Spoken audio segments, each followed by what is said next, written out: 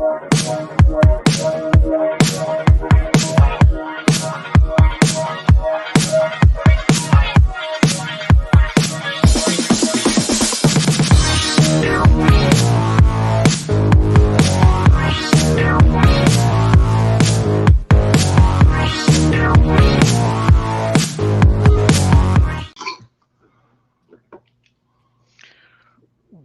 everybody to the Stretch Run New Year's Day edition. We have some great Derby preps starting today. We have the Mucho Macho Man, we have the Smarty Jones. We also have the cash call stakes for fillies. That's kind of the start of the Gulfstream kickoff for the Oaks Trail. So welcome everybody. Thank you for tuning in on this Monday, January 1st, 2024. Chris, how are you doing? How was your New Year's? Good, quiet. Happy New Year to you, Oldy, and Happy New Year to everyone else that's tuned in here. Anthony, good to see you. Jeff, Happy New Year's as well. Yeah, Oldy, some good racing today. We've got, we obviously can show Gulfstream and Santa Anita. I think there's some Golden Gate as well. Hey, Bluegrass Dan, thanks for joining. And then we got a little bit, what do we got coming up here? I think Oaklawn just went. Yeah, we got a little bit of time until Fairgrounds Race 2. We got MVR coming up. MVR, what is that?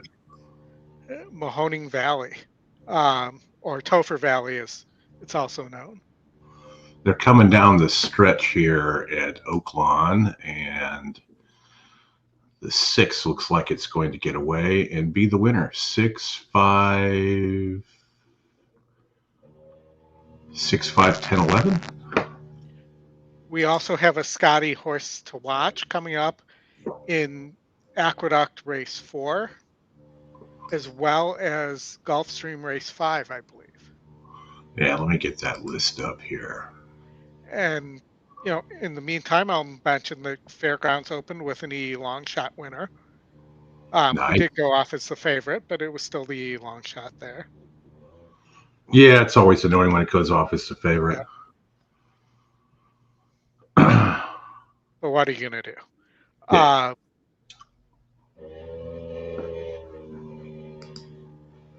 Got about 19 minutes to the next race at Gulfstream, so I guess we can look at this Mahoning Valley race here.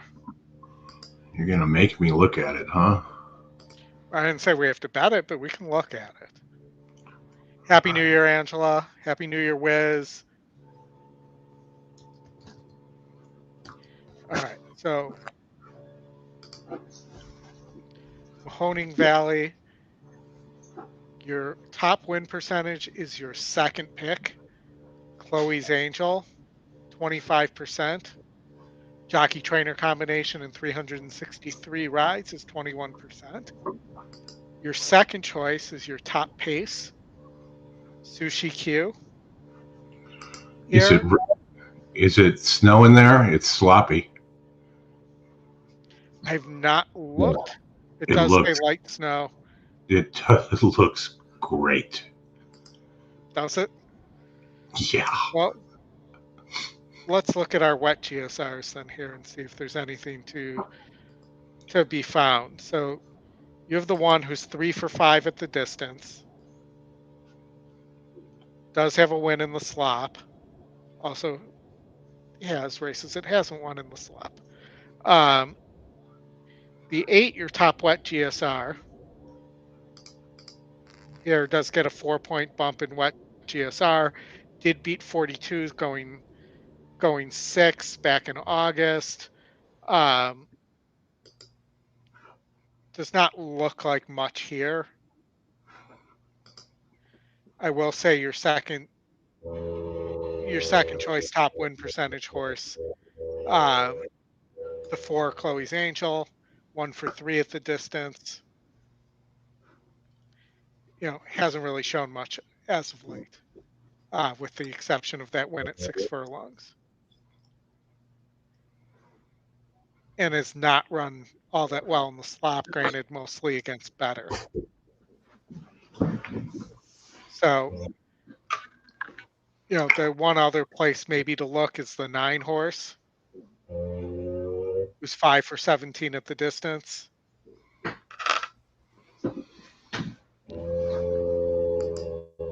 Again, you're not getting great horses here. Do you ever? No, but the 1's probably a solid favorite based on the pace advantage here. It's not that big of a pace advantage though. So you could see, if the 1, 3, and 5 are able to go here, you could see the 4, 8 or 9, 8, 9, or 7 here having a chance. Sure. Are you playing the 20-cent Buckeye pick 6? I am not. Me either. Aren't the Wolverines playing today? Wouldn't that be sacrilegious to play a Buckeye pick 6? I don't really have any opinion on the Michigan versus Ohio State rivalry, but just saying. Are you frozen there, Chris? Can you guys confirm that you can see me okay? Because it seems like we've lost Chris. Well, in the meantime, Mahoning Valley, I'm going to just play a 4-8-9 exacta box here.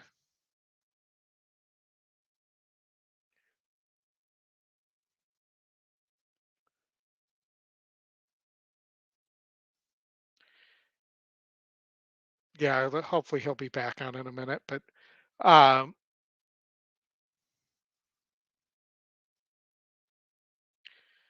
and we'll see if we can toss the speed horse here and get a price here on an exacta.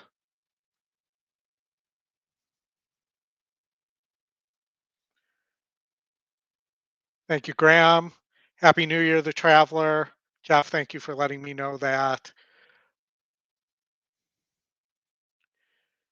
No problem here. Chris just messaged technical difficulties.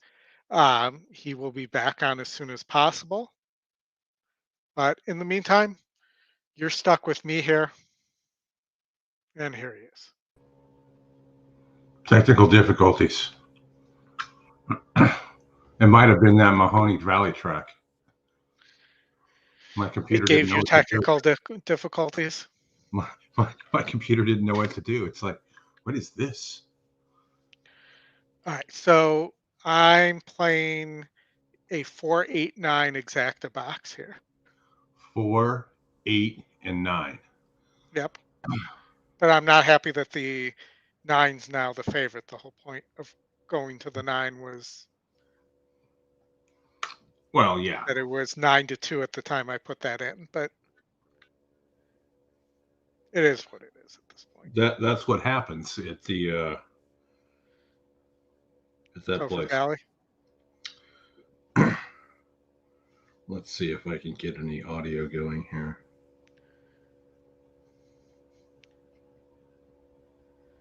Track looks fun. We have Fairgrounds Race 2 coming up, Aqueduct Race 4 that we have a Scotty horse, E horse to watch. In race 4, it's the 6th Base of Barrio, currently sitting at 7-1. Dylan Davis aboard.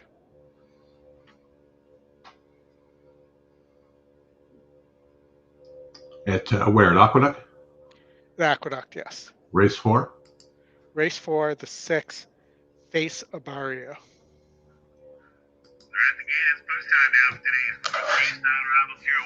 Sounds like he's calling it on like a CB radio. It does. 10-4, good buddy.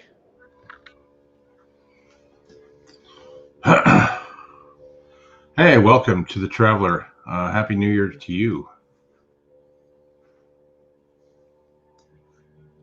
Welcome, everybody. We are loading in the gate at Mahoning Valley.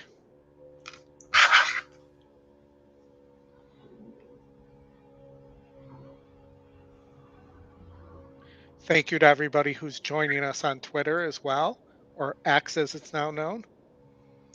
Yeah, it'll always be Twitter. I know. It's like the Sears Tower, which is no longer called the Sears Tower, will always be the Sears Tower. Yes. You are correct, sir. Even if there is no more Sears. There technically is still Sears, but not in Illinois, even though they're headquartered here.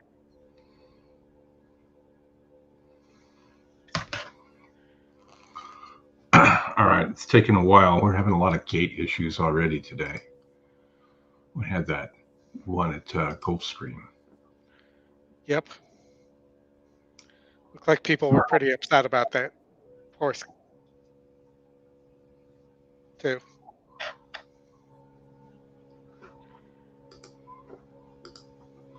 All right. Honing, we're almost in the gate.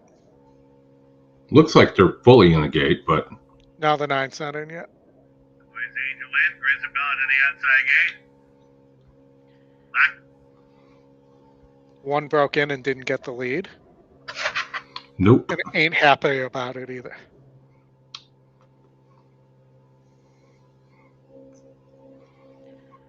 So unless the one learns a new trick, your favorite probably finishes out of the money here, based on his past races when he hasn't gotten the lead. I don't think he's going to learn a new trick. 3's on the lead. The 4 is sitting second. The jockey at least didn't panic. True. He said I could win this from off the pace. Happy New Year, Brad. Thanks for stopping by. Nice score in the fantasy football department. Yeah. I'll get the payments out probably tonight to everybody for that. Actually, I shouldn't say that. I have to make sure that what's it called? The payment system. I'm not sure if they release funds today or tomorrow. Happy New Year, Tony. Thanks for stopping by. That one is coming back, Oldy. Yeah, but I could really use this 4-9 to stay this way. Yeah. But I think the one's going to win this. Or at least. Yep. Yep. New trick. Of course, mine. Yep. The 5 is flying. Make a note. The 4 almost came back at the wire, though, there. Mahoning Valley, Tony. That's where we're going to fire the pick 5 in the next race. So, Tony, I have a pick 5 at Gulfstream. I have a late pick 5 put together for Oaklawn as well. Happy New Year, Brad. All right, Fairgrounds. Race 2, 1 minute to post. Top EE pick is the 3. Pinch me a penny at 5-1. Yep. Thought this race was pretty wide open, though. G Wildcat is the second pick, also at 5-1. Tony, you have a horse I love at Oaklawn. Will tell What us. horse do you? What horse, Tony?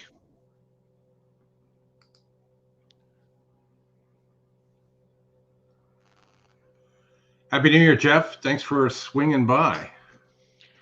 Always a Great pleasure to have you, Jeff. We appreciate you coming by. And Jeff, I know you're a great handicapper. Love to hear what you're playing today and what horses you like as well. If you feel like putting that into the chat, drop it on in. And then what do we got here? 2 minutes to Aqueduct. 6 minutes. Fairgrounds race, and then 2 minutes to face a Barrio, who's the horse to watch, and Aqueduct race 4. Yeah, I just didn't wish it didn't have Dylan Davis on it. Race 9, Yeah, he loves the 2. A year ago, race 9, you love the 2. Okay, Oaklawn. so Tony, I believe I agree with you. Let me just double check. That's the Brad Cox horse with the 4-star work. That's the one you're singling, right? Yep. Christian Torres, Gary Stevens representing. Not playing anything so far. Might warm up by the golden hour. Okay. All right. I will. I'll be gone by the golden hour. I'll be down at the Silks Poker Room for the Monday night tourney. So if you're in the area, swing by. Tony, Everybody has nuts on this horse, Tony. Yeah, I'm singled there too, Tony. But I will say the morning line favorite is the sentimental favorite there, the Dwayne Lucas horse.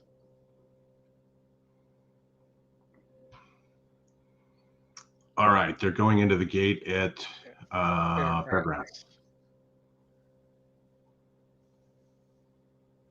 I kind of like this 3 a little bit. Yeah, you have an interesting race in the next at Fairgrounds too, with the 5 there. Has a 4-star work debuting on the turf, so if you can get in a 3-5 double here, might not be the craziest idea. Nope, it's off. Yeah, no, not at all. And they're off. Thanks, Jeff. We'll give it a run. I don't really need good luck. I just don't need any bad luck. Don't give me any coolers. Six got. My feed froze on me. Here we go. Yeah, 6 got the 9 is gonna. 9 and the 6 are kind of battling. 9's slightly ahead. 9's got horse, 6 doesn't. It looks like, unless the 6 is going to come back. Correct. 9 was one of the pace horses, though, wasn't it? Here comes the 5. 5's the only one really coming at the 9 here, though.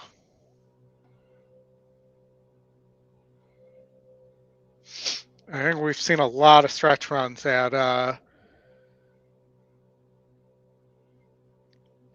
Fairgrounds this season, and when you see a horse get a lead like that into the stretch, it's pretty much been over. Solid.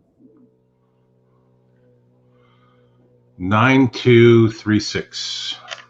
So that's the 9, your second choice there. Was actually the 5th best pace. Mm-hmm. In a race where nobody really seemed to have the ability to rate. Nobody wanted it. Yep. Jose Rodriguez took it. Okay, Aqueduct. Aqueduct. The 6-horse face a Barrio, now 14-1, 23%. E long shot is also the horse to watch here. That's probably worth a bet. 14-1. Before the show started, I just wouldn't place showed that horse. Nice, Brad. Set up a daily double and a pick 3 with that 9 horse at Fairgrounds. Yeah. Okay, they're off and running at the Big A.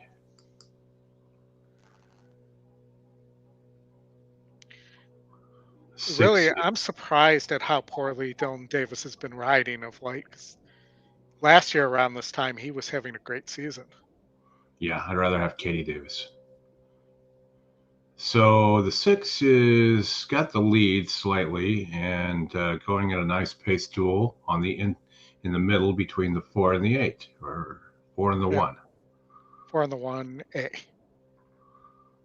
Probably not the smartest thing to do. Nope. But that's the 4, not the 6. Yeah. Well, the 6 isn't going to.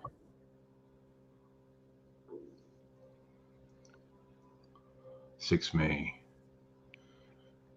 Not going to hit the board either. Could. No. No, You would go need on. to sprout wings to hit the board. It may run last.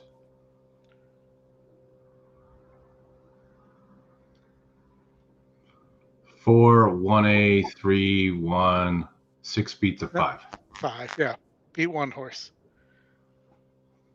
All right, Gulfstream. 1 minute to Gulfstream.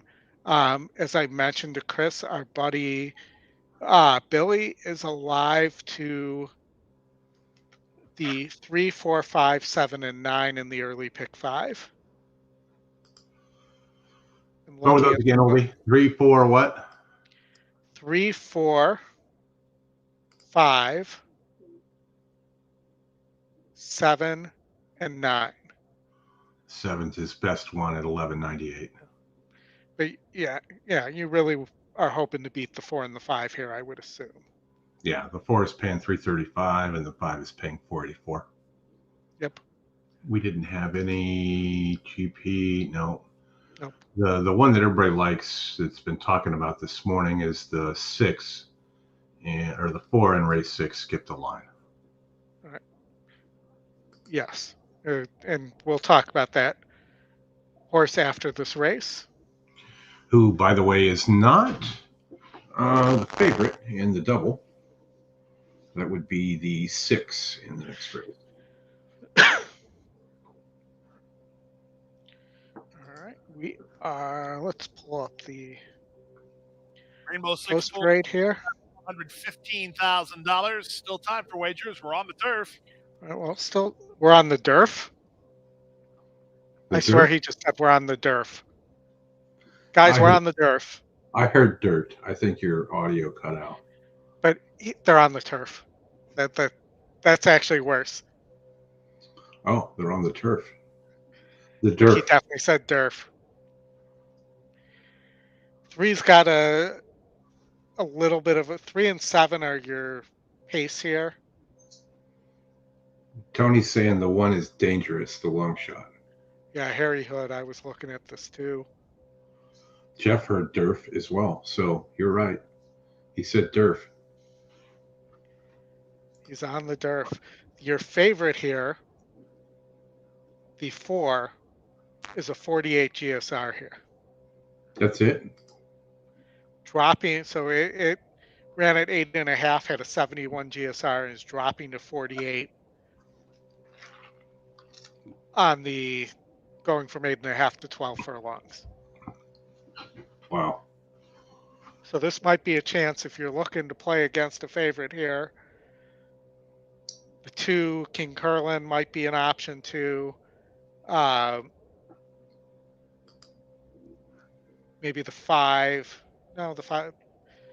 So King Curlin's beating 50s. The 1's got to win over 56s.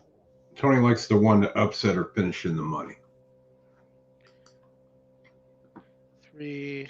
I'm just looking and seeing what else we have here. Your pick 5 starts in the next leg. Yep. The question is this 9 horse.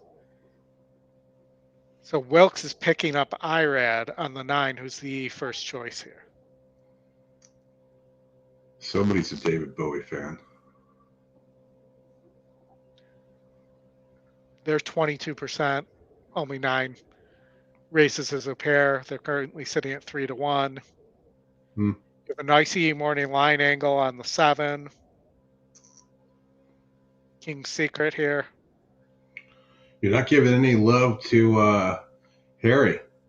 Mark Harry and his no, I mean this horse has a shot, dropping 4 points in GSR, but that's nothing compared.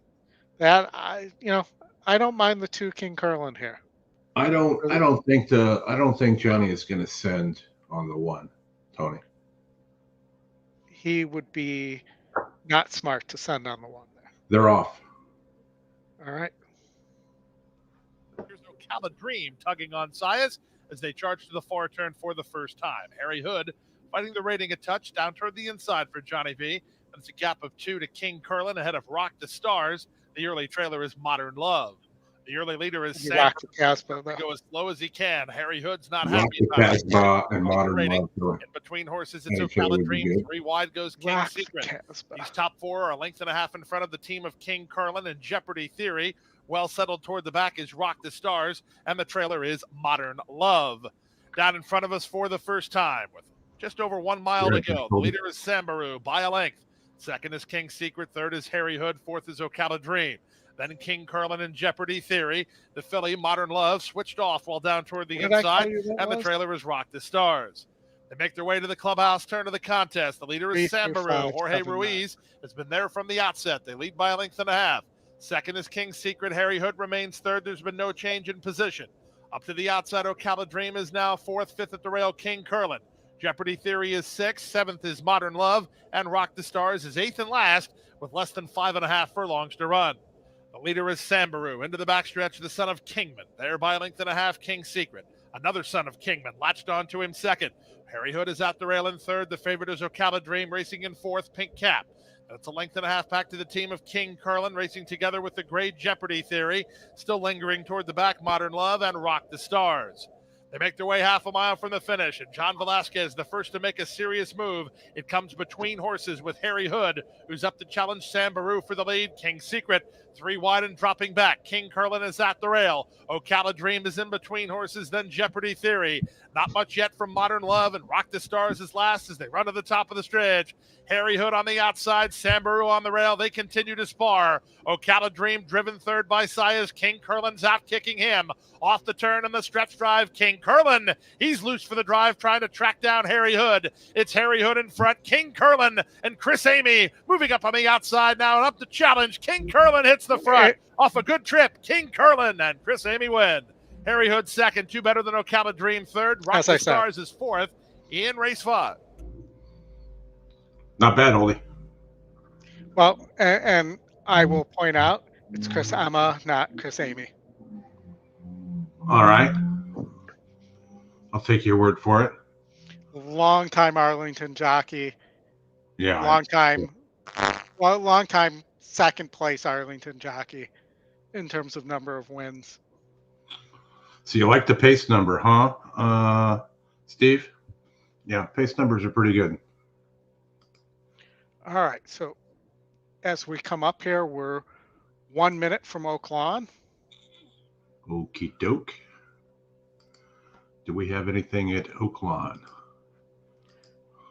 We have, do you have the workout report up? Because this is a maiden 20. I don't, but I can. And the second choice, Big Bolt. Big Bolt. Your Asmussen horse here, getting not a great GSR, getting a bump back, didn't run against maiden special weights at this distance. You have the McPeak horse taking a big drop from 100K to 20. Didn't run a lick. You know, the Diodora horse looks solid to me here, just based on those efforts in the drop. What have you got on the workout report? Race 3 on the 9 is 3-star. There's a lot of 3-star works in here. Big Bolt, 2-star work. The one's kind of interesting. That's a 3-star work too. Rocco Bowen.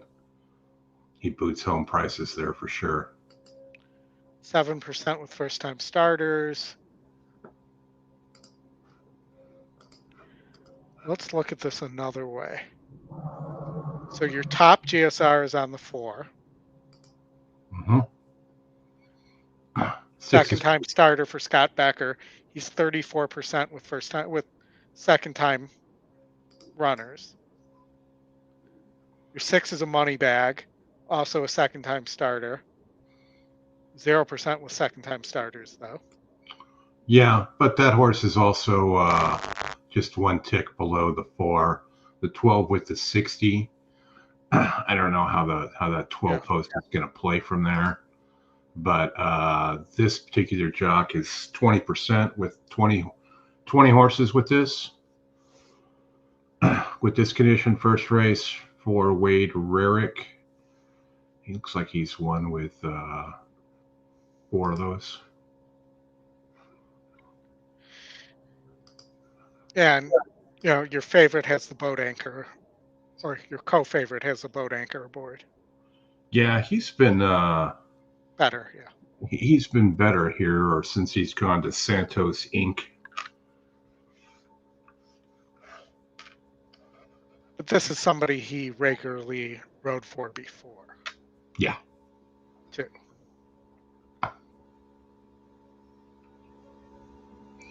The one will outrun his odds. That is not going to be hard. No, it's 34 to 1. I think the 4 will outrun his odds.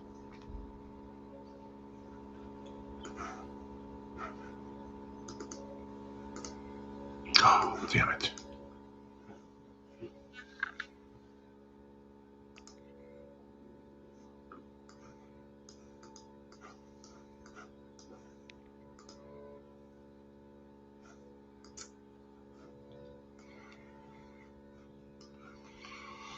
All right, they are in the gate and getting ready to go. Let's go. 34 to 1, unboxing this horse in the exacta. All right, good luck, Tony. Johnny Yu, welcome. He's playing a 4-10 box. 4 breaks to the lead.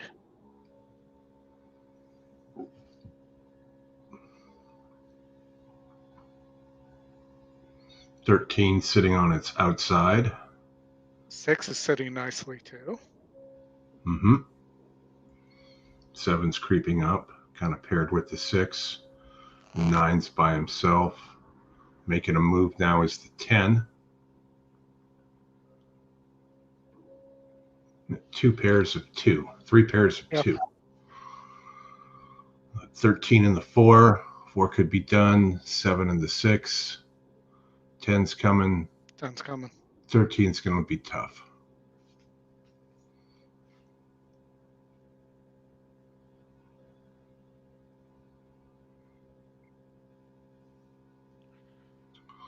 The 1 is not outrunning its odds. It's going to come down to 13 or 7. It looks like 13. anchor's away. 13, 7, 10. Bettor's had it right there with the favorite, the 13. 1 finished mid to late pack. 4 finished last. Last of them all. Around the horn back to Mahoning Valley. Really? Last time I clicked, I'm not clicking on that track because last time I did, my whole thing jacked up. 13 did roll. You not kidding, Jeff. So let's look at Mahoning Valley. The 5, who's your top pace, is also your top wet GSR horse here. The Brad, you got any Mahoning Valley tips for us? You need Topher on here. Yeah. Since he plays Mahoning pretty much every day. 8, 7, 1 of the top 3 picks there. 8, 7, 1. The 1 is 3 for 11 at the distance. May not like the, well, ran decently well against 44s in wet conditions. It is in Ohio, Brad. That's why they call it the Buckeye Pick 6. So then shouldn't Prairie Meadows have the Hawkeye Pick 6? I again, another track. I vaguely somewhat remember that during COVID and going, what the hell are these people betting on? This is ridiculous. I've driven that's one of those tracks you drive past, but you don't stop at. Prairie Meadows. Yeah, I would agree. Just outside of Des Moines. It's not on my bucket list of tracks to visit. I thought it was, Chris. No. You had that. You had Asabonia Downs on your list. Yeah, that would be another good one. What else? Fawner. Fawner, yeah. Yes. We're getting ready to start. I saw the working Turf horse Paradise. the other day. I've been to Turf Paradise. There's a little strip in the inside rail where the horses can run because there's snow everywhere else. Let's see. What else would be on your list? Oh, Presqu'île Downs. Oh yeah, that's another one. I've been to Zia. I've been to Century Mile. Huh.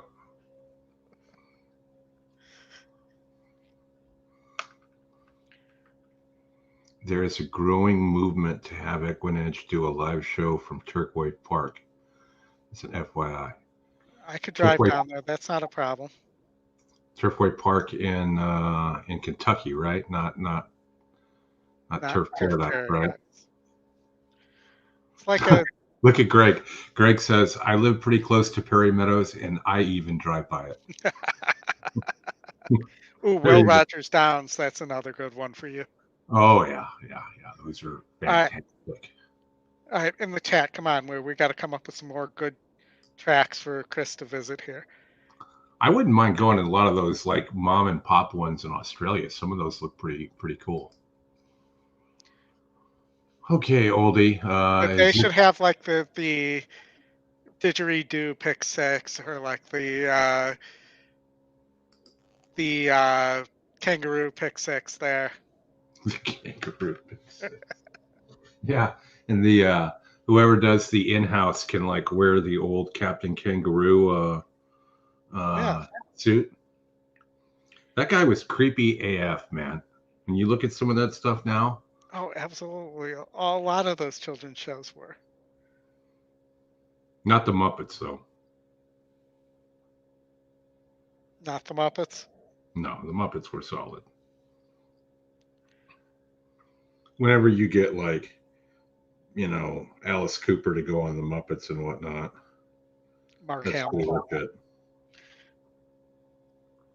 Though I do have to say the interspecies breeding part of the Muppets was a little creepy. Or strange. The frog pig and the whatever Gonzo was. Yeah, Gonzo was great.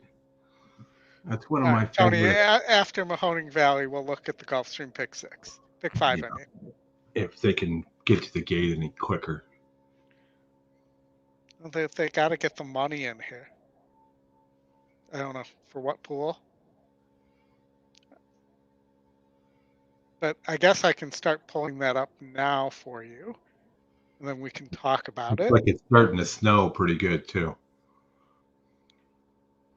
I'm sure like Mahoning never cancels. It's an all-weather track. Yeah. It's outstanding.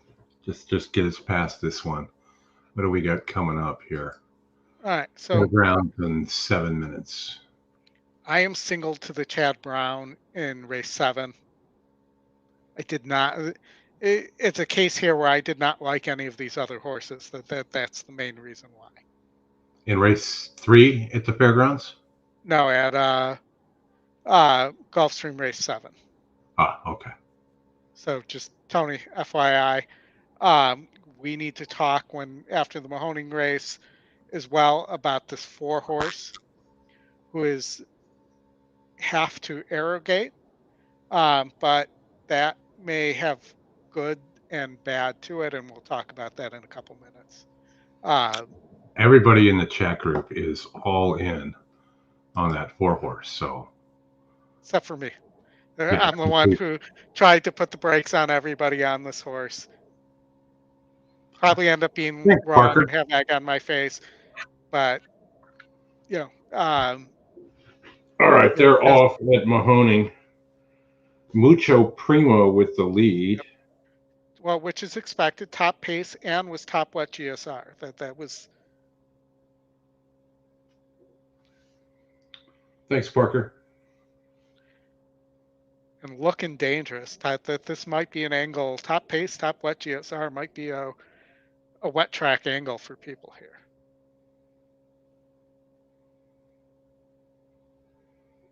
Five's on the lead, the 7 and the 8. And here comes the 6 to the outside. 5 is still clear as they turn for home. He's going to get chewed up. Looks like the 6 is going to chew him up and spit him out here, but no, the 5 responds a little bit. For the moment. 6 down the center. Comes the 1. So your favorite, the 6, 6, 5, 1. 4. All right, so let's talk about the Muppets instead of Mahoning. All right. All So right. Fairgrounds, the 5 horse there has a 4-star work. Currently sitting at 3 to 1, so just keep that in mind. Fairgrounds? We're talking Fairgrounds, yeah. right? Okay. Just as we talk about this. So this 4 horse who's half the Arrowgate hasn't run a lick so far, is going to what looks like more of a preferred distance. This is Rapoli with Pletcher, okay?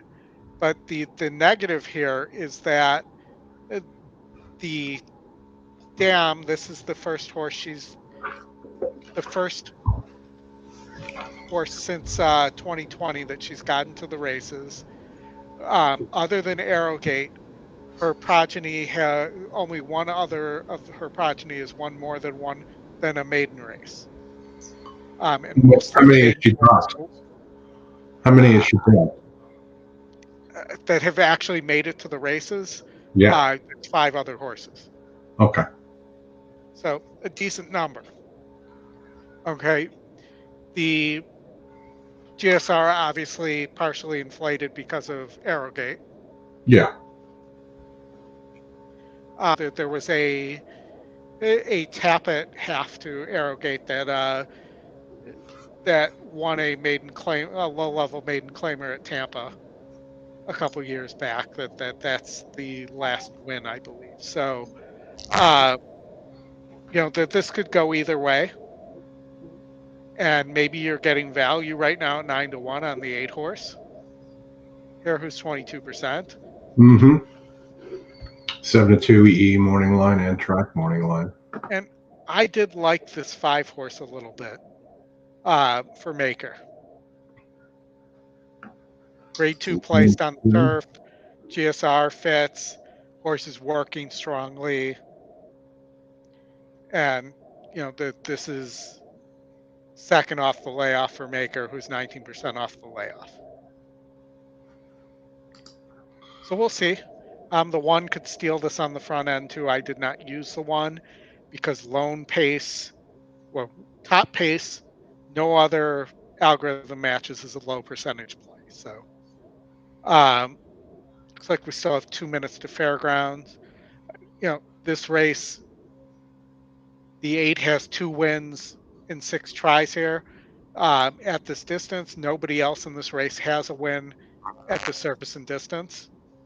The second choice is not the second choice in the win percentage. Safi horse, just missed against 62, so maybe has a shot here. The long shot's your second win, and probably you're going to get some value on. But again, needs to improve. And really did its best running in 2022 and 2021 and hasn't been the same horse. One thing you did fail to mention, though, in race 6 is Skip the Line is one of the horses to watch. Yes, Skip the Line is one of the horses to watch. That's correct. And has a 4-star work. Mm-hmm. And top GSR by 15. In race 8, I tossed the 1 who is also a horse to watch. That could come back to bite you. It could, but it's Sano, so he's 10%. And I just didn't like this horse. I didn't think the horse fit here.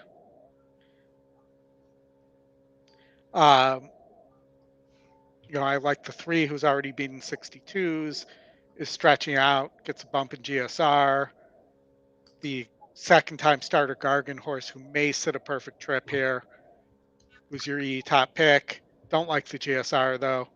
And then the long shot here, I thought could get away on the lead. And I will point out that the Sano horse may need the lead as well and isn't that fast. That one horse you didn't like also got a 3-star work. Yeah. Again, how often does Sano win these races though? Not very often, but he does win.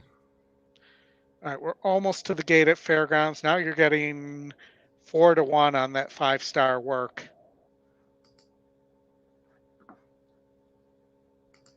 Four-star work, I mean. Yep, they have started the loading process. The pick 3 pool is stout $9,700.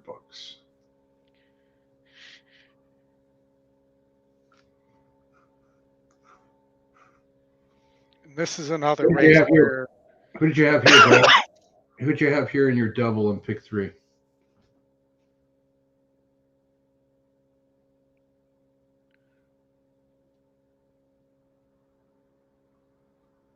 Just a few left to load.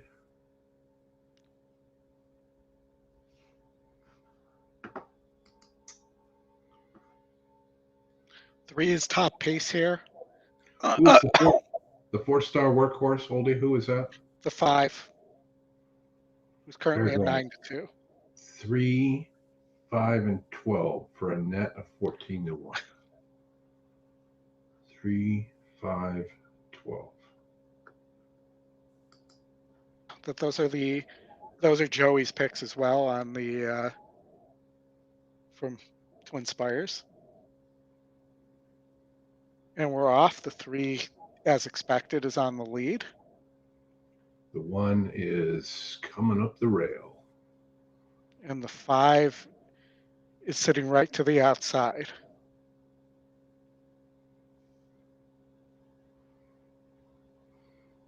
The 1's trying to get out. It did. Losing ground. Yep.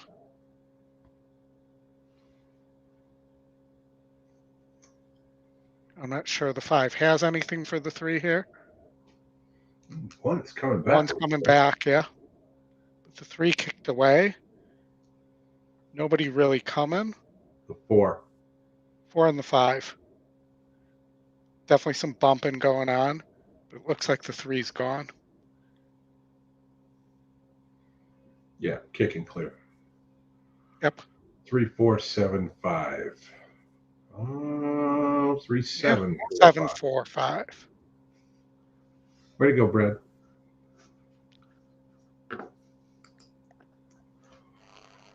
All right. Okay. Over to Gulfstream. Yep. And just to finish up my talk on my pick 5 here, I thought this race was very wide open in race 9. I added the 1 horse who's top GSR here. Second time Riley Mott. If it runs back to the Wong form, could be really dangerous here at 5 furlongs, can rate.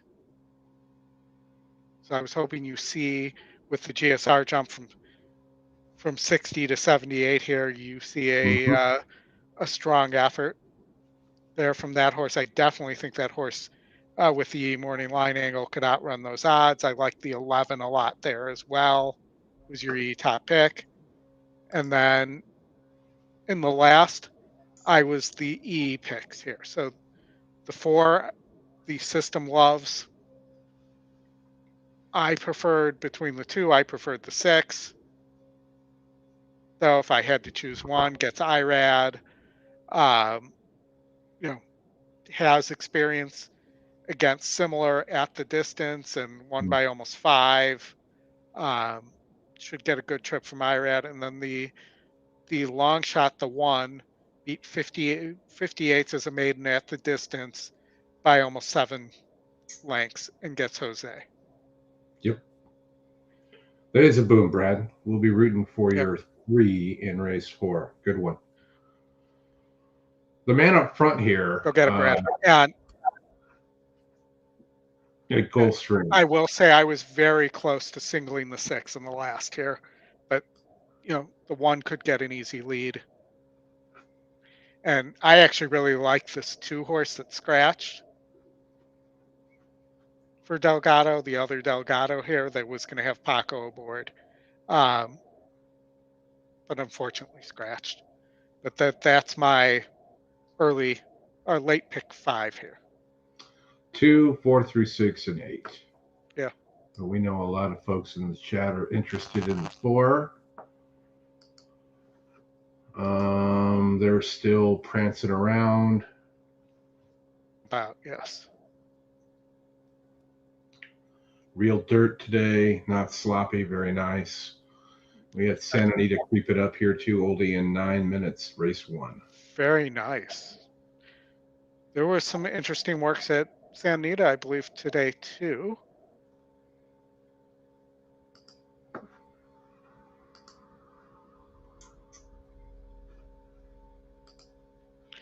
And so we'll talk about Santa Anita, I guess, as soon as this. Well, we can take a quick look in the meantime, so we're not rushed here. While we're waiting for Gulfstream to load, but the 2 here by Arrowgate is your top win percentage and your top EE pick, not a wonderful GSR here. Your favorite, though, is the morning line favorite, the 8 horse, who's the second pick. Again, not a wonderful GSR. Doug O'Neill going up to 6 furlongs from 5, got caught at 5. Looks like it probably needs the lead. That 8 horse, Oldie, just missed last time out at Del Mar, and the winner of that race came back this week to take down the Blue Norther. So, okay. Well, that might explain why you're getting only 2-1 there, but I would probably, I'm probably going to take my chances on the 2, 7, and 1 and play a 2, 7, 1 exacta there. Yeah, I think the 2 is likely bred for the turf. I don't know how much info the GSR algo has on that one. The 1 for sure.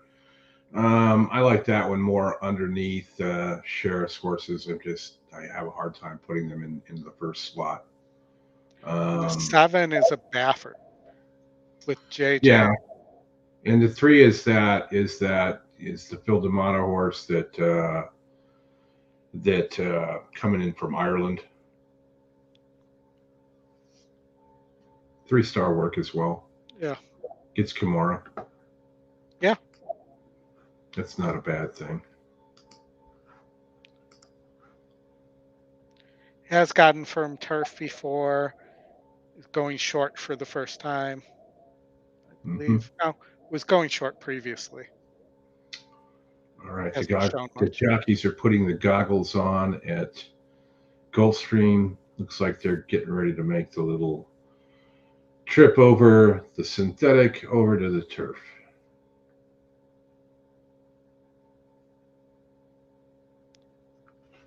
Except for it's on the dirt. Huh? This race is on the dirt. The horses are at the gate. Ready to go there. You're right. Now Going in. Lining up and moving in for race number 6. We start the late pick 5 with this race. 3-2 favorite is number 6, Resilience. Bill Mott has John Velasquez riding here.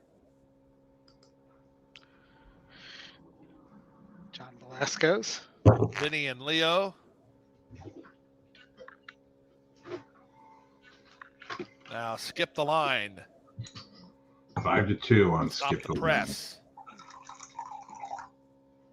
Domingo draws the outside to complete the field.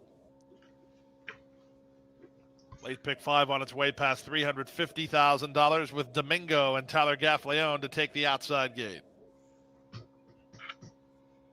Getting 9-1 on 22% E second choice. Placido Domingo. Yes, Placido and his Domingos.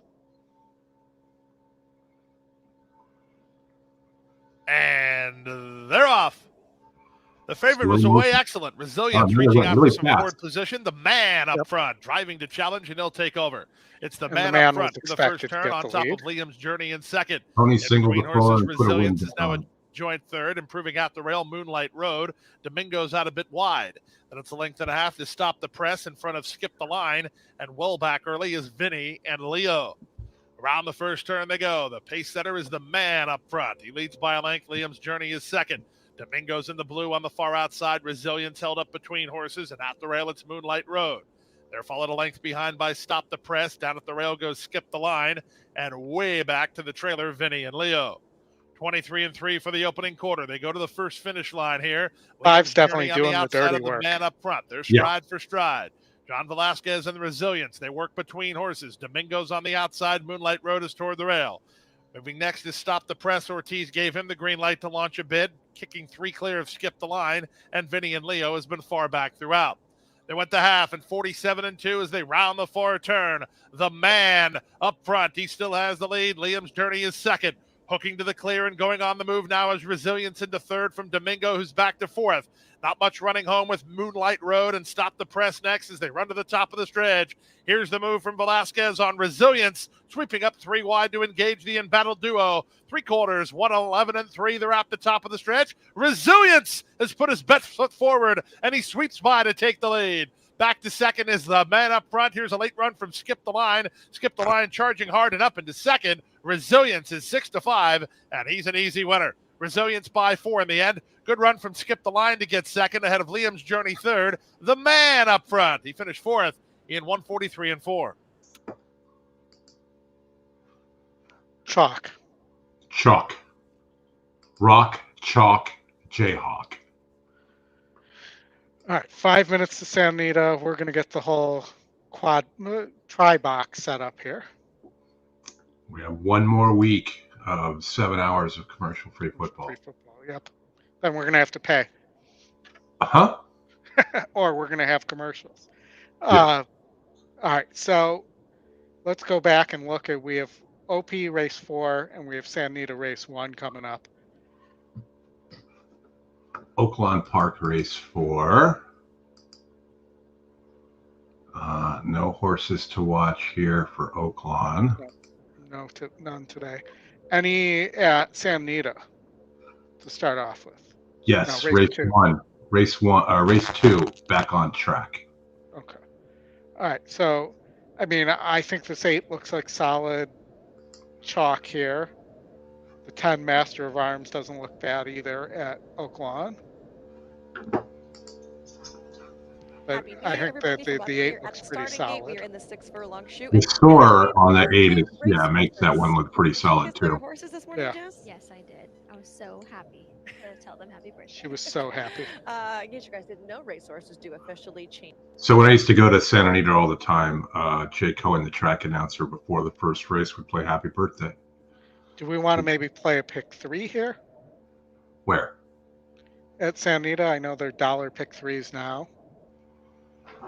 I just don't like the chalk in the first. I mean, I think the horse is going to win, but this is not a wagering opportunity for me. I'm interested to really see how this 2 horse is going to run. If I was going to maybe bet anything, I might do a win bet on that, but just to try and beat the 8. Yeah. That's sort of where I'm at with that. You want to do a pick 3? Fire away. Fire. Fire's cool. Yeah, until you burn. Then it's not. It's hot. That is true. Fire does become hot. All right. Okay, so they're making their way to the turf course. And to the world today. Because it takes everything you've got. This is not down the hill, so, but they still have to run on the dirt.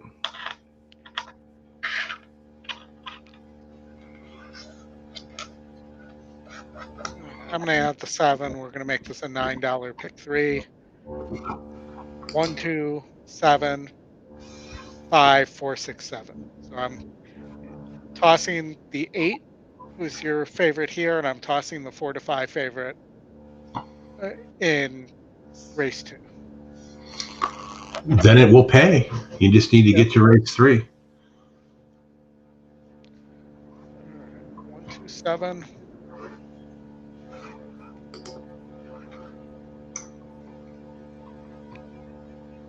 2, 7. 5. What did I say there? 4, 6, 7.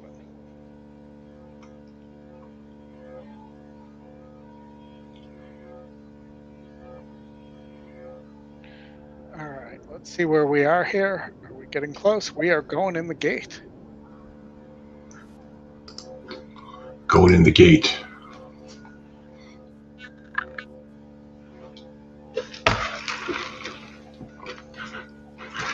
Runaway Kitten and Girl of My Dreams.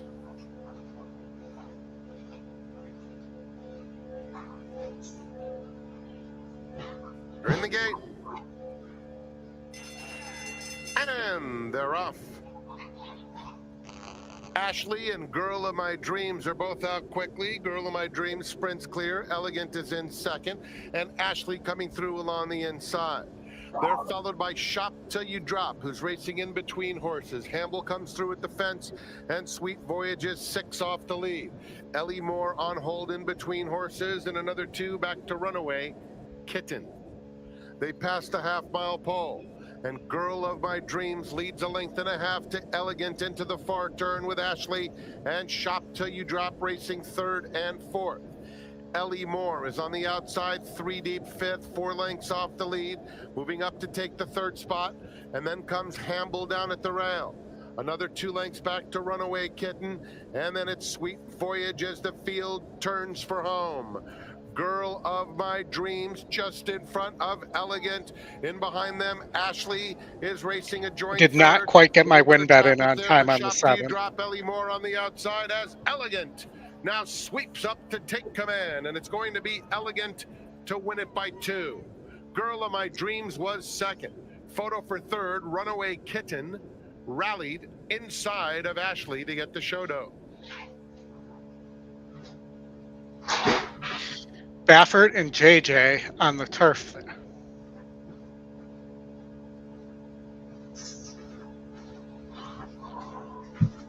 Coming from Baffert and JJ turf winner. turf winner, 7 to 1 to open. Caught the 8 in the stretch. I unfortunately, and I could show you my screen, I attempted to put a win bet in on that horse and did not get it in on time. They broke right as I hit submit. That's brutal. Yep. But yeah, I mean, it really was just the 7 and the 8 the entire time. Okay, let's see. Where are we at here? We could go. We have Mahoning. Let's We have get one of the Karina is asking about the thoughts on race 8 at Fairgrounds. thoughts on race 8 at Fairgrounds. Let's look at race 8 at the Fairgrounds. We can pull that up for you here. Maiden special weight, so we're definitely going to want to look at the workout reports on that. Let me pull that up. Well, you have the 2 who's top EPEC, top win percentage, top GSR. But yeah, it looks like a money burner. Happy New Year to you too, Karina. Thanks for stopping by. Right, Hey, so, everybody. While we have a minute, hit the like button. Or if you're watching on Twitter, hit the heart button. Helps out the channel. Yeah, please do, guys. Well. Okay, so there are 1, 2, 3, 4, 5 horses here with 3-star works. Those being the 2, 3, and 4. We'll include the 8 and 9 in that as well. Very nice.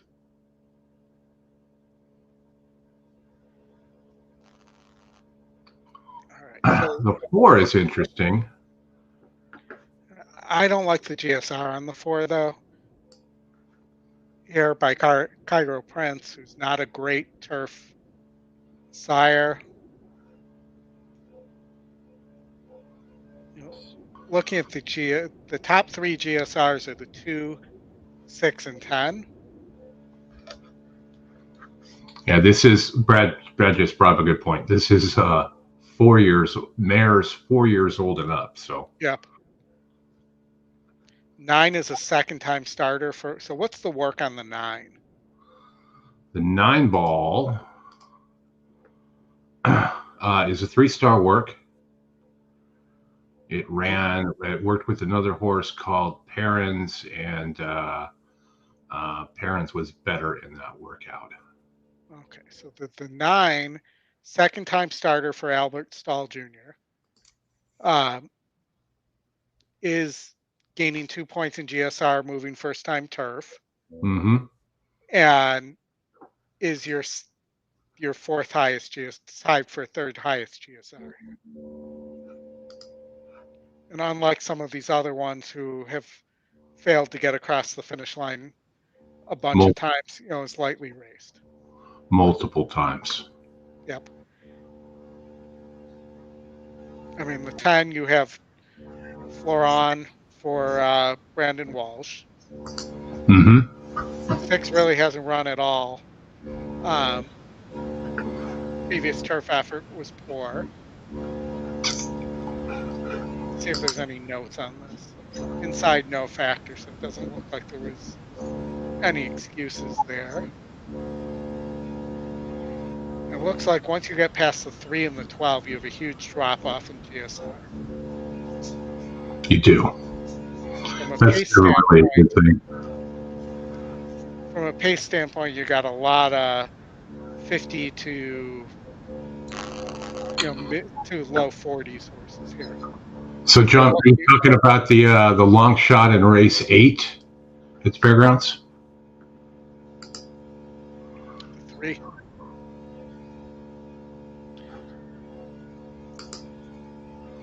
Miss Lilibet. Top pace. Ran multiple times last year. Closest it's gotten was a 2nd and a 3rd at Indiana. It's never found itself on the lead, though. No. And I'm not sure I trust Olaf Hernandez to get this horse to the lead. Well, yeah. That's kind of a big ask there. I think a few of these other ones that have shown, well, not really a whole lot of them have shown anything. Maybe the 7 gets up to the lead. The system's saying the 9 should have speed, even though it didn't first time out. Yeah. I think the 11 is something to look at too. It ran a winning race last out. Yeah. From just off of it. GSR goes down and isn't the best. Yeah, Johnny, I think you're right there. It does probably become a jockey's race with this one, with race 8. There are probably multiple ways you can go, and there probably isn't. You're not going to get a short price favorite here, I don't think. Yeah, no, unless you get the 2 here. Flo's really probably the best jockey, and Loveberry, that they're probably the 2 best jockeys in this race. Yeah, I can see that. You're getting your 20-1 on the 6 Big Lady. But again, this horse, 2nd time Catalano, that's 7% off the layoff, 0%. Out of 20 tries, 2nd time with trainer. It's probably a pass there. This is one where I would guess you'd see people take multiple horses in multis for sure. This could be the proverbial all button race, but that is a lot of all button there. It's going to cost you. Yeah, I mean, I'd probably be 210, 9-3 here if I had to play. It Your is next tough. favorite track It- is up, by the way, Chris. Huh? Your Oh. next favorite track, Parks. Oh yeah. I don't want to click on Parks either. It might cause my computer to die again. You have a top pace E long shot who's 7-2. Your second choice, who's top GSR, is currently sitting at 5-1.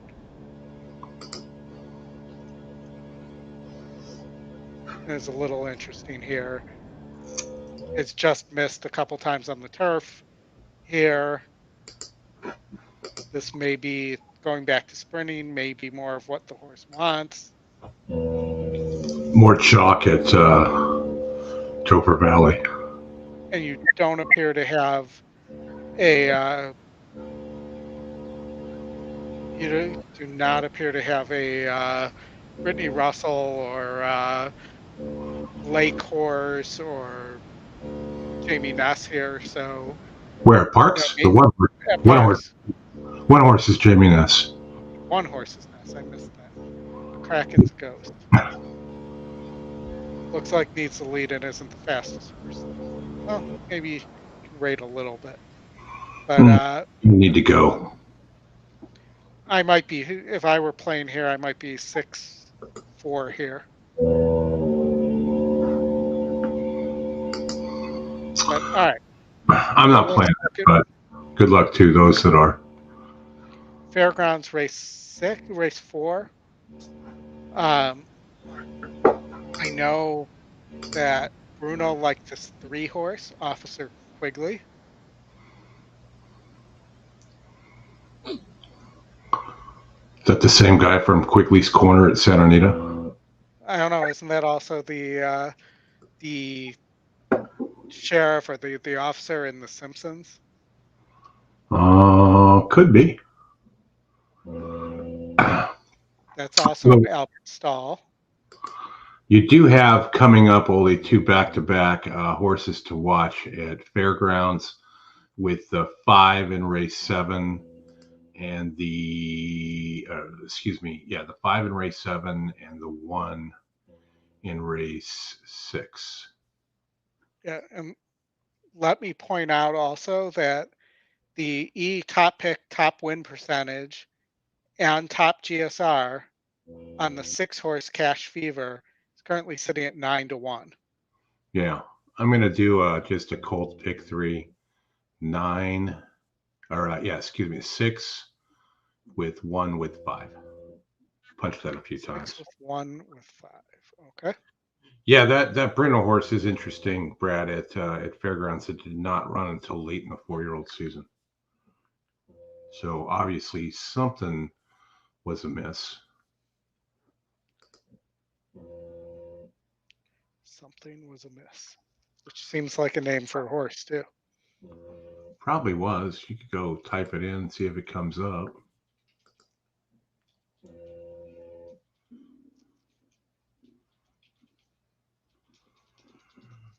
All right, 3:15 Eastern. Justin will probably be popping in here in a little bit. I will be out soon, and those Oldy and Justin will take you home. I don't know if you guys will be on. When does the golden hour start? I don't think we'll be on for the golden hour. Anything can happen, but that's usually around 6 o'clock my time, 5 to in the 6 to 7 o'clock my time range.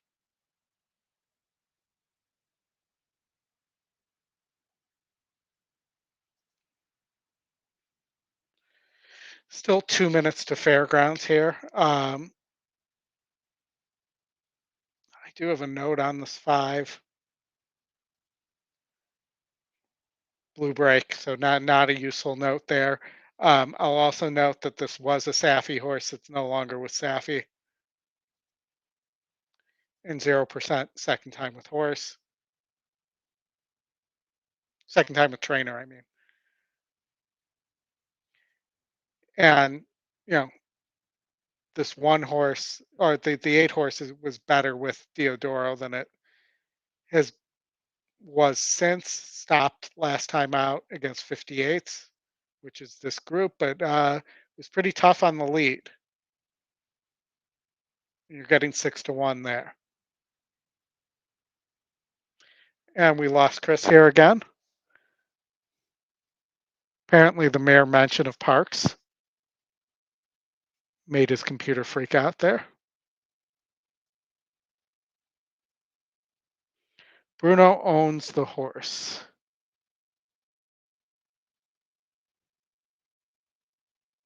He does, yes. It's usually a pretty decent angle.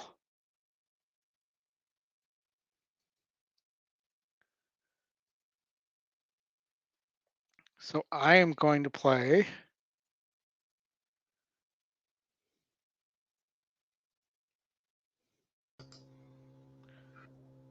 Bruno actually owns the horse, Chris. Yeah, I know that.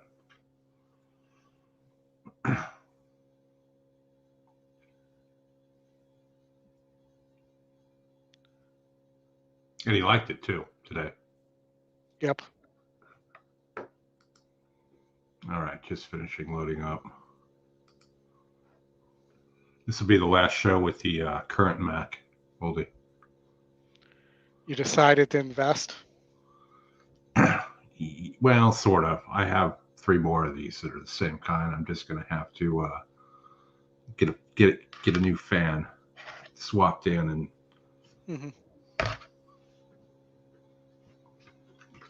And they're off. 7 blew the break. Which horse is the Bruno horse is the question. The 3 horse, who is at the rail just behind the trees? Top choice. Just behind the trees? Yep. Let's build a big tree and put it there. Or let's find a way to not have a camera angle that shows our start. Yeah. I don't think Parks is near an airport. They could certainly have drones. I mean, here's some fairgrounds.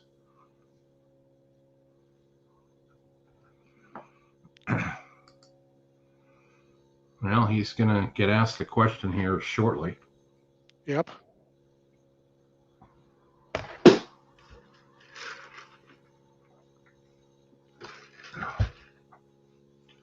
Going to have to hold off the 7.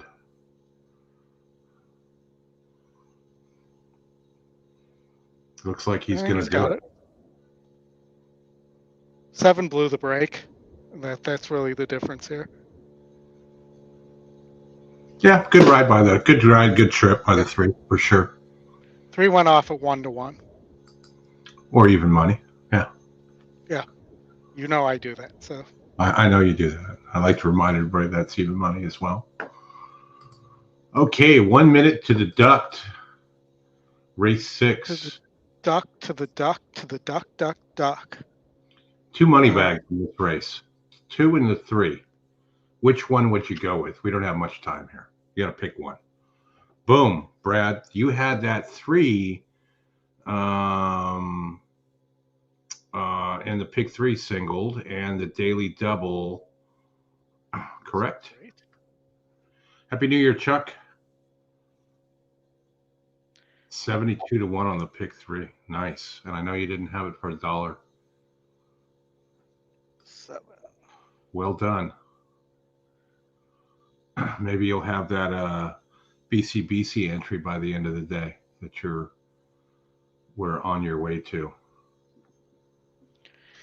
So if you made me choose here, you know, I think this probably sets up pretty decently for the 3 of the 7. I'm going with the 2. The other money bag. Yeah, I think that horse sits too close to the pace here.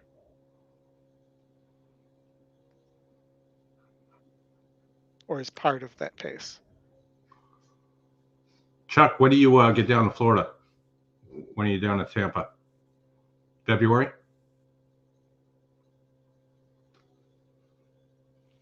But 236 is not a bad exact to play here. No. Is there loading?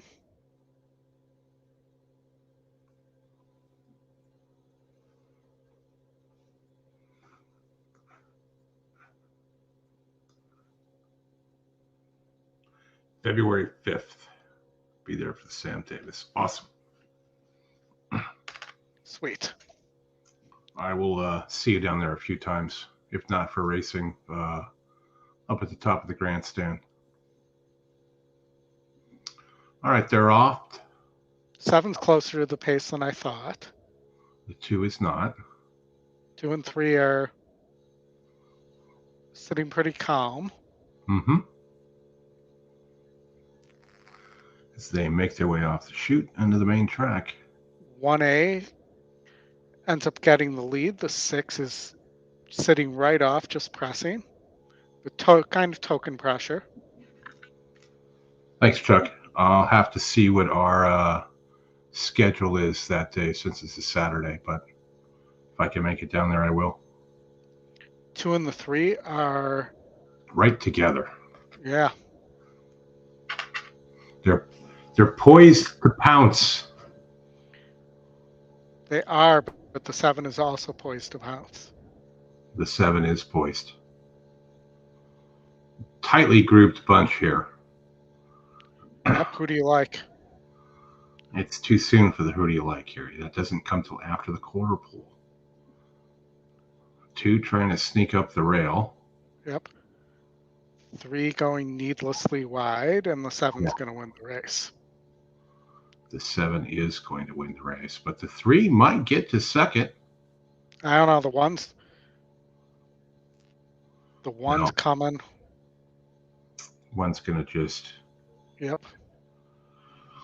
Oh, Philadelphia race. Shock. Which horse win? What race do you want to know? River Pound. More chalk. Oaklawn Oldie, race 5. Is our approaching starting gate. Last chance to wager. It's race 7. And we've got GP. GP. Yeah, we can show that one. At Oaklawn, I would think about betting on the long shot, which I think is Inquiry at Fairgrounds race 4. Brad says. For what? What could the 3 have possibly done?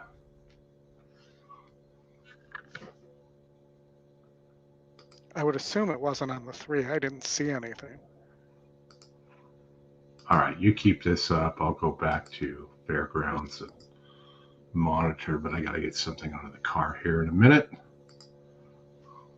All right, we are still circling where you have not yet reached the turf course at Gulfstream. It just says inquiry. Did a horse go down or somebody missed the break or something? 7 blew the break, but almost won the race, so... Yeah, hoping not on the winner. Of course, Brad. Of course. I mean, they're really not... I mean, I have this up on... Yeah, me too. Spires, and they're really not showing anything. No, which makes me wonder if somebody went down in the back. I didn't catch the full cross the line to see if somebody didn't finish.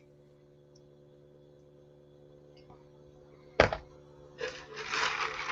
mean, no objection. So if the 3 would have had to do something crazy at the start,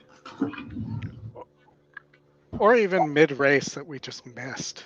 But Philadelphia, I don't know what race you want me to tell you at Parks, but if you're looking for race 8, the 9-1, Blazing Red, 9647. That's Parks race 8.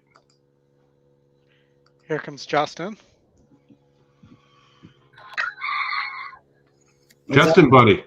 Justin, my man, how you doing? You ready for some college football tonight or what? It's gonna be good, man. It's it'll be good. It's gonna be a very good game, I think. So I'll be rooting for you. Yeah, me too. A lot of people, they don't respect the Huskies, but that's okay. I get it. Football's a lot bigger in the South. Texas is very good. I think it'll be a very good game. Well, I'd love to see you beat Sark. So Unexplained inquiry is still going on, guys. Good luck, Oldie. Did you single here? Yeah, unfortunately. But I'm saying that because I just didn't like anybody else here. The horses are I at the gate. singled the 4 in the last. It's now previous post race. I moving in. preferred the 6 to the 5 and 4 6. in the last. Heavily favored number 8 Kuramata. Chad Brown has Irad Ortiz Jr. riding 1-2. I played a ticket here. I spread though. Suzak going forward. Jorge Ruiz for Grand Motion. 5-8, I think. I could see singling the 8 horse. Draws the outside. So, what is going on at Fairgrounds? This race starts the late pick 4. Does anybody know? They're in the gate. And they're off. Good start from the center for Script and Suzak. They're the first 2 to begin. Moving up between horses. Here's speed from California Frolic. Bluebirds over is not far away. Splitting horses is the gray Logico. Kuramata lands second last, and the early trailer is Henley's Joy. And the run to the first turn, the leader is Suzak, trying to work over from Bluebirds over in second. Script is a chilly third. Fourth is Logico. Eldon's Prince saves ground for Gaffleone toward the rail, followed by the team of Kuramata and California Frolic. The trailer now, Henley's Joy. 23-3 for the opening quarter as they race around the first turn. Bluebirds over on the inside, Suzak on the outside, Suzak the leader. Bluebirds over is second, Script is third, Logico a bit wide while racing in fourth. Covered up in fifth is Eldon's Prince, a length and a half in front of Kuramata, then California Frolic and Henley's Joy. 1.5 and 48 seconds flat as they make their way to the final half mile. The leader is Suzak, on top here for Ruiz by a length and a quarter. Second is Script, third is Bluebirds over, fourth is Logico. Irad Ortiz Jr. has options for Kuramata. Will he sit or angle out? He looks like he's going to angle out here. Eldon's Prince just ahead of him. Then back to California Frolic, and Henley's Joy is last. Around the far turn at the 5/16. Indeed, Kuramata angles out and goes on the attack 5 wide. It's a quick reaction from the horse here as she's racing up to the lead. From between horses, Eldon's Prince. Right there is Script battling on Suzak. In between Bluebirds over, there's an 1/8 of a mile to go. Kuramata, Eldon's Prince, and Script. These 3 kick on. Script for a narrow lead. Eldon's Prince between. Kuramata on the outside. Eldon's Prince. Kuramata, Eldon's Prince. Eldon's Prince just flat out kicked him to the wire. Kuramata second, Script third, and a good one. 141-1. Yep. I'm sorry, Oldy. I thought that was a tough race, but I know why you singled, so I get it. Well, and if you look there, that was kind of on Irad for swinging wide there.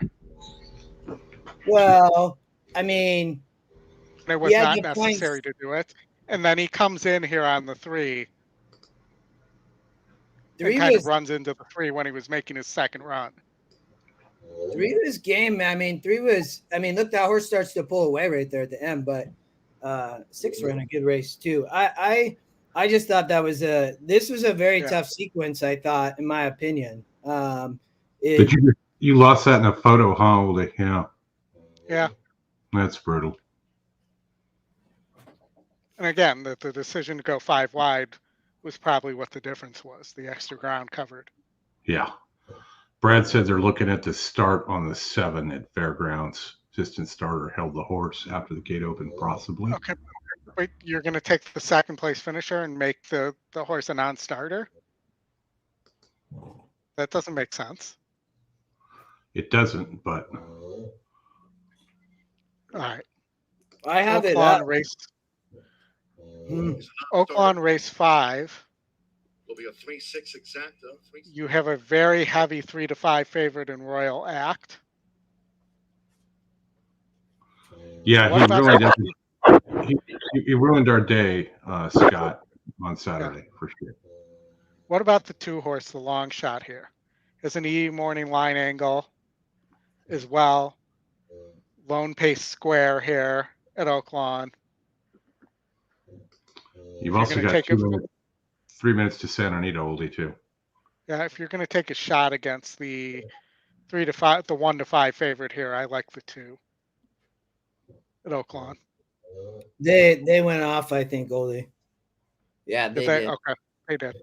The 2's on the lead. I mean, they went like 23-2, and then they went like 47-2. Yeah, I think he's going to get run down. The 4 is sitting on the outside. I mean, the 2's running really nice, to be honest.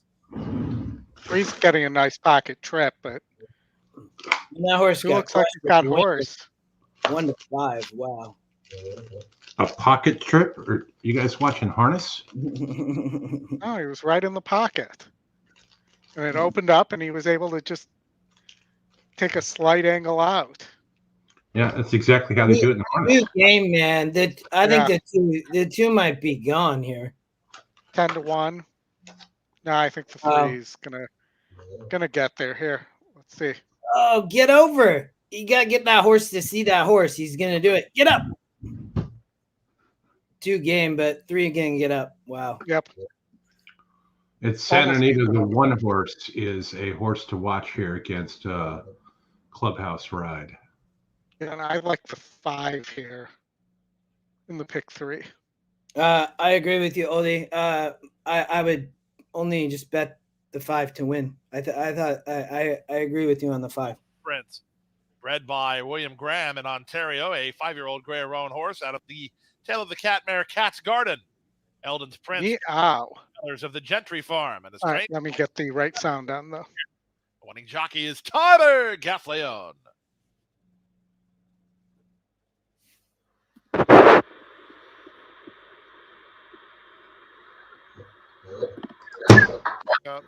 The 1 horse is a horse to watch. Not taking any, which the morning line kind of expected. I don't know, even maybe a 1-5 exacta. I think the 4 can be beat here. Yeah, no, I agree. In my opinion. They're about to go. Loading. Loading. In the gate. Born to stay thirsty. Stay thirsty, my friends. Clubhouse Bride. And prancing through Paris to the outside. Looks up calmly. We're in the gate. Opening the front there, was back on track, immediately apprehended. Well, the horse to watch was trying to sneak off early there. That's a great job by the assistant starter there. I mean, never like to see that happen though.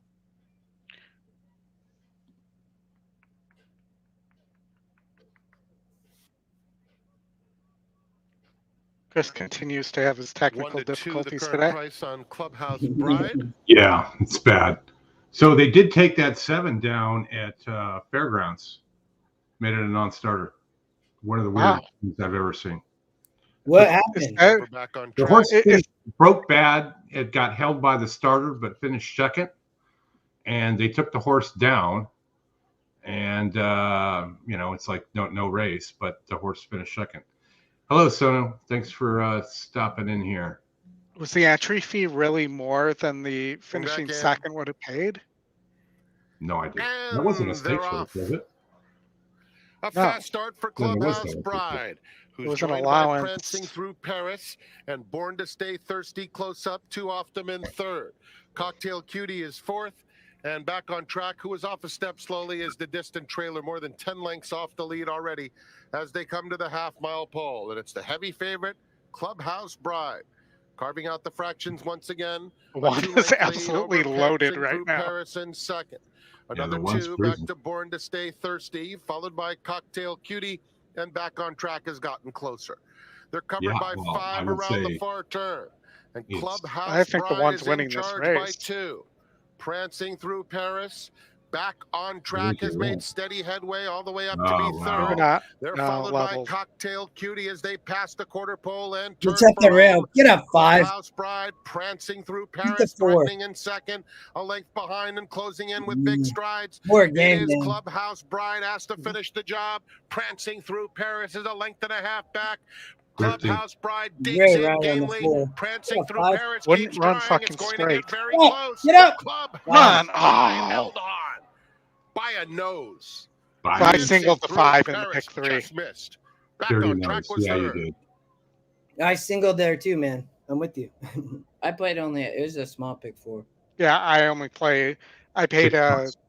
a $9 pick 3 where we got the 7-1 finish. Baffert in the first. Oh, yeah, with the GSR increase, I saw that. Yeah.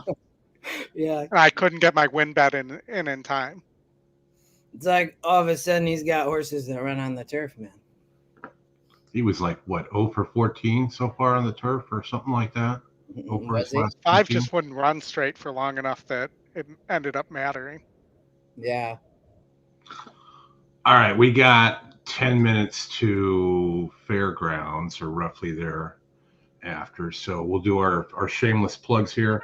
Hit the like button, hit the heart button. You can sign up for EE. You can sign up for free. You get 3 free races a day. And coaching classes. Go to EquinEdge.com and click on the coaching classes. On the track, free. race 1, Golden Gate Field. Scratch the 5, Meteor Shower. Where you gonna I'll take care of that. shut him up? Yes, coaching classes. What are they? Wednesday, Thursday, and Friday nights. There's some during the day. There's a Spanish language one. You get Oldy, you get me, you get Justin, you get Scotty, and Alfredo. Sign up. Doesn't matter if you've been to them before. If you want to go to a coaching class, go to a coaching class. We have the 5 horse at Fairgrounds charging who is on the horse to watch list. Sure is. Wait, yeah, 5, race 5. You're correct. Yep. Number 5. So just to level set, Oldie, on the horses to watch. I believe Scotty told us those are like 15% to win horses, and they're in the money like 52% of the time or something like that. Yeah, I know there were a bunch yesterday that were in the money. So, well, there were a bunch of winners that there were 4 early. I lost track later, but Fairgrounds. That's the 3rd horse. They still haven't opened the. Why am I not getting any live odds here? Hold on. Fairgrounds race 4 results. I'll give you the results there. For race 4, it's not official yet, but we know the 3 won. They ended up scratching or making the 7 a non-starter. Yeah. What happened? Why did they do that? Because the starter had a hold of the horse when it started. So they just made it a known. So the horses to watch, Mike. Right now, the algorithm is still being tested. It'll be part of an EE package going forward. Right now, he's sending them to us. We're posting them in the chat. I wouldn't expect to see anything until probably Thursday or Friday in terms of those. So yeah. Let's see. I talked about it on Saturday. So Fairgrounds, the late pick, the Fairgrounds race 5, the 5, race 6, the 6. I'm sorry, race 6, the 1, and race 7, the 5.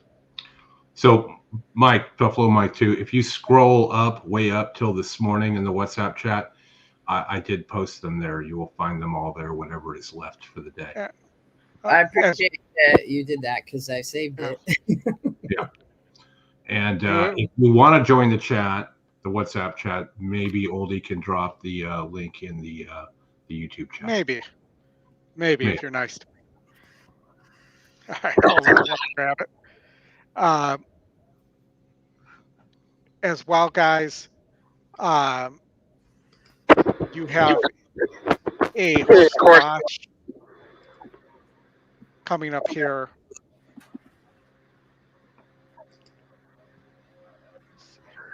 That at Parks. I know that might shut Chris's computer down, but Parks. At Parks, race 9, you have horse to watch the 7, 15%, 8-1. The 7. The 7. Why is the space not working?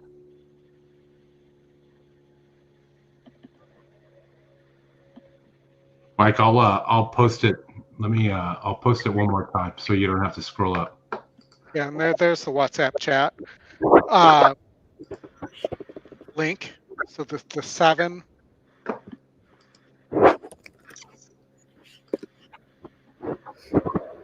The 3 and the 8 at Parks are your top 2 picks. The There you go, 9 Mike. is the favorite. And the 1 appears to be Lone Pace at 18% for Jamie Ness.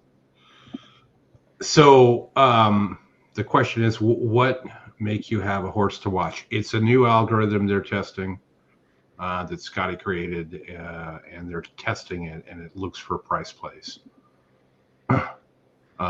Some of these ones, were price plays based upon the morning line, but we've seen a few of them go off as a favorite as well.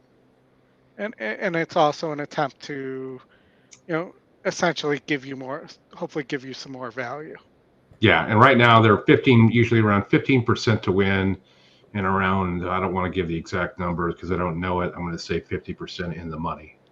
51 is what I remember in the money from talking to him about it. All right, so Brad took it in the shorts there with that pick 3 at Fairgrounds with the 7 declared a non-starter. His payout went from 72 to 1 to 52 to 1. So we're gonna pull the prime line. The guy that cleaned up on both fantasy tournaments yesterday. Yes. I think he beat you, didn't he, Justin? Yeah, by 3 points, 2.5 points. It was a great game. My team outplayed what it should have. Brad had an amazing team. I mean, best team obviously all year. Yeah, all year. He had a rough week in his playoff loss.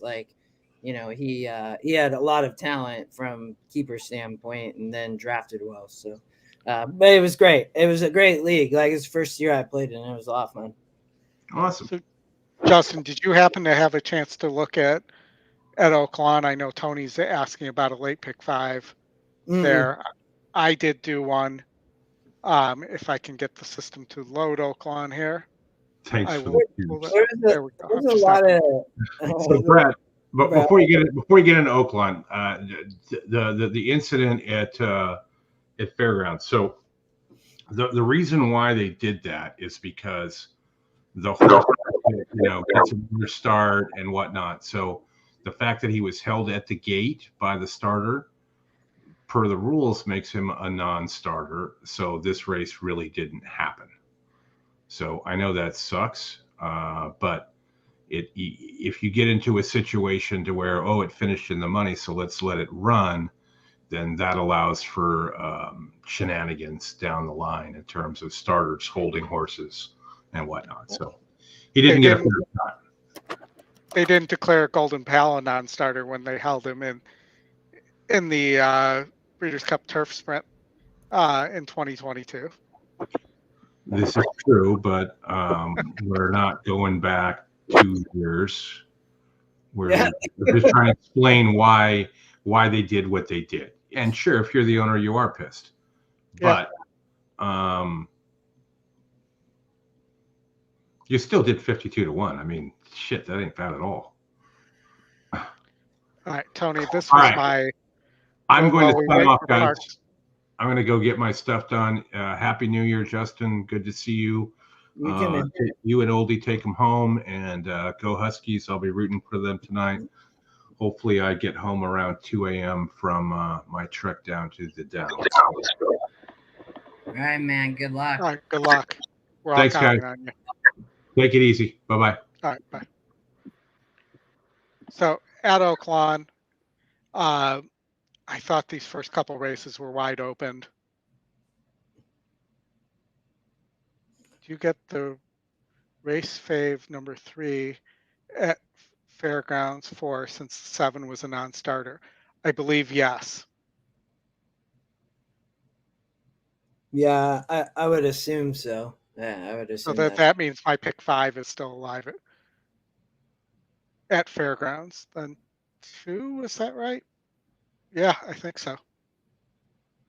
It'd either be that. I mean, or they'd have to pay it somehow. Yeah. Yeah. So, but Tony, I let's look here where Parks is going to go off with the horse to watch. So we'll keep an eye on that. But the 12 was the long shot here, Justin. We have an E long shot top SOR angle where the other two horses match.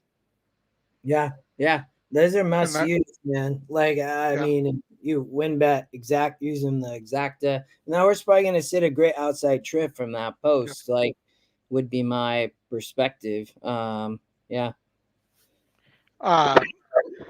The two horse who's the second choice was the 4.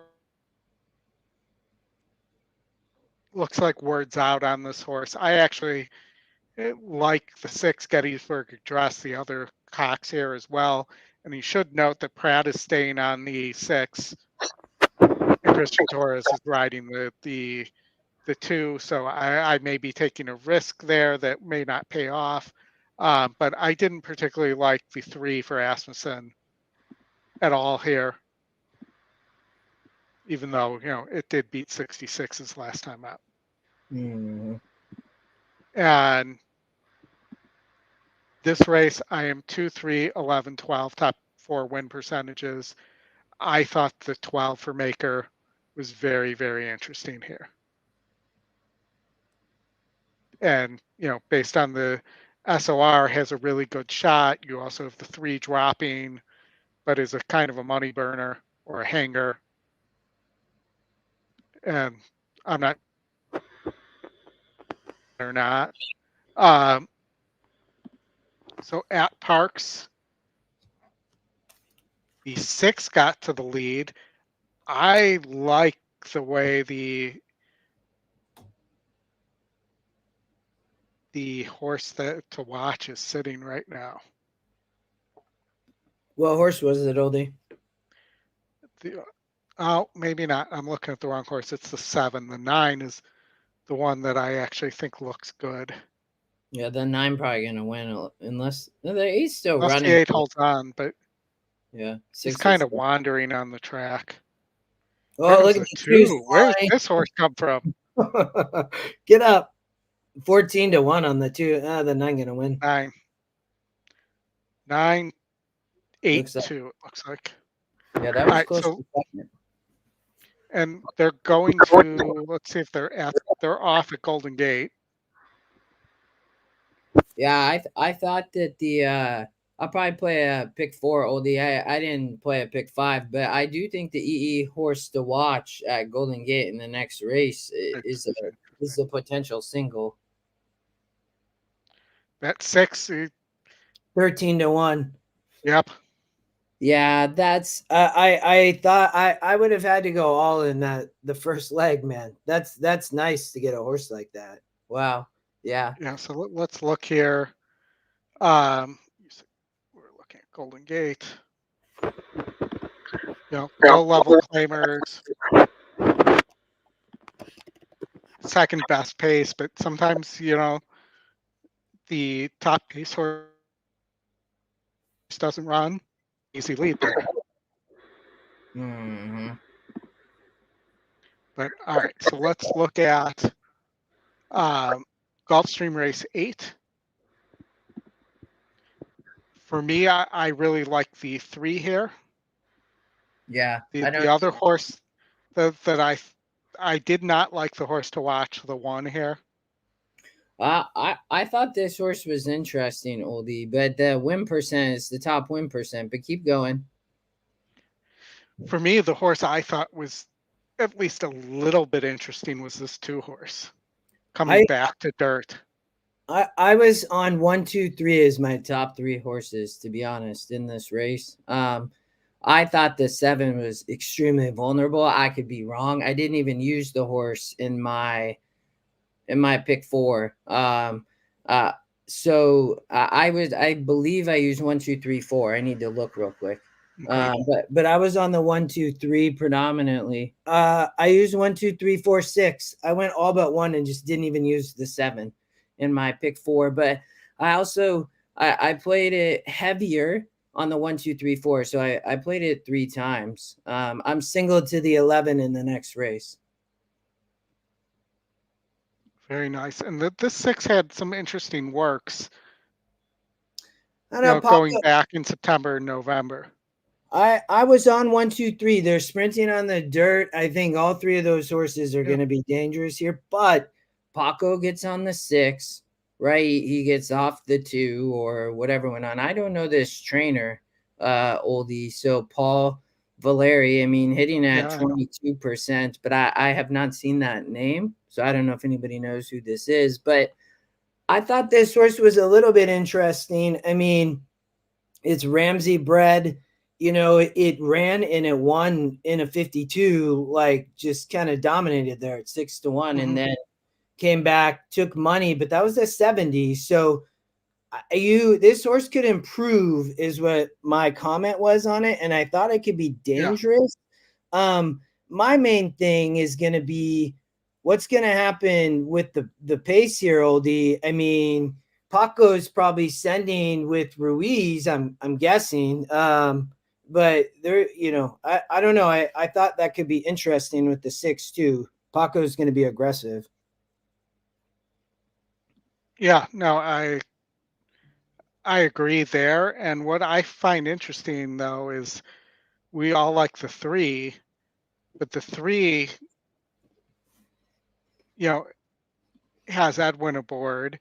You have the 4 for Delgado and Irad that may be getting overlooked here. I used it because he could give. I used that horse with 1, 2, 3, 4 in my heavier dollar pick 4, and I still singled the 11 in the next. I got to that horse kind of late because if they go really quick up front, Irad is just the best at getting a horse a perfect trip. I know he's gone wide in the last race and all types of stuff, but he could surprise here. Only 9%, but I thought maybe he gets up off the pace potentially could be the thing if they just literally fly and go super quick. Yeah, no, I agree. All right, let's take a look here at the horses that are nearing the gate. I do think that, the speed on the dirt can be so dangerous at Gulfstream. I mean, on the inside. So traditionally, I haven't the meet obviously just starting Oldie, so I think it'll be interesting to watch what kind of happens. But I mean, it's just a nice 3-year-old filly, like cash run stakes. I mean, this is the start to the Oaks Trail for that. A lot of horses could improve here, and I think this horse like the 6 is like couldn't make that case, right? I mean, Paco gets on. I don't, I think potentially Reyes is not riding, rode the last 2. So I'm guessing Reyes is here at Gulfstream, right, Oldie?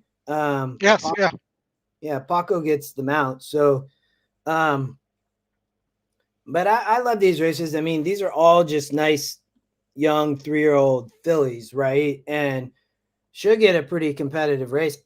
The 2 that EquinEdge long shots dangerous still, though, in my opinion. This horse, it's 13% win versus 4% last out.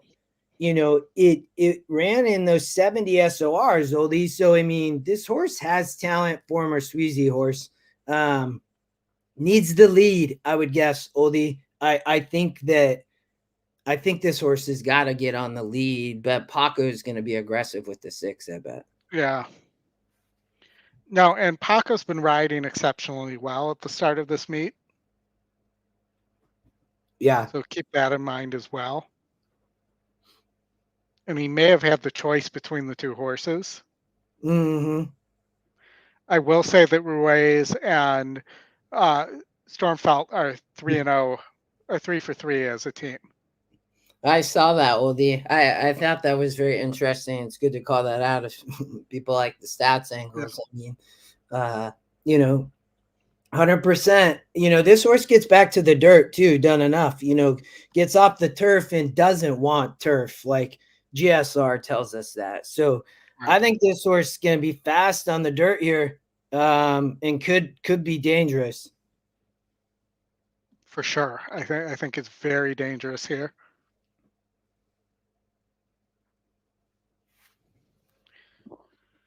All right, they are almost in the gate.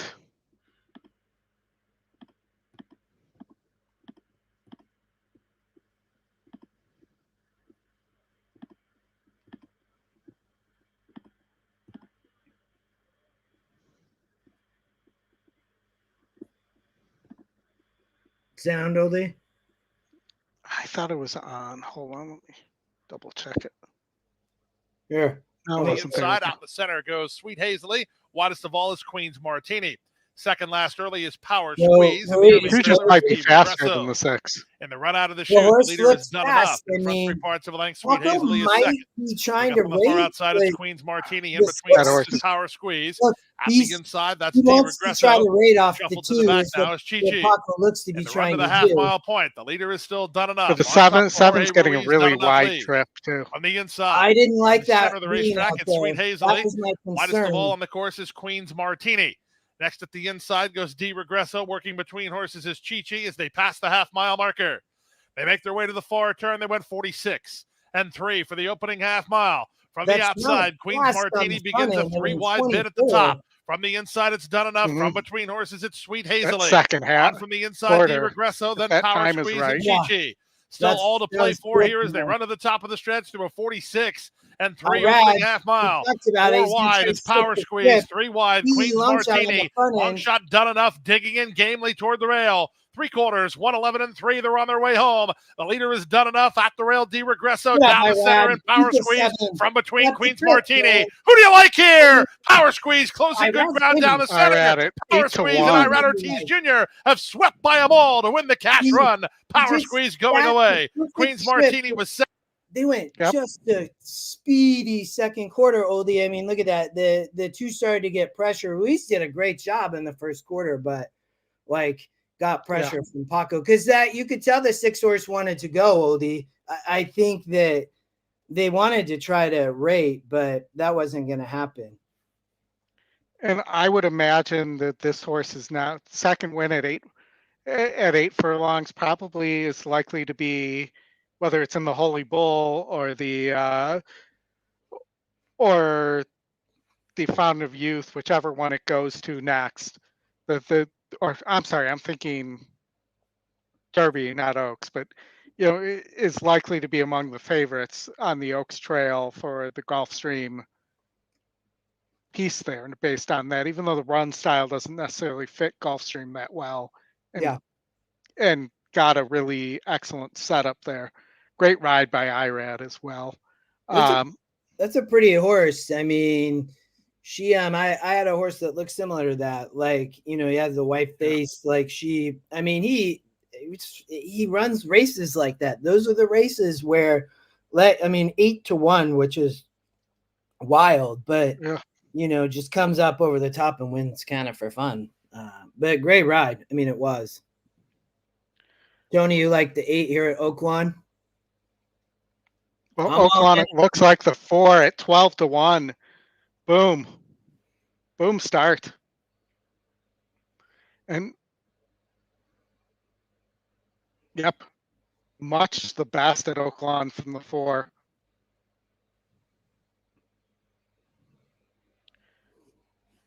Did not get better. Who ended up getting second? The 1? At Oaklawn? Yeah. I'm not positive because I moved off the screen before. And then I guess we're alive at Fairgrounds. Two. If we got the 3, we're alive to the 4, 5, 6 through 9 in the pick 5 there. At Fairgrounds?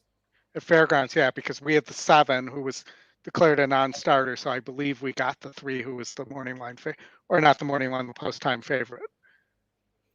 But, well, we can turn it on, and I'll probably talk about it at some point. They're 1 minute to post. You want me to turn this on?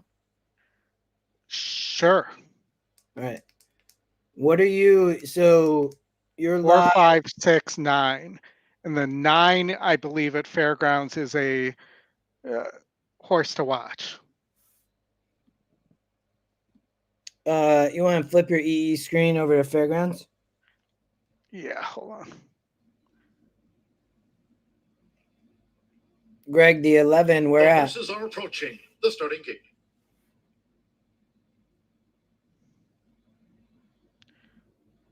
So the 9, the 5 at Fairgrounds, sorry, is the E horse to watch. Currently 4-1. Yep.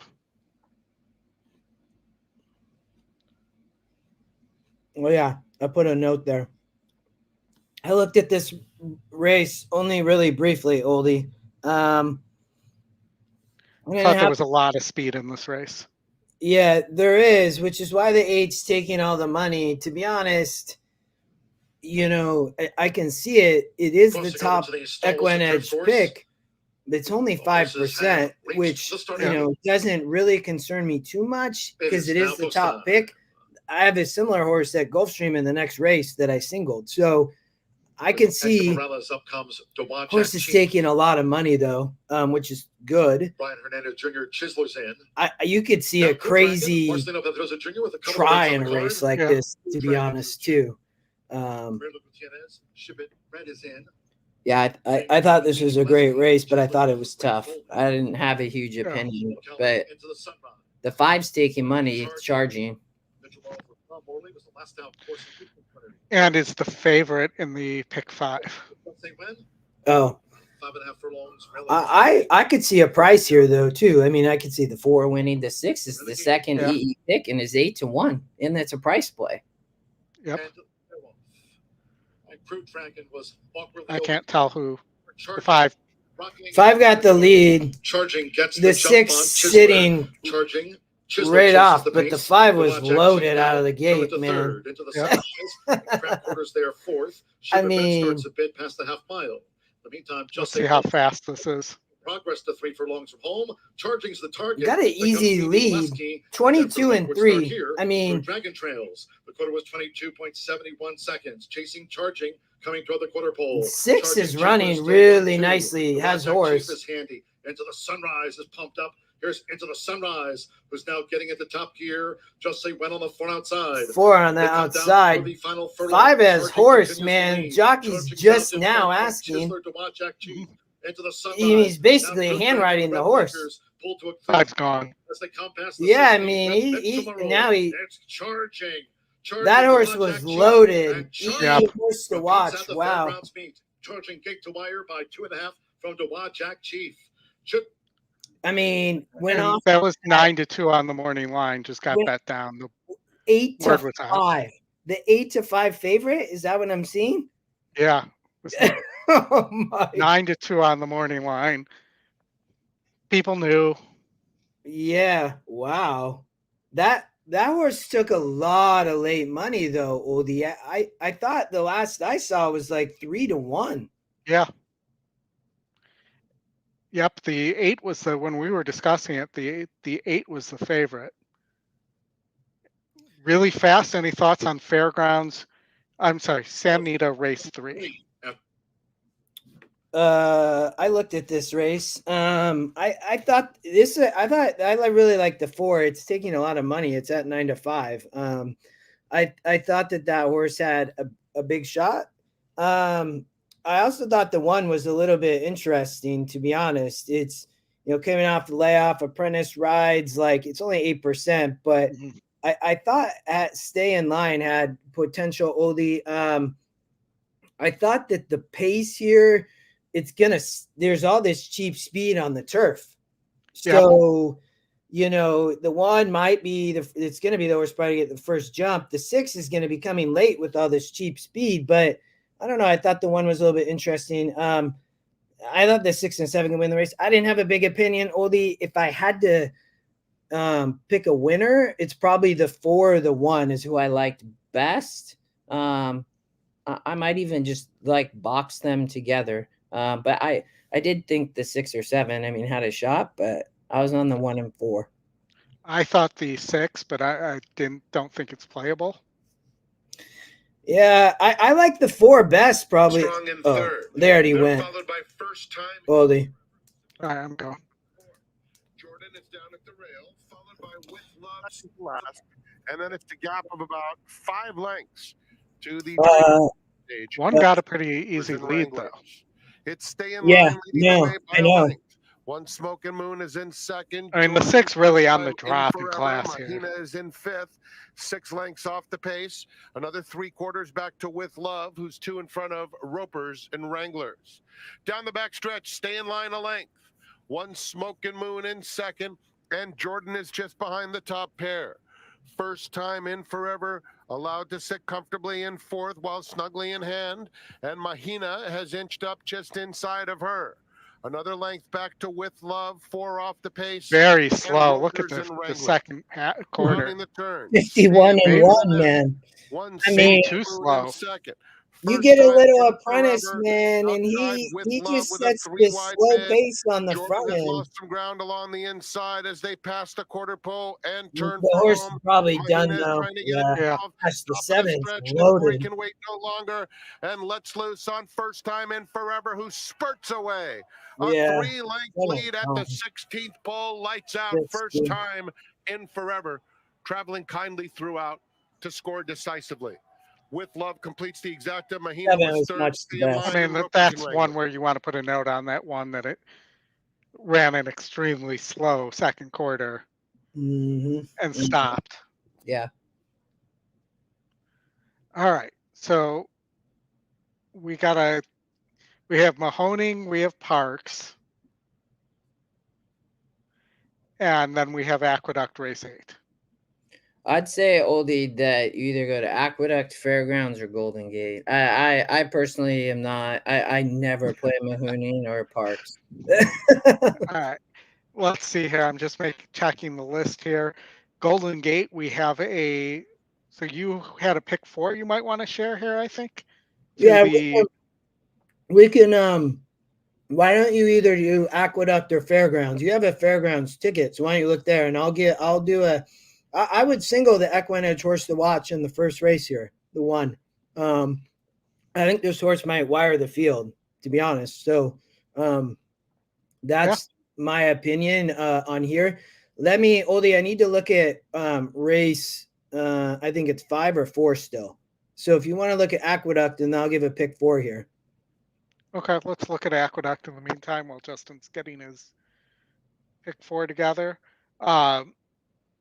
Reddington, top pick, top win percentage, currently sitting at 3-1 at Aqueduct. Your second pick, the 8 winning connection, is 9-5. Reddington last out winner against 50s on the lead at Churchill. Second off the layoff, first time Rob Atras, but I do not have a percentage loaded for that. The 8 is Dutchrow, which is why it's taking all the money here, but against 56s and 54s previously, it has not been able to get home at this level, though it does move into more conditioned here. We also have 3 money bags. You have the 4, who's currently 7-1, beat 52s last time out. You have the 2, who's a money bag, as well as the 1. The 1 just got claimed from Maker for 25 and is moving up to 35. The 2 is Noda is putting the apprentice aboard, which had been riding previously and not getting home, is shortening up and is by Golden Sense. So as I look at this race, you look as well, the 9 is your top SOR here. It's mostly been running against 66s and 64s. Did drop down for Pletcher and then get claimed here second off. And she's a 4% trainer who is 20% with a second off the claim. So keep that in mind here. And that is Chandrat. I'm not going to try to mess up the last name, but The 9 horse might be a horse to use underneath with the 6 and maybe the 8 here. Or if you like the 4, the 4 has been in range here against similar last time up. So maybe a 9-6 4 or 9-6-8. Well, if you're trying to make some money, 9-6-4 exacta box makes more sense. All right, Golden Gate race 2. Go ahead if you're ready here, Justin. Yeah, I singled the 1 here, Oldie. I thought that this horse could wire the field, to be honest. It is the EquinEdge horse to watch. It has a good pace number. It's taking money, which it doesn't surprise me. 18% to win. I think this is, Oldie, it's 3-year-old fillies, on the Tapeta here. It's a good group. I just think this horse might be faster than these. Evan Ramon rides. I think he's just gonna go and try to be gone. So I would single here. I don't know if you had thoughts. It's a price play as well. What's your budget here? Hold on.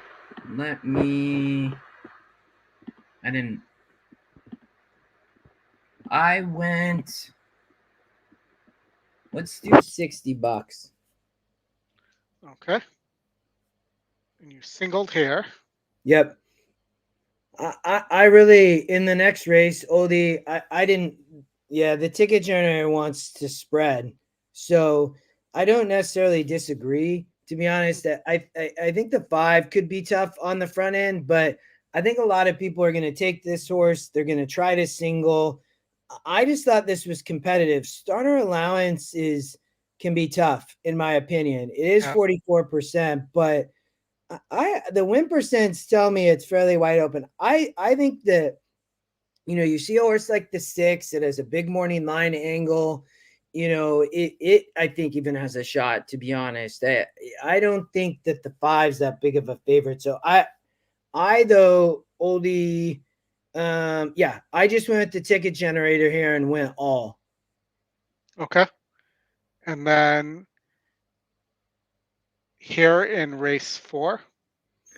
Yeah, I thought, it's they're all one-time winners. So, another, what I pretty much thought here was a fairly wide open race, but I did think that the 7 was a little bit sneaky, Oldie, from the perspective of top SOR, right? Mm-hmm. And it's the EquinEdge long shot. So I said, okay, it's going out to 2 churns. GSR goes up. Win percent's about the same. Ran well last out in a 48. So to be honest, I think that this horse is extremely dangerous. I really do for Blaine Wright. Espinoza rides. I think you could single this horse. I think in a pick 3, Oldie, I would play 1 all 7. I think there's a lot of value in a play like that.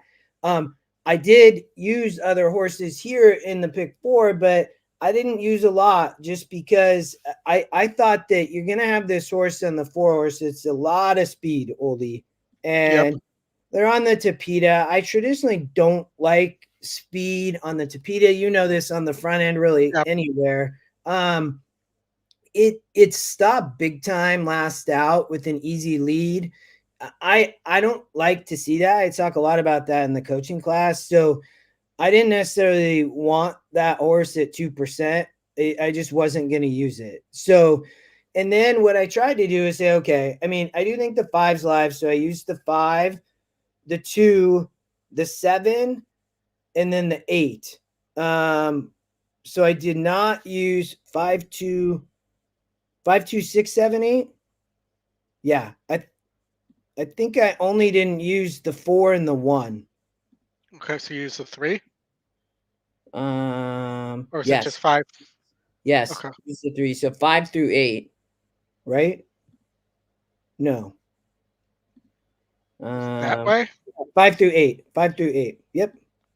2, 3, 5 through 8. Oh, yes. Yeah. Okay. All right. No, And then wait. I see. Sorry, I was looking. No 3. No 3. no 3. No 3. No 1, 2, 3, 4. Or use the 2. Yes. Okay. And then in the last, I believe so. Hold on. Let me regenerate this.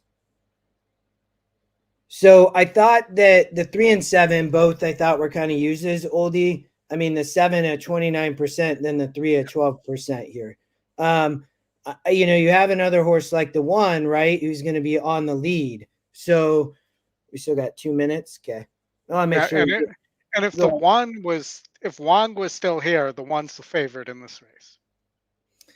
Yeah, I mean, you have Alvarado riding, and this horse has a lot of trouble though on layoff lines, which I don't love to see. And then it shows up here, but I think is, I don't know. I didn't really like it, but I could see it. So I think, at a horse like this, at a price, is a potential use in a leg like this.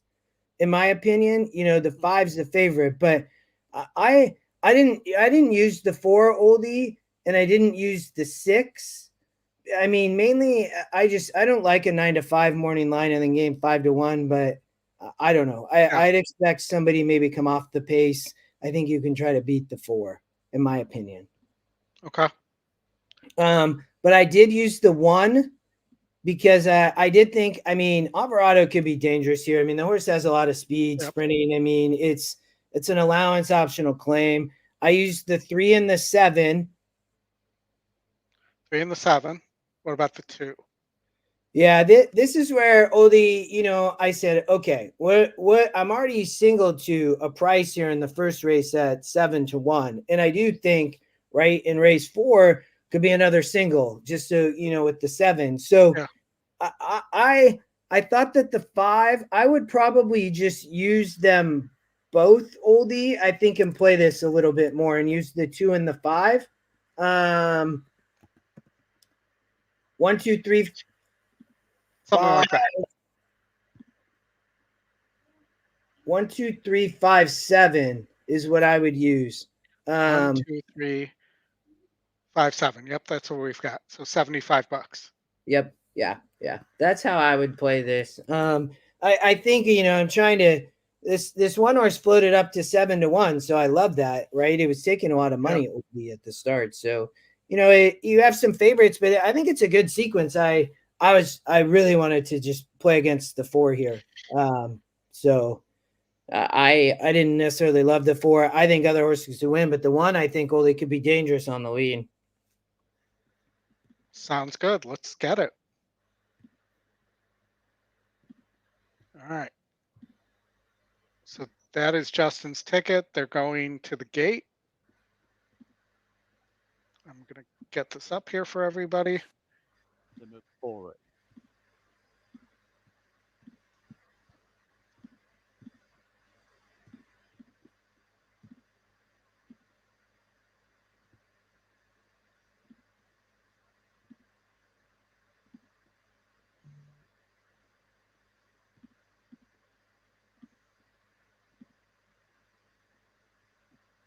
Spice for Eclipse Thoroughbred Partners.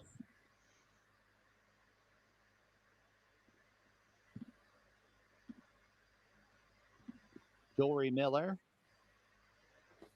Luzma,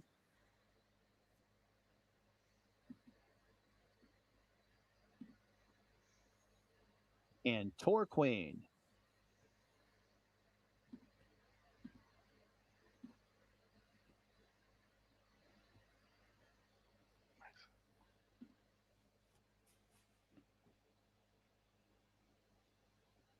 All right, almost there. Do we? I don't think we get. Do we get the red light call anymore, Oldie, at Golden Gate? I mean, it's definitely flashing, but it's new. And they're off. Great Oh. start for Spice. Come on, one, get the lead. Come on, As Tour Queen. Tour Queen gets that early lead. Spice defers in second, then 3.5 lengths back to Luzma. Go away Back for it. in third. A length and a half further to Rando's Lady, who's about 2.5 in front of Dory Miller, who's in the 5th and trailing position as a streak up the backstretch, and it's Torqueen on the point. Has a lead by a little over a length. Spice in pursuit in second. Luzma's in third and 4.5 off the lead. And then about 2.5 lengths to Dory Miller. Ranges up to the outside of Rando's Lady at the back. The first quarter mile, not that quick, 22.99. On the turn, they travel Torqueen with that lead by a length and a half. Spice being asked to pick it up in second. And then it's Luzma, who is gliding up 3 deep in hand third, right 2.5 off the lead. Dory Miller's in fourth. Rando's Ladies at the tail of the field as they reach the top of the stretch. Go, baby. Torqueen spurts clear. Torqueen has a lead by about 3. Come on, get up. Luzma is Come on. up into a joint. Keep going, baby. Spice, and then it's Dory Miller in fourth. Oh, get leg weary. Get up, baby. Keep going. Come on. You got it. You got it.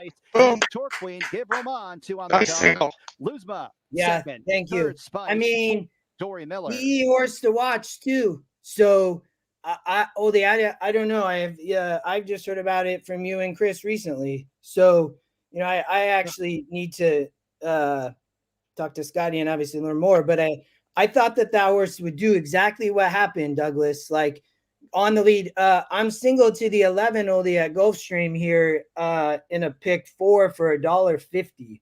I have all in the last race. There's a big EE. I think there's a big favorite there. I was trying to find a little value. Imran, thank you. Like, and again, EE horse to watch, everybody. I mean, there's been a bunch of these. So, but the system was there. It had the pace, big pace number. Yep.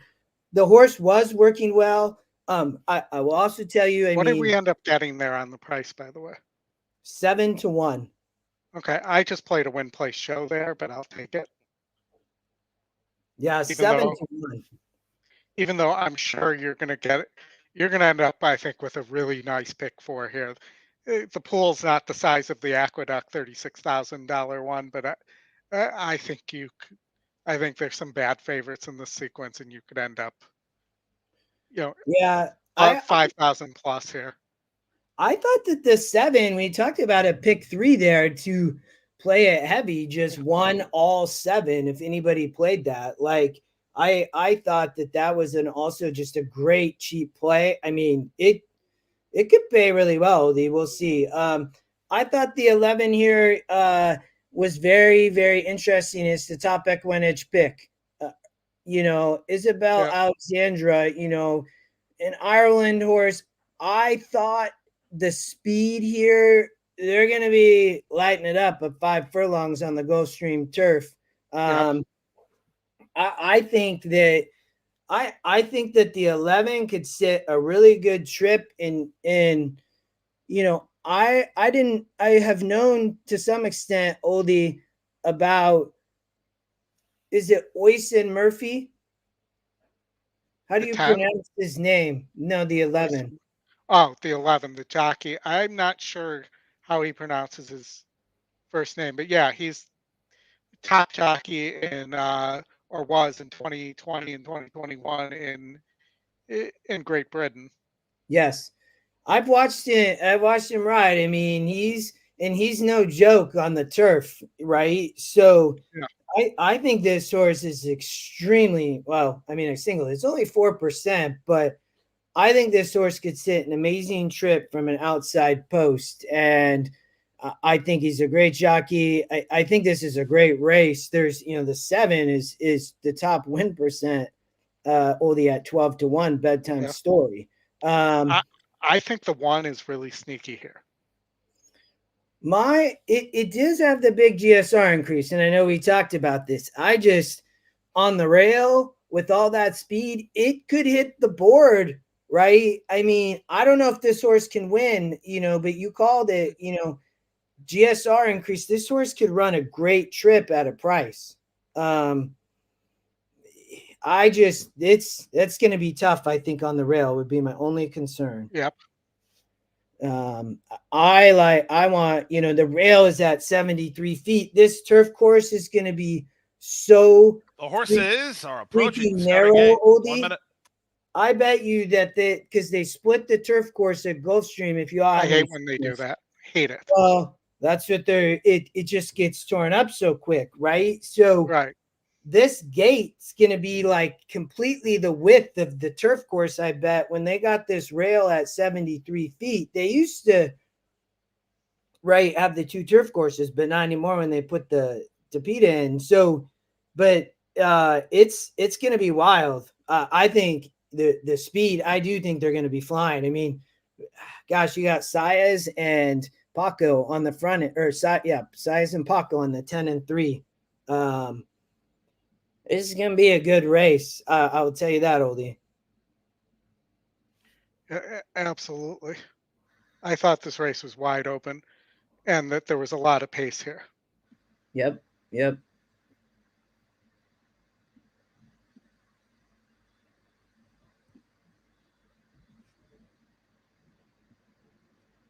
The horses are at the gate. It's now post time. Lining up and moving in for race number 9. 3-1 favorite is the 8. Play the music. 7-2 on Future is Now. 5-1 for both 4. Shasta Star and 6. Run for the Hills. In the line went Bedtime Story. Now Future is Now. Play the music. Quali, Shasta Star.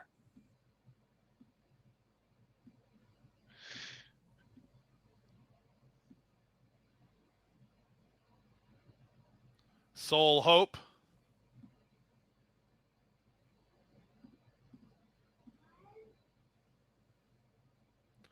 Waiting for Run for the Hills. Isabel Alexandra and Oh Darlin. Look at when they show the gate, Oli. It's going to be like completely the width of this outside turf course. Look at that. Isabel Alexandra and Oh Darlin, the last 2 to go up. 2's a little interesting too here. I thought the 2-7-11. Darlin. I played a little And the late exact double. box. I like the 11 over the 7 or 2 though.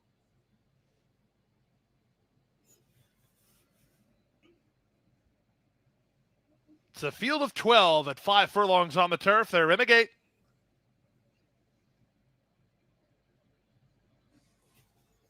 And they're off. Great start. From between horses, Run for the Hills heads off for the early lead. Taken on for the early advantage by Fulminate. These 2 race on. Tightened up his opening buzz. She had to slam on the brakes. His Future is Now got shuffled as well. Bedtime Story is next. And racing between horses, that was Isabel Alexandra. 10 guy, Great easy David lead. Rose on her outside is Play the Music. Then it's Soul Hope Murphy and was Quali. like, Out the back, Shasta Star and O'Darlin. Around the far turn at the 3 furlong point. It's Fulminate who has the lead 3 parts The of one's length. good enough. The Between one's horses, getting Future is it. Now is second. Up on the inside, Run for the Hills looks for a way out.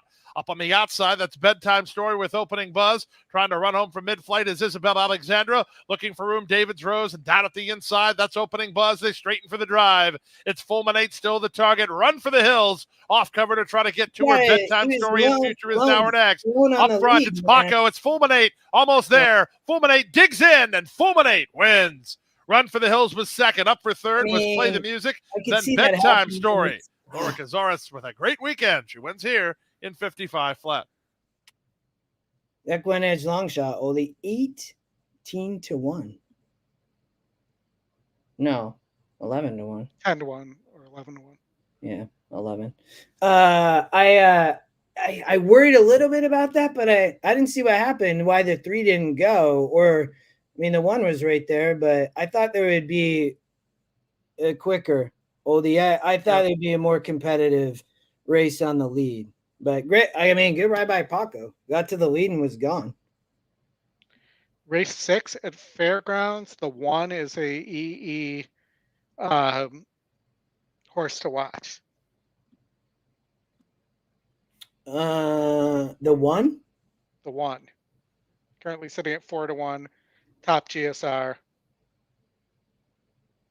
for Asmussen. Whose ticket? First time starter, top GSR. Wow. Yeah. Seems like a decent play. Doesn't look to be a ton of speed here from the pace numbers, Oldie. I mean, I didn't see who was. I could see a horse like the 1 just on the rail go. They're all around 50. Yeah, I know. Isn't that crazy? 30 to 50. And what happened with the 7? Let me turn the sound Seven's on. acting up. I'll turn the sound on. Well, the All right, 60 and also starters back on board. Mount Masada. note that the 3 is 4 to 5. Mm-hmm. Big That horse, works, big power. that horse is taking a lot of money. Let's see what the works actually said on it. Race 6. Yeah, very good. They just went. Here, I'm going to turn the sound on. The green broke sharp. There's Golden to Green, who's going out to the lead from the hot favorite. Right there, Tipsy Tammy and the Rigney Red, who's ticket with the rail, and the Judma newcomer, Impel. Green with a pink sash and cap is up close as Tipsy Tammy goes to take on Golden to Green as they dash past the half mile. Mount Masada's now running in 5th. We're toward the inside. Caspian 6th. There comes Sweet Charlene's and wide. One's going the wrong way. Mid and 3-year-old filly sprint for 21.89 seconds. They roll to 3 furlongs from home and out in front. Shortly, Golden Degree. Right there from it tomorrow 6 is running well. Tipsy Timmy, who's taking a short lead now as Impel comes with her bid for Florent Giroux. Impel up to Tipsy Tammy to this Man, Flo is going to try to go right around that 3. Golden Degree is now 3rd. Mount Masada straightens away in 4th. It's Impel. Impel and Tipsy Tammy, half mile 45.21 seconds. Impel has gained the advantage on Tipsy Tammy. These two 7 clear from Mount Masada. Not going to get. I thought the 3 were going to be game, but. Speech with Florent Giroux. It's Impel, the daughter of Quality Road, and she's pulling clear from Tipsy Tammy. Impel, first up on debut. Tipsy Tammy will. Wow. All right, we got 1 minute to San Anita. They're interviewing some lady in a hat right now. So we have a minute here. You have a 1 to 5 favorite who's 1 to 2 on the E morning line. In the 1, Imagination for Bob Baffert. Just missed last time out. The ones working with the 4, Oldy. These are 2 Bafferts. But the one's all the speed, but I don't know. I don't know if you read the work report, but I was like, I mean, it seemed to me maybe the 4 was outworking the 1. I guess it's where at 6 to 1, it's worth a play. I personally thought that the 4 might be the Baffert to bet. The other Baffert over the 1 was my perspective here. But well, the 4, and then you have the 5 who was grade 1 placed here as well. And you have the 2 who has some big works and a big GSR by Uncle Mo. The 3 horse, and it's owned by Rapoli. The 3 horse is an EE horse to watch, Oldie. Is it? Yes. Yeah, it is.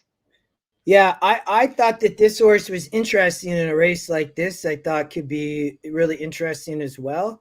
But I was going to play against the 1, Oldie, and just play the 3 and the 4.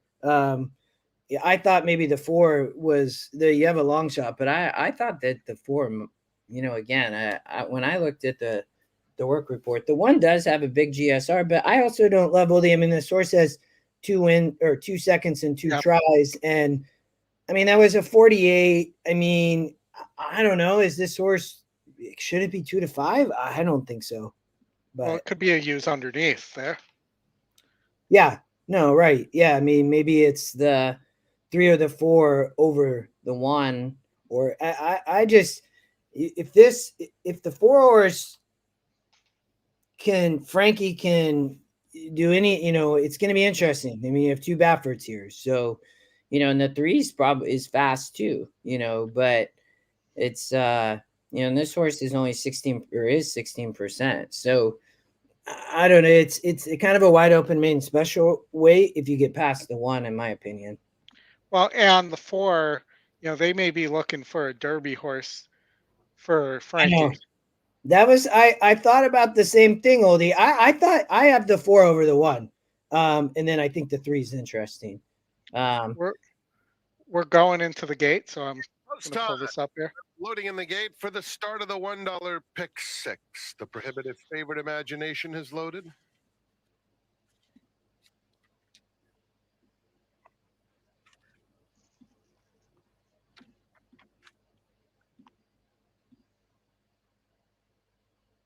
Cornell coming up. Four looks fit, that's for sure.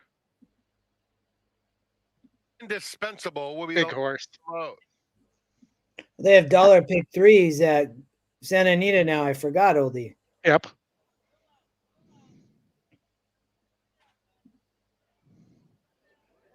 We're in the gate. And they're off. Very awkward start for the firster leading.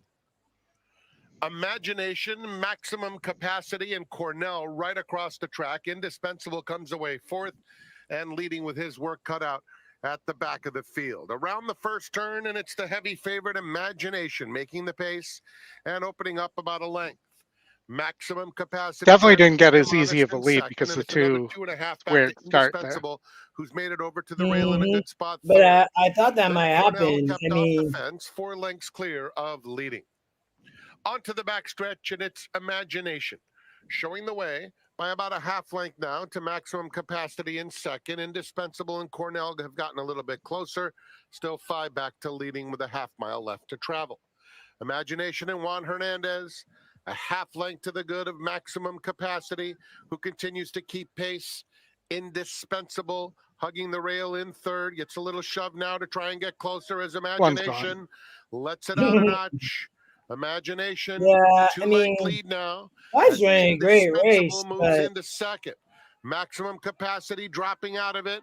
Cornell on the outside and then leading. They have a quarter of a mile to go. And it's Imagination with a 2.5 length lead. Indispensable, fully extended, but trying very hard in second. They come to the 8th pole, dominating. It's Imagination by 2 still. I've got a Carrera chance trying to rouse if the one stops. Indispensable. But as they come to No. the 16th pole, Imagination is just too strong. And he cruises through the stretch, untroubled for a 40% profit. yeah, I Indispensable mean, second. Cornell a distant third. Yep. Then that wasn't too surprising. I had hoped maybe you'd see a little more. The 3 even try to get the lead, but tried. I just think wasn't fast enough, Oldie. The 1 was just too good. What the heck? What is this? What? Oh. Let's see. Can I get rid of that? Yeah, don't click on that. Anybody? Can you blast that away? I'm not seeing the. I can't either.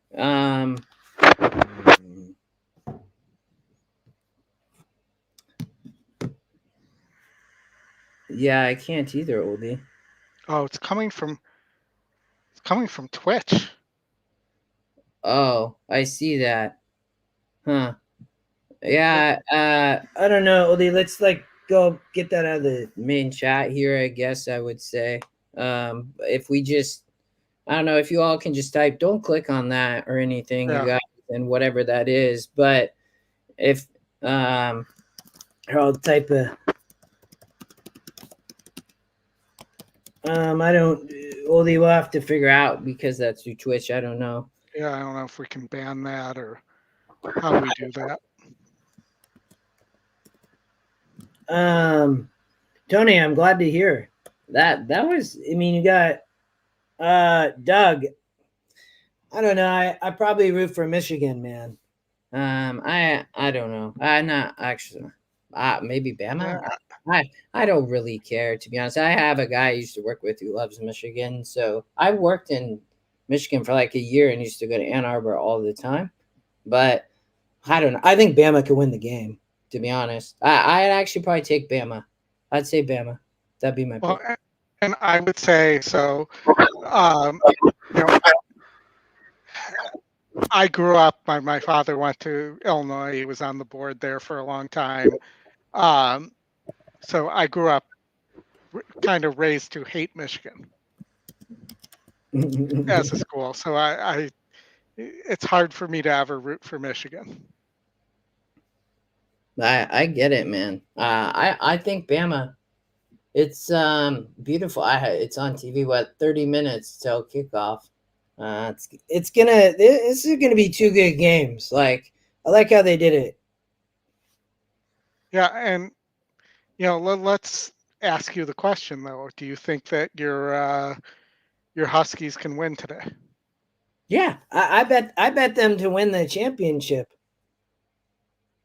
Yeah, I think that they've continually gotten better, have improved. They're playing different football teams than they're used to playing, but I think that Rome Odunze, a lot of people still don't know Rome. He's right behind me. You can see him. He's right there, right here. He's an amazing receiver. They have good receivers though, in Jalen Polk and McMillan as well. But running game, Dylan Johnson's a great running back. I think he's very underrated. I think a lot of people have no idea even who he is. Most people know Michael Penix, and he's been up and down at times, and defense has been up and down. So I think but they've been pretty consistent, I would say, and they've beaten Bo Nix in Oregon multiple times, right? So I think they're a good football team, and so I do, Oldy. I'd play Bama and the Huskies if you want to play a parlay. That's who I would play. If they're probably I'm guessing Michigan's favored, Oldy, against Bama. Let's see. Hold on. That's an easy. Yeah, Doug. Westover is sneaky, man. He really is. I don't disagree with you. Scott said, let's get Harbaugh to coach the Bears, Oldie. It sounds like they're going to keep Eberflus based on the report this weekend, Scott. So Bama is getting 2.5 from Michigan on FanDuel. Yeah. I mean, that's what I would play. And I feel like I'd play the over. Is it really only 46 points? I don't know. It's going to pull it up real quick. We got Golden Gate Race 3. I mean, yeah, I was trying to beat the 5, obviously. I thought the horse could win. At some point I was like, well, do I narrow here and just get rid? I almost narrowed and cut a few horses, Oldie, and just went slimmer. But I was like, I don't know. Since it's starting out with the price, I did think if a favorite wins, this could be the favorite, right? But I also thought this horse was vulnerable. The 4-horse Tiger 2 was interesting for sure. I also thought the 6, I mean, this horse is 13%, not taking money, not a great GSR. This horse is just not bred well, and then is bred for the turf. But, it's, I thought was a little bit interesting here. So, yeah, interesting race for sure. Yeah, definitely. And, Lexi's asking for a pick 5 at Santa Anita as well. What, 20 minutes? We could go there after this. Yeah, I'm just looking at this. I'm just doing some pre-work here as we get there.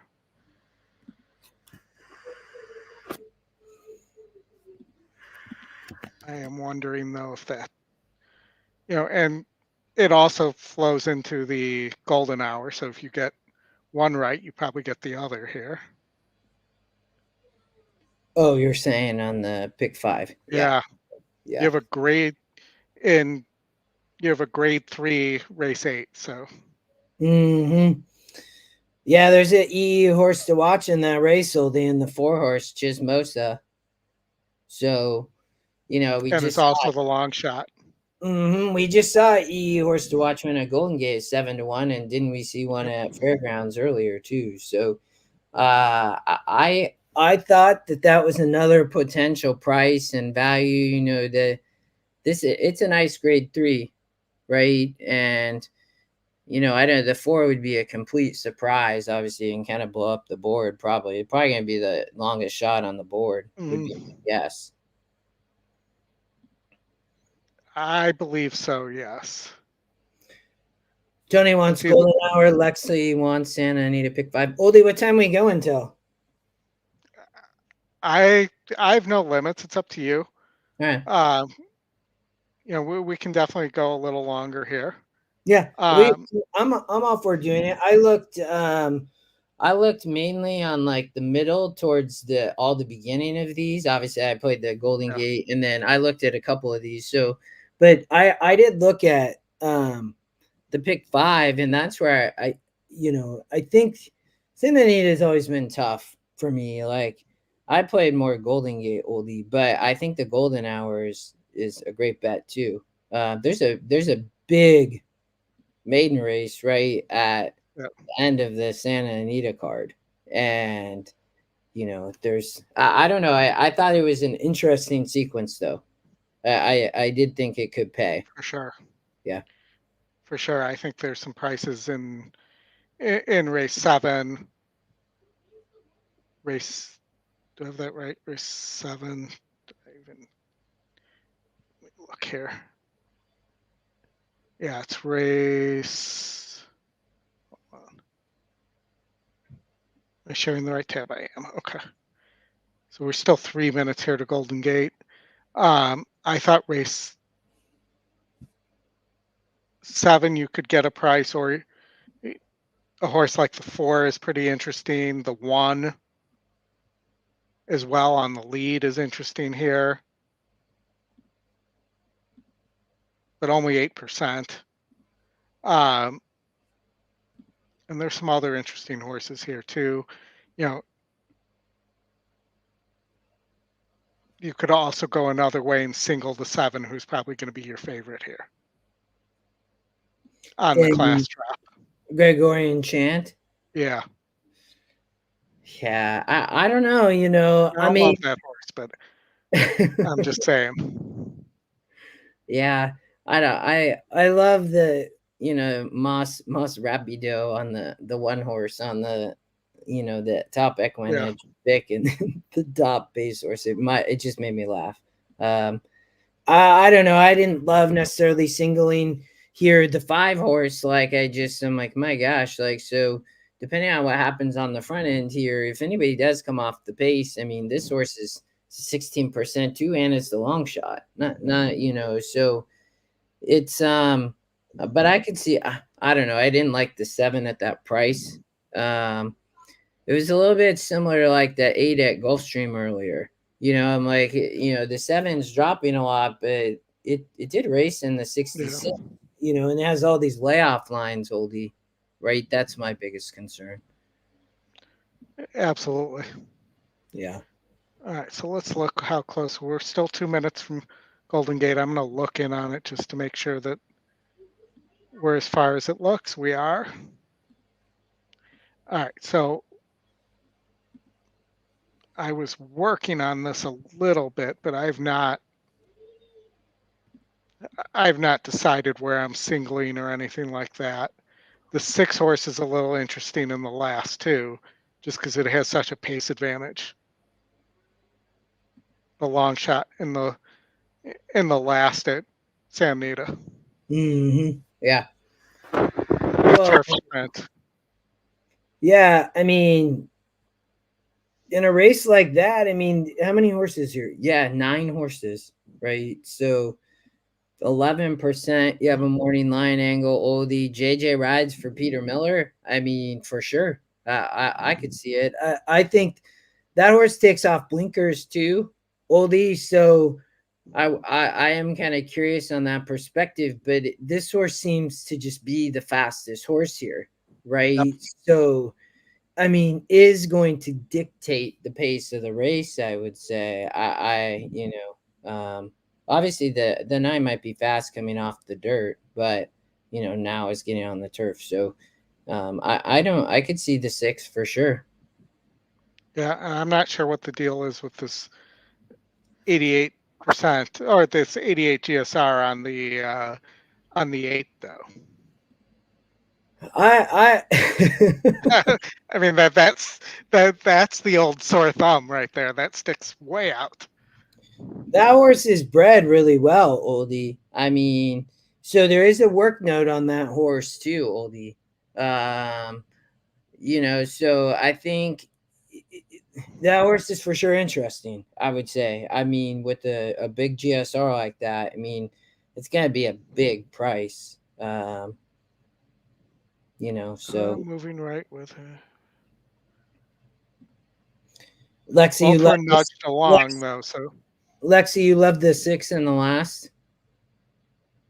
Yeah, I mean, I think you have the EquinEdge long shot angle combined with that. I mean, it's, I don't know, pace always makes the race. yep. And JJ, I mean, he's a great jock. Yeah, it's a good sequence. A lot of people are always scared too, right? You had to single wherever you find the horse you like the Yeah. best, right? It just happens to be in the last race sometimes. So, yeah. For me, where the single is, if you go 4 out of 5, you go 4 out of 5. It doesn't really matter what leg that's in. Yeah. So why does it matter what leg you single in? It should be you should Yeah. take the horse you like the best, Mm-hmm. Yep. or that gives you the best ability to float something, and play how you want. And Kevin Radke. Yeah. They're struggling with that 4 horse there. Golden Gate. Yeah, that horse Yeah. don't want to. That horse doesn't want to load at all.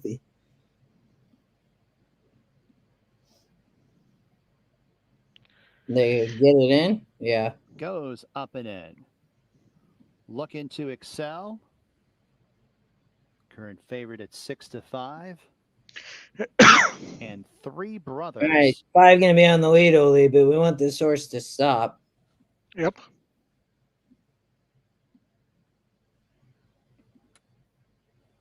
And they're all in the gate. Well, 5 not going to And be they're on the off. lead. And bad start for Looking to Excel. That's for somebody who has an all here. That's exactly what you want to see. Streaks out for the front. Wow. Gonna get you good at Kleider, 2nd and 3rd. Tiger. And then 2, you want to see him and trying Three to rush Brothers up outside 4th too. and 5th. Yeah. And now Looking to Excel is towards You the took a inside lot of of money. last, and the I whole thought field the covered 4 by was about always interesting. The 5.5 one man lengths. got kind of Town loose here. Performer on top. The lead's a length and a half. Gonna get you good in chase mode 2nd. At Kleider, 3 wide in 3rd. Looking to Excel towards the inside 4. Tiger 2 gets the reins shaken at him in 5th, 4 lengths off the Yeah, I lead. think Is to one's the done, inside though. of Three Brothers. Come on, Who's 3. at the You're tail the of the 4. field, lining up 3 across the Come on, track. 4. A Where's mile coming? left to travel. Town Performer has the 2. lead. Gonna get Come you on. good is Shut down the 2 rail. wide. 1. And then it's Yeah, at I Kleider. don't Tiger think the 2's on 5 the pulled it stand up. side. Looking Come to on, 1. Excel. Will He's try to in. get through at the Get up, fence. 1. They got 1 furlong to 1. go. Town Come on. Performer Beat has the that 5. lead. Looking to Excel Oh, up the rail. squeeze the Tiger 5. 2 stands side Oh, 3rd. that's not a good idea. Oh, 4. come on, 4, get up. Looking to Get up. Excel. Get It's up. Tiger 2. It's Yep, Town got up. Performer. So Tiger 2 at second. worst, Well, your Looking DQs to the Excel 4. 3rd, Yes. 4th. Gonna get you good. I talked about the 4 too. The one, gosh, the 1 was 9-1. The problem is, who was on the 1? Roscoe. He didn't need to do that. He's clear. That's late, but Yeah, that was late. I don't think Oldy that he needed to do that. In my opinion, that was the bummer there. I think that. Well, we'll get to watch it all. Brad also thinks that the 6 being first time LASIX at Santa Anita is going to matter too, potentially. Well, yeah, and Brad said it there too, that they take off the blinkers for that horse. Yeah. And he says the 5 is going to be tough. The inquiry sign. Oh. They're going to take a look at the actions of the unofficial winner, the One Town Performer, for alleged interference in the good news is you aren't going down to 6-5 Tiger 2. if 1 gets DQ'd, you know. 3rd, you're still killing all the tickets on the 5. Gonna get you good. good. And the 2. Yeah. 1, 4, 5, 2. Oh. Stewart's inquiry taking a look at the stretch run. Well, they are taking a look at the stretch run. Thank you for that. See, I don't think he needed to close the horse off. He was pulling away. It's not even. Yeah, I mean, they kind of started that a little too soon. I don't know why they're showing all 4 listed as inquiry. I mean, the 4 was like 12 lanes wide. That was nowhere near there. 12 might be an exaggeration, but right there, that's But the 5 wasn't going anywhere. Man, Oh, I mean, we'll see it here. I think that the horse. Let's The see. hor- We don't even know that the 1 came in there if the 5 came out. No, the 1 came in. Okay, well, that was pretty bad. He wanted to. He was like, I'm going to be aggressive and get over to this horse, and he couldn't control his horse. And to be honest, he's got to have more control there, or like, just don't do that, because he didn't even know the 4 horse was coming. He was so focused on the 5, and just that's rough. I don't think it was a matter of tired horses. I just think that he should have switched the hand of the whip there, because he's hitting with, once he goes to the outside hand, that's when the horse comes in.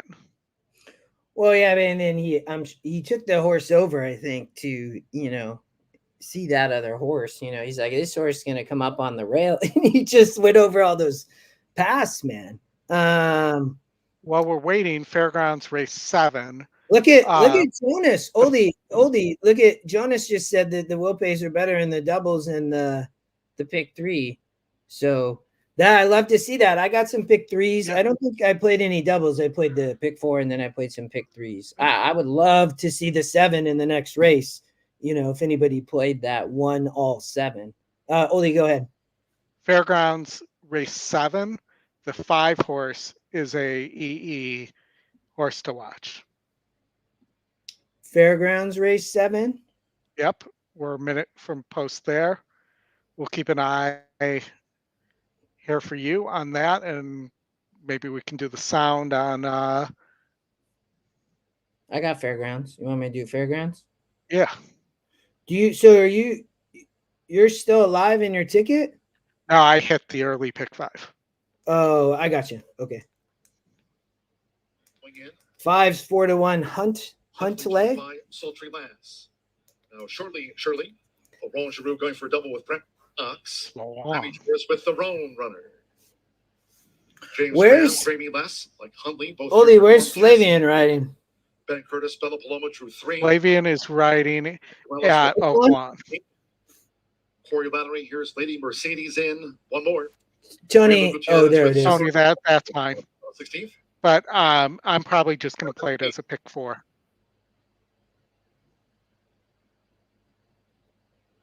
Verwolf, Dreamy Less, Huntley, the Roan runner showing that speed as they head to the first turn. It's the Roan runner. The Roan runner just leads for Jaime Torres to the first turn from a close-up Huntley, and Thestral is 3 wide, and they have 7.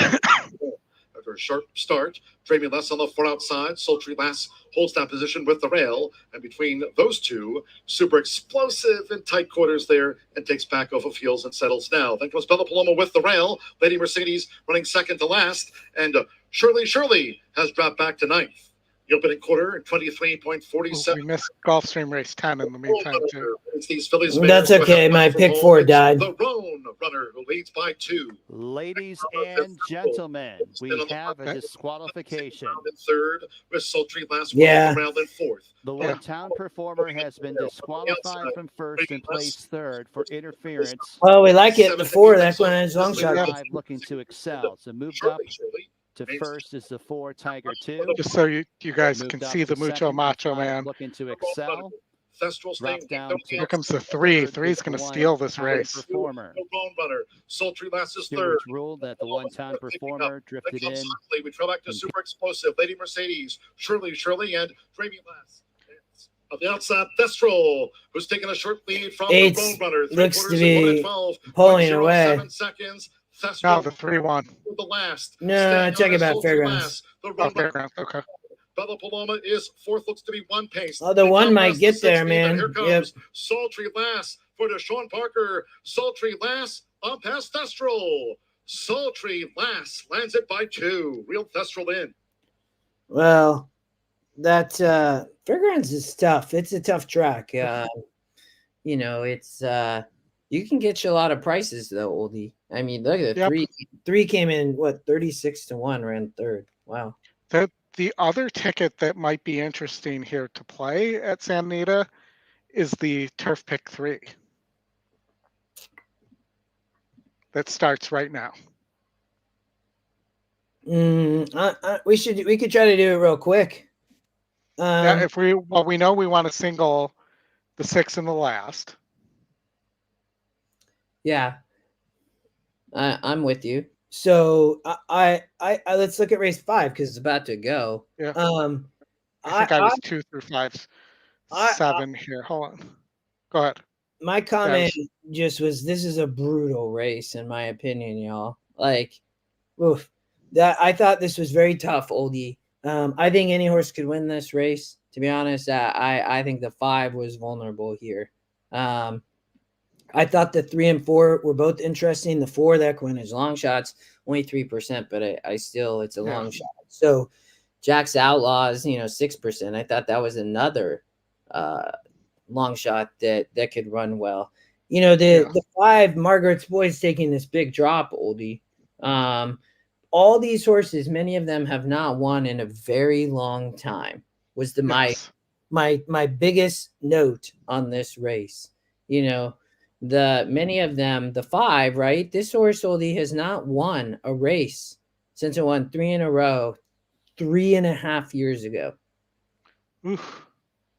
I mean, and it's your favorite. I mean, I guess today it's gonna win. But I thought that many of these, this was tough. I was against the 5 though, for sure. I think even the 6, the second pick from EquinEdge, but it's gonna get a good pace would be the 6, right? But yeah, I struggled here. I really did. So I'm gonna play 2, 5 through 7, 1, 3, 5, 6, 7 to the 6 at $60. So here, let me, basically, it's in the pick 5, it's just the race 5, race 7, race 9.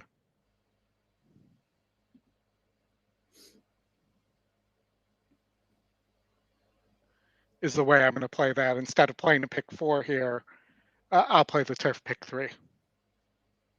And I see what you're saying on the 4 and the 5. I think the 5 can be beaten here. I think the 2 is very interesting on the front end.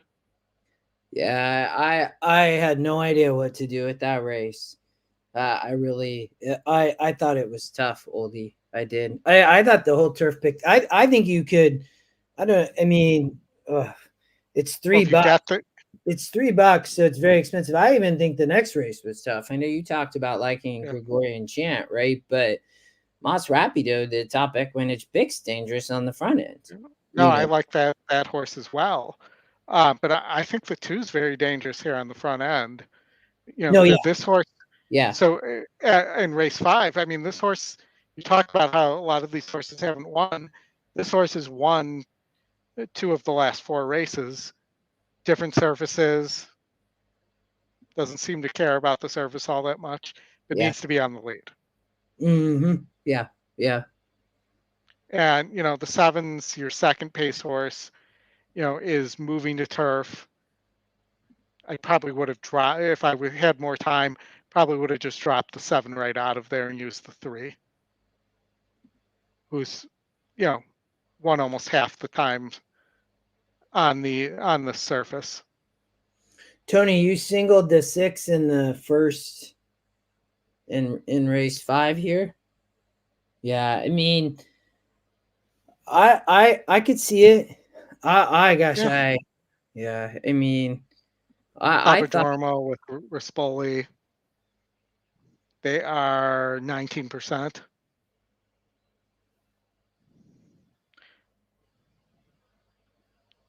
Five is first time Glatt. Just looking for any other angles. The 4, 0 for 4, first time with Palma. So, which probably means the 1 will win this race. Because we haven't talked about that horse. And yeah, I agree. This race is wide open.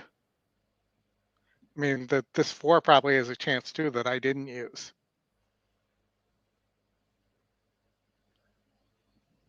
Yeah, I would play all here in the turf pick 5, or even toss the favorite. Or You know. single the one here.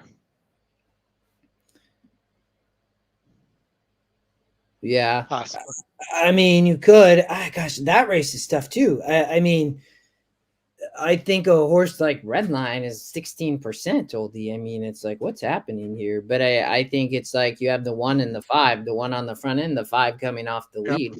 Both, interesting. I know Gregarian Chance taking big drops, so it could be tough there. I do, So Barrios rides the 3, who I thought was a little bit interesting too. So but all these horses, that horse hasn't won, in over 2 years, right? So I think, the 6 had won over on the dirt, but now gets on the turf. So there's a big, is that like a stealth bomber, Oldie, on the? It looks that way, doesn't it? That looks like a stealth bomber. I think it is. That's got to be. I mean, that's pretty cool. Mm-hmm. I love it. That's awesome.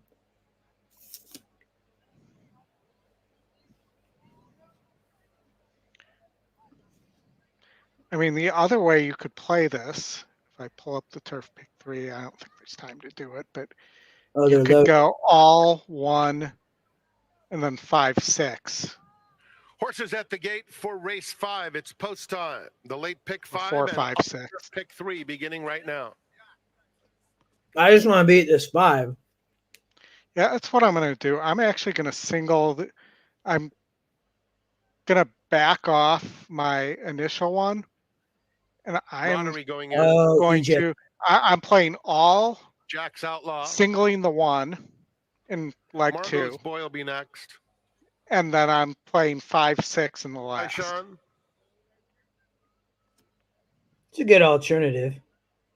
Sean is the last one to load. And then if I want to use the 6 as a single in the golden hour or the regular pick 4, then I'm not single to one horse throughout.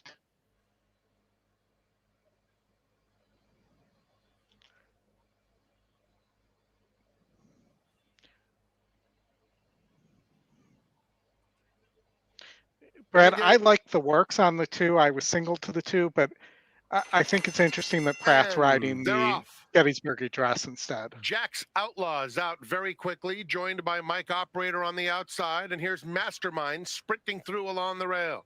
And so Mastermind will be the pacemaker. Margot's Boy is up close, and outside of them, Mike Operator. Jack's Outlaw, who broke on top, is just behind them now in 4th, about 4 lengths off the lead through the opening furlongs. Another 2 back to Camaraderie. And his at the rank. back of the field are Tyshawn covering up. They're flying though, 22, man. To the back stretch with Mastermind at a quick tempo, leading it by about 2.5 or 3. Down. Margot's Boy is in 2nd. Come on, another 3 lengths back. Jack's Outlaw races in 3rd. Mike Operator losing ground 4th. Camaraderie inching up inside of him. 3 clear of Tyshawn and Air. Wow, Less than a half mile to travel. And it's Mastermind saying, catch me if you can, with Margot's Boy well spotted to pounce in 2nd. 2 more, Jack's Outlaw 3rd.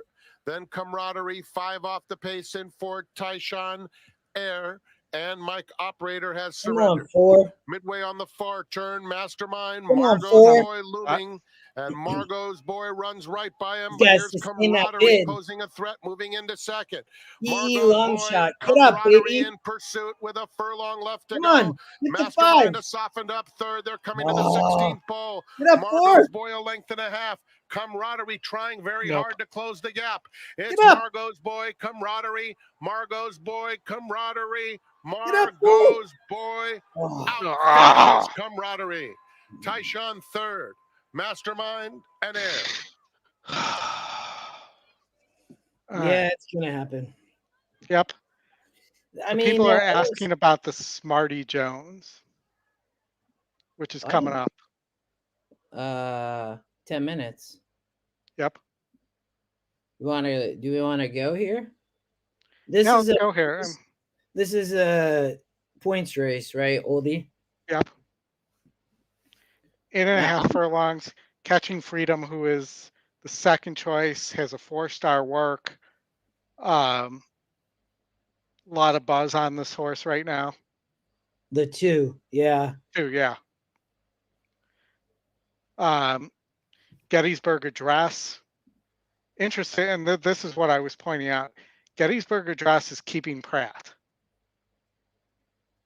Mm-hmm. And, Catching Freedom is getting Torres here. Let's see who rode. Where Flo was riding this horse before. So I would imagine that Pratt had his choice. Well, yeah. I mean, the 2's taking a lot of money off that work, but I still think the 6 might. Well, the 2's second pick too, but I don't know. I would assume Pratt had his choice, Oldie. To be honest. Yeah, and also, not in the top picks is this Lucas horse. Yeah, I saw that the 7 just steal. Yeah. I mean, didn't run well going 2 turns at Keeneland. Mm-hmm.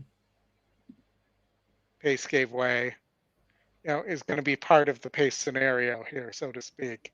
Yeah. With the 4 also and the 6. So then it's a matter, and the 1 as well.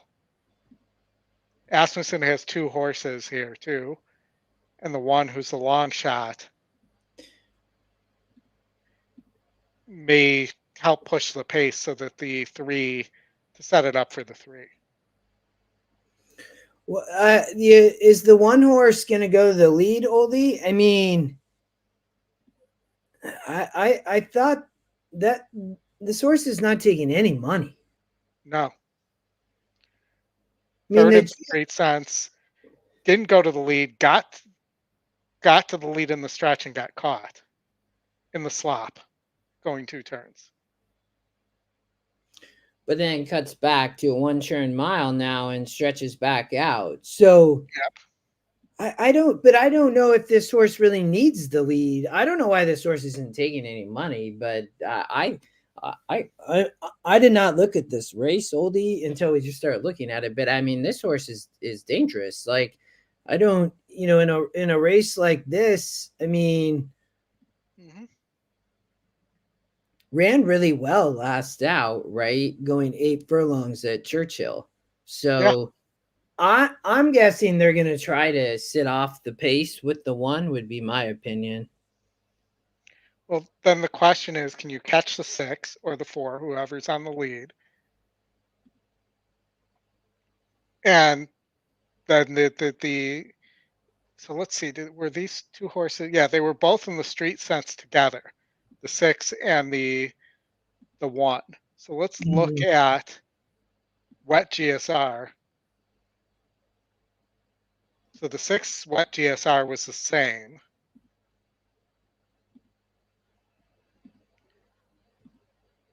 Where the 1, it was 1 point difference. Yeah. So it's really, Mm-hmm. really not that big of a deal. I was hoping to find that one of them didn't like the slop there. What happened to the 1? I mean, who won that race? Don't believe that horse is here. So, and I don't, without having the click through function, so to speak, until we get that, I don't have that option here. I mean, this horse Oldie keeps, and they're in the post parade. I saw it, so I missed it. And then I guess we'll go here, and then we'll go back to Golden Gate, right? Yep, so, exactly. Yeah. Okay.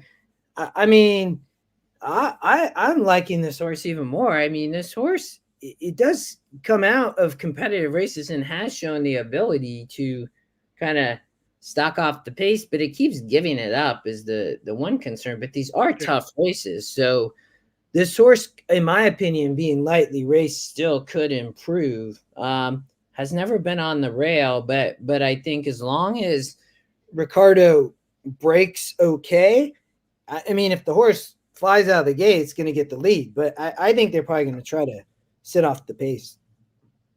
and could sit a great Well, trip. I don't think, and I don't know that the 4 wants the lead either.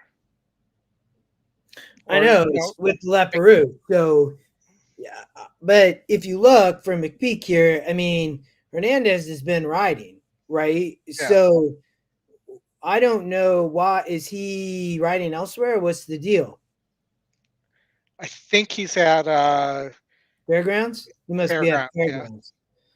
But He is. let's Okay, he's riding the 11 over at Fairgrounds in race 8. Go ahead. let's talk about this horse again then. What if this horse just gets an easy lead here because the 1 doesn't want the lead and Julian breaks the 4 slow? Why would Hernandez not come ride this horse? So Hernandez is overriding for McPeak, Oldie, in the next race at Fairgrounds, race number 8. He is riding the 11 horse, Silent Secretary, over at Fairgrounds. So he just like doesn't want the mount or what? I mean, if this horse had anything, would be Tony, we will. I think we still have some time. I think we're down to hang for a while. So yeah, not a long time, but we'll get to it. But I don't Oldie, I just don't think that horse. I don't know. I don't. It doesn't. I don't see it. I just think if this horse had anything, then Hernandez would have been here to ride, and instead just gets Julian. But it is 19%. So I don't know. I also don't think Santana is going to mess around. I mean, if the you don't put Santana aboard to drop back and try to come from off the pace either. I mean, Gaffleon's been riding. Ricardo rode its maiden win, and like so, it makes sense. Ricardo gets the mount again. I mean, let me offer you another theory here. Then, what if Gettysburg Address doesn't really want the lead? Because that win came off the pace, or came from rating a little bit, right off.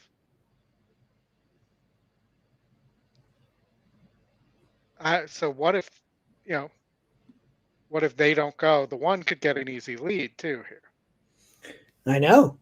Yeah, I mean the 5, the Diodoro horse, I don't think fits here, Oldie, in my opinion. Even though he's 46% with the jock.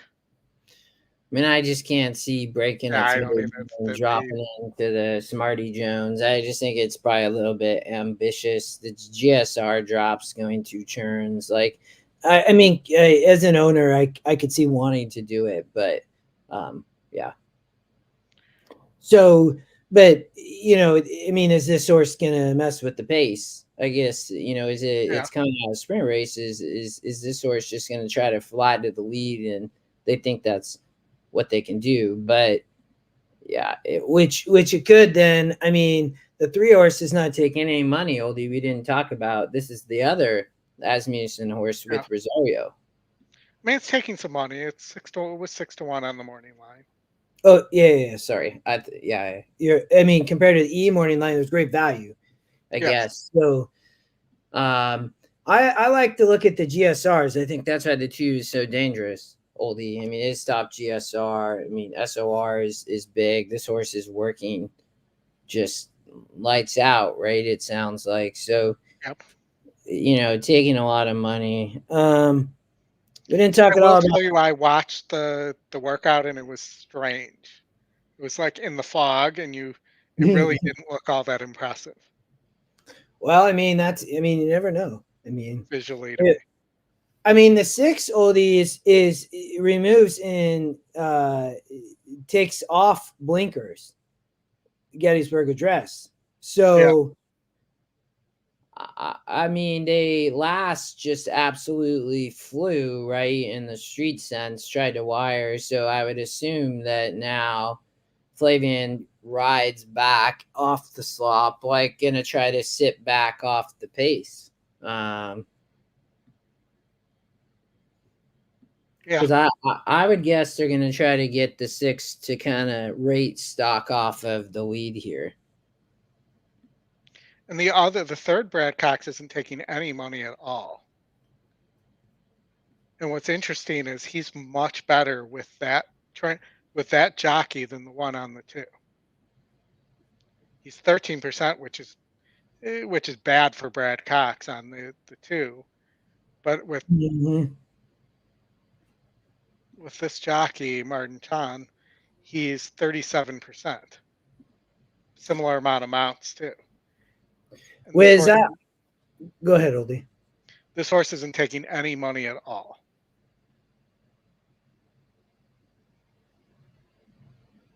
The 9. Yeah. The 9. Yeah.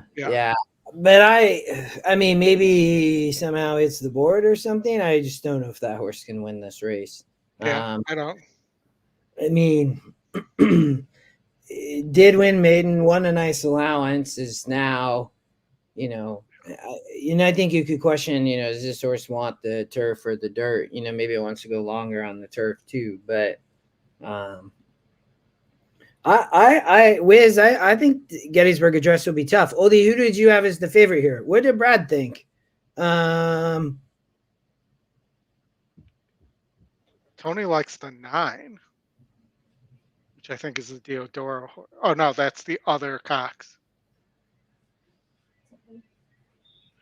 Well, Brad said the 3 and 6 for value. Yeah, I mean,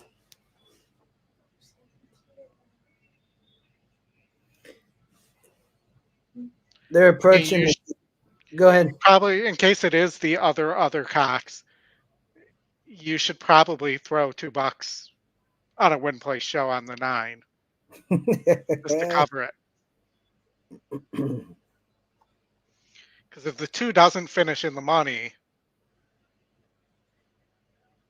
that could pay too. Even if that horse finishes 2nd or 3rd.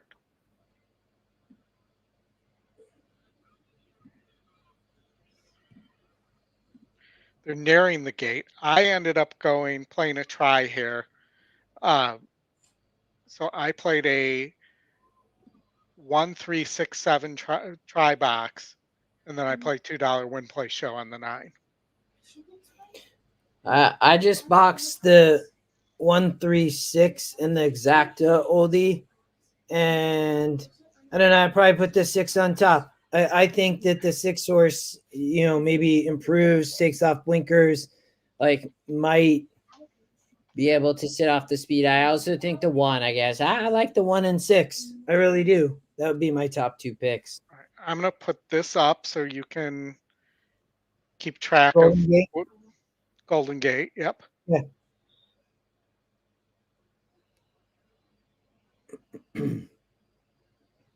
I'll turn sound on here at Oaklawn. They're about to go. Post. And then we got Golden Gate. Here's Fidget. I can't remember what I have. A mile. Fillies and I don't have it up right now. And we're off. Some bad crowding at the start. Gettysburg Address got the worst of it. Drops to the back of the pack after that. Laganos has speed with Mystic Dan, who's routing for the first time. Mystic Dan, Laganos, Jess Steele wants to be part of the action on the lead. Those 3 across the track. Laganos holds the inside spot. Mystic Dan on his throat latch, just a neck behind. Now a half length as Laganos is a clear leader, but Mystic Dan keeping the pressure on all the way. Jess Steele in the 3rd position. He's on the outside. Welcome back, everybody. 14 minutes to post race number 6. Started late, took a little bit behind the speed. Jockey trying to get him to relax. He's passed by him. Zoe was just out watching the race. In the Calumet Farm colors is 6 now in the black.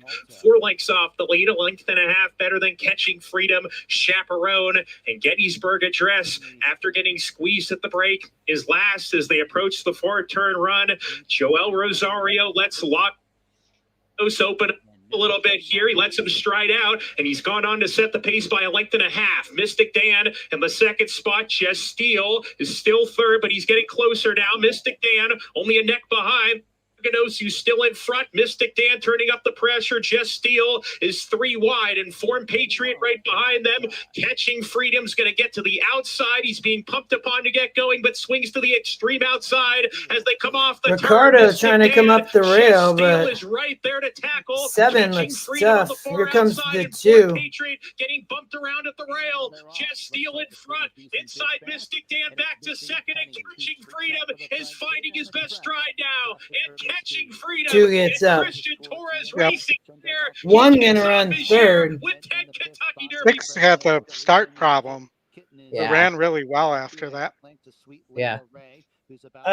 There was all this cheap speed we thought Oldy in this race. You had 2, 5 through 8 is what I have you as you having here. Yep. In second, and then a margin of 3. J&M Express emerging in third. Fresno Chili outside of her in fourth. Finley's Kitten 3 wide in fifth. I don't know 6.5 why the lengths volume's off so the lead. 2 lengths back to I'm Gonna Shine to the inside of Sweet Layla Ray, and then about 4 lengths to the trailer. No, She Won't. The opening half in 47.85 as they make the entry into the far turn. Missing Penny, no turning back for She her. looks The lead's a loaded. length and a half with 3 I'd furlongs. love to beat the 5, Crescendo Oldy. Malta trying to peck away The at 4, margin in second. the 4 is still J&M dangerous Express here, Finley but Kitten 3 wide gosh, third. As it's Sweet come on, Layla somebody, Ray, pass ground the saving score. around the far turn in fourth. 3 lengths off of the lead. Then Come it's on, Fresno 2. Chili. Gonna Shine goes wide with Finley's Kitten. Get as up, it's 2. top of the stretch, and it's J&M Express cut loose to the outside of Missing Penny, and J&M Express. Here comes the 1. 1 furlong to go. Crescendo Malta starts to get going, as well as I'm Gonna Shine on the outside. I'm Gonna Shine with a burst of energy. Oh, 16 wire. to go. You got J&M it. Express Well, gets the 1 would have been fine on the too. outside. They both J&M were. Are you? defeats I I'm didn't Gonna have you Shine. having the 1 Crescendo there. Malta third. Did you have Oh, the 1? yeah, Sweet you're Layla right. Ray or Finley's Yeah, Kitten. yeah. So am I That's correct? You're alive to 1, 2, 3, 5, 7 in the last. let's look. I believe. I have 1, 2, 3, 5, 7. Yep. It's gonna pay huge. I think the will pays will be good, Oldie. I really do. I'm with you. I have it just for 50 cents. I played some heavier ones with the 7 there. I played a couple extra bucks, but they were cheaper. But yeah, 50 cents. I think it'll be good will pays. I think you're. I think even to the favorite, it'll be over $1,000. The pick. Remember the pick 5 started with a 13-1 shot. Like, so that the pick 5 will be very, very interesting. The pick 5 might be a carryover. Yeah, to be honest. I'll be curious to see. I would have had to. My ticket was too much. I was having to use a lot of horses in that first race, Oldie. That's So where you have not 9 to 2. I'm sorry. You have 7 to 1 over 9 to 2 over 5 to 1 right now. Yeah. And then you add the bomb in the first leg of the pick 5. I think you could see potential carryover. I agree with you, Oldie. Beating all the favorites is the big thing, right? You beat the favorites like that, and then even if the favorite wins here in the last, it will still pay well. You beat the favorite in the last, and I either it could be a pool in the pick 5 or carryover. We got to be coming up Fourth race at Golden Gate Fields official. Oh, good. We can. J&M Express pays $13.40 to win. All right, let's see. We got 9 minutes to Anita. We have Fairgrounds. Did they go off?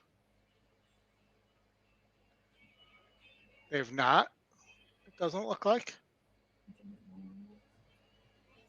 I'll pull that up real fast and look at that video. They're loading into the gate, so we'd have to do something pretty quick here. I thought this race was wide open. I think you did too. We talked about this race a little bit. This was the one.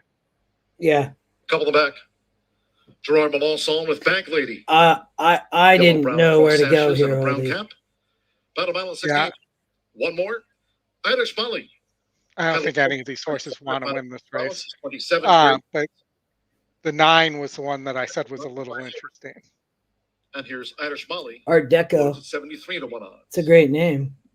I mean, it's a wide open main special on the turf with just a big field, which is awesome. I mean, 12 horses. So ready. and They did such a good job rebuilding this turf course. along with Upswell, Yeah. Ms. Lilibet. Here comes Art Deco in the red cap, along with Yellow Topaz. Across the course in the early stages, Silent Secretary joins them. Irish Molly looks for position. It's Mondu. Mondu just leads out to 34-1 for Rayla Gutierrez. From a close-up, Upswell, and on the outside is Art Deco, saving ground. Miss Lilibet running in fourth. Yellow Topaz is fifth. Silent Secretary, and toward the inside is Heckled in the Godolphin blue. They have just inside 6 furlongs to run. It comes a settled Noble Bernadette in front of Irish Molly in the maroon. Sri Lanka with the rails. Break of 3 more then Very to quick pace. Bag Lady has drifted back to be 12th and last. 23.30 seconds from lead part as they make this run toward the half-mile pole. This Mondu. Long odds leader, Mondu in front of Upswell, who tracks. There's still a bet down on the outside. Art Deco running in fourth. Heckled with the rail. On the outside, Silent Secretary. Yellow Topaz between horses. Noble Bernadette. Sri Lanka is covered up toward the inside. Some 7 lengths off this leader as they turn again. There's Back all Lady prices up positions. front right Until now. back then to Irish Molly and Violet Flame has dropped back to be last of the dozen. Half mile in 49.25 seconds is still Mondu. Mondu in front. Yeah, As the two's coming. Maiden Phillies Mares turn for home past the quarter pole. Miss Lilibet is right there toward the inside. 3/4. There's the 6 on the outside. Seconds, and here comes Heckle's charge now. Miss Lilibet was switched out. Upswell, Mondu, Sri Lanka staying on with Bag Lady on the front outside. Violet Flame Who's your favorite? rally with Yeah. Ben Curtis. It's Heckled, and Heckled has pulled clear, and Heckled will get the result and get the applause. This is pretty chalky. Heckled by 5 from Sri Lanka. Yeah. I don't know. That's races like that, Oldy. I can't. If I can't figure it out, I just you move on. You know. So what's interesting is at San Anita now, you're getting, check this out. You're 4-5 on the 2 horse here.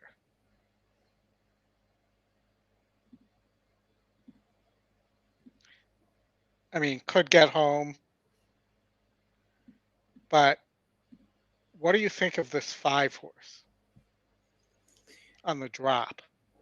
Yeah, I mean it's dropping. It's the top SOR, Oldy, and it's EquinEdge long shot, and just in general. So I think that's why the long shot algorithm likes it. But the crazier thing is, right? I mean, it's adding Lasix, and then it's also coming off the turf. So it's getting back to the dirt. Yep. Kyle Frey gets on, right? I mean, going to be on the lead. It's if you look at when it was a step slow, it was bumped at the start. It's been bumped at the start. So I think that this horse has had a lot of trouble, Oldie, I would say. And I think in a race like this, it's going to be, it could be very dangerous. I think on the lead, and it is if it doesn't really have anybody to mess with it this time, this is in the center here, but if it just breaks well, it's going to be dangerous because a lot of these horses, it's just going to be dependent on what the 2 does. Oldy, right? But Art just put your will pays up for you. Oh, is that? I love it, brother. I appreciate that. I didn't notice that. So is that for 50 cents? It must be. Let's see. So the one for it is. I'm looking right Yeah. now. So your worst case scenario here is the 5 horse. Yep. And that was to be expected. It was another, the 1 paid 4,500, right? So I have the 1 through 3, 5, 7. Okay. That's what you put here. Oh no, I don't have the 4. 1, 2, 3. Oh, I see. I think I see the way you did it. All right. Yeah. Okay. Thank you. 1, 2, 3, 5, 7. So the worst case scenario is about $700. Mm-hmm.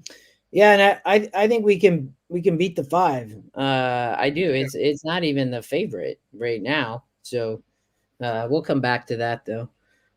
No, I carry over for the pick 5 though. No, I did see some big will pays though.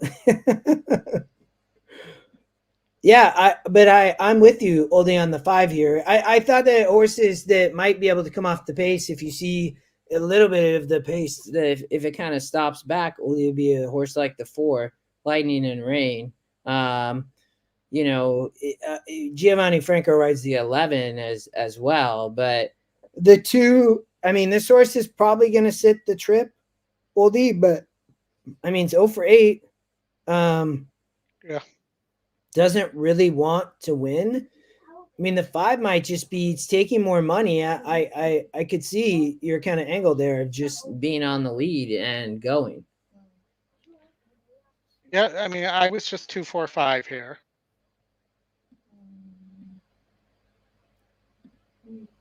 And, I singled in the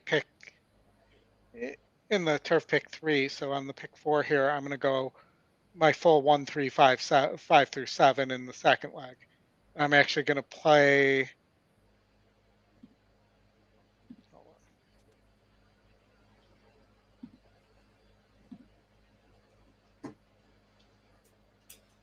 I'm going to play. Well, hold on. Let me fix this. 2, 4. Alabama up 7-0. 3, 5, 6, 7. You singled the 7 in the pick 4. That would be good, man. Good luck.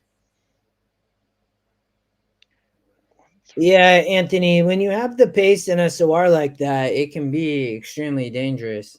And then you have the long shot algorithm as well. I think adds even more to it, right? So I think that this horse could be dangerous on the lead. The other, I did think the 4. I think, the 2 obviously can win the race, but it likes to get second. So maybe you just put the 2 in second. But I thought the 4 would be probably the other horse for me, the second EquinEdge pick, to be honest. But I would love to see maybe a 4-5. Maybe, the 2 maybe doesn't hit, maybe gets third or doesn't run. But I think I'm against the 2 would be with the 4 and the 5. Against the 2 with the 4 and the 5. Yeah, I'd play Oldy. I'd play a 4-5 exacta box, and I'd play a 4-5 with the 2.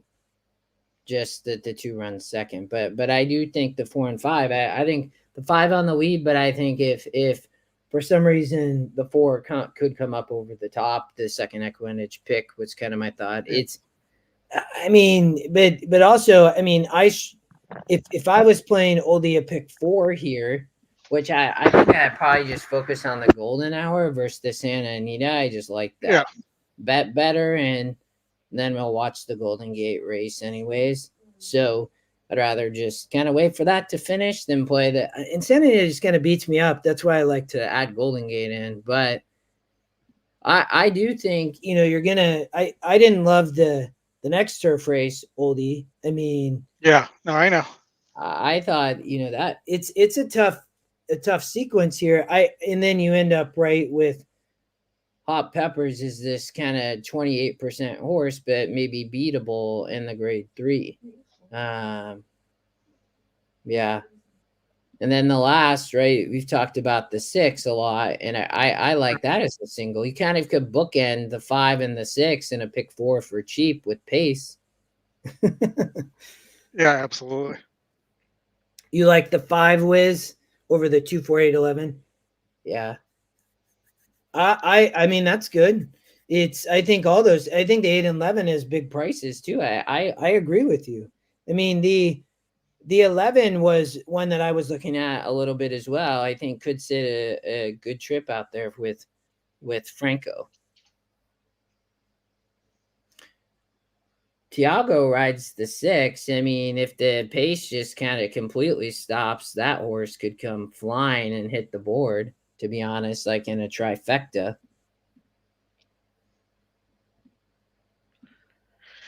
I'm just taking a glance at the golden hours. We're going into the gate. Easy for me to say.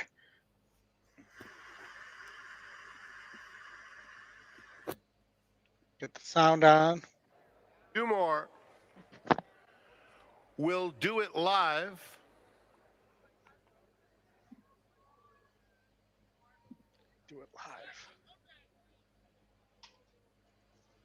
Mumbles Brockman to the outside. I love that name. Mumbles Brockman.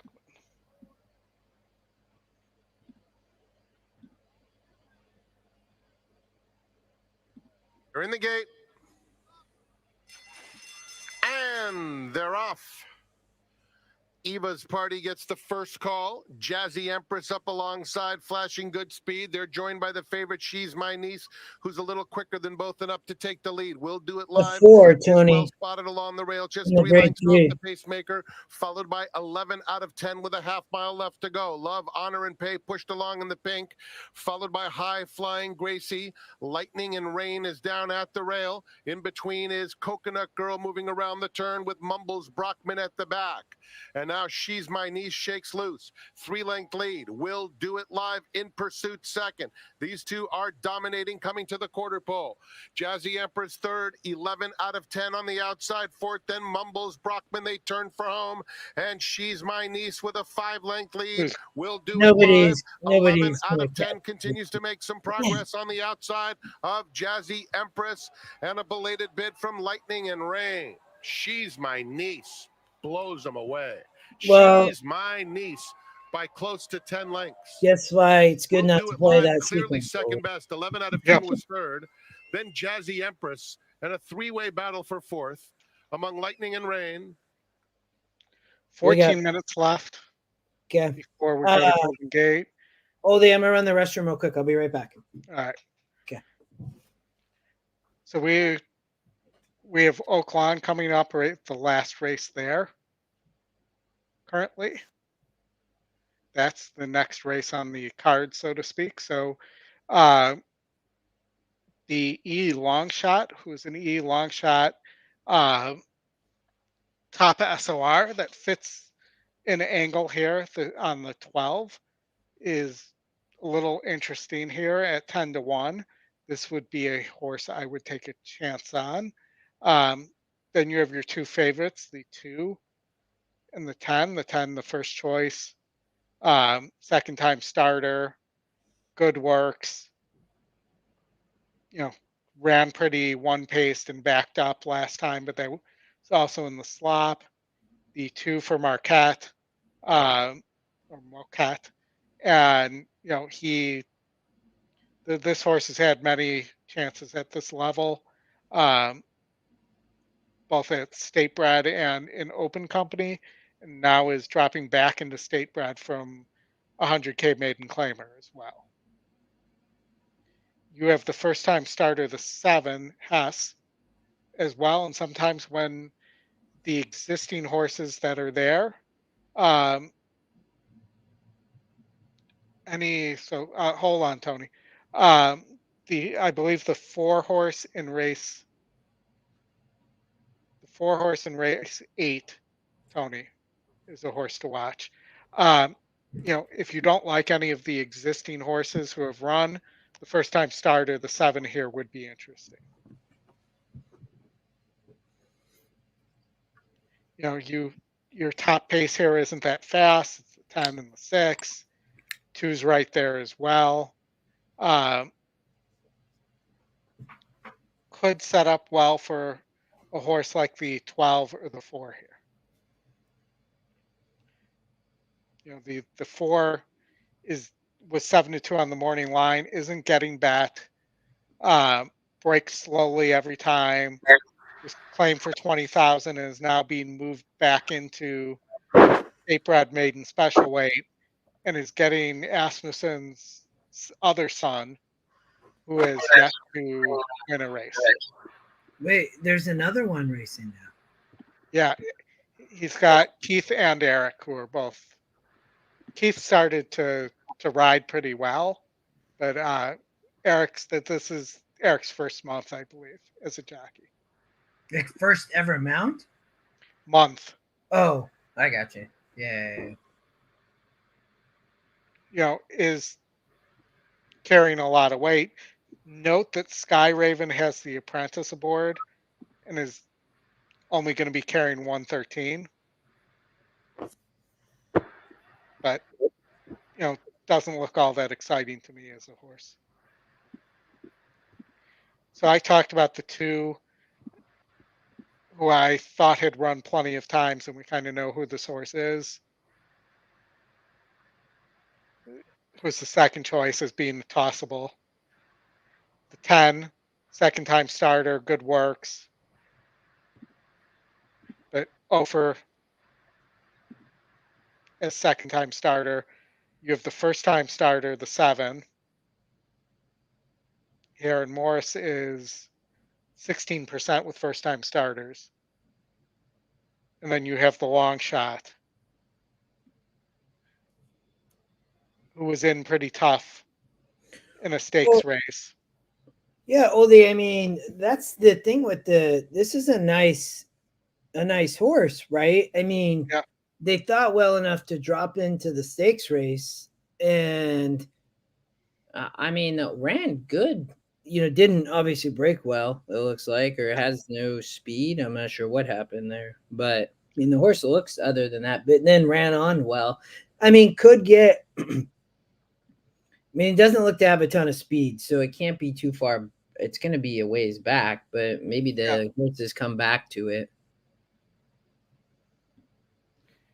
Yeah, I mean that's my thought as well. Do we want to pull up a golden hour? We got 5 minutes before this race goes off, so we have time if you want to work on a golden hour together here. Yeah, we can. Let's do it. Yeah. Yeah. All right. So let's go with, what do you want? $90 budget? Yeah. More? No, I think let's do 90. All right, I'm going to clear everything out of here. Let's start with this. We both know we like the 6 here. So do we want to keep the 4? Do we want to single the 6? Do we want to add the 8? I know. I think that.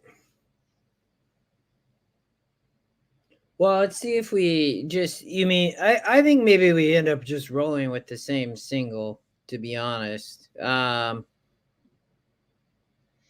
mean, unless you think this 3 can run back to those were dirt races though. So maybe the 3 doesn't like the synthetic. There is a drop in. He does get it, Anton Georgie.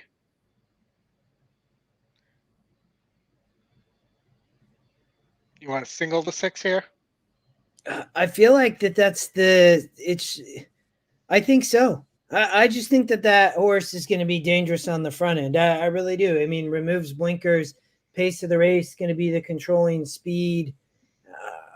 I mean, JJ Peter Miller. I think we stick with it. I mean, this horse is meant to sprint.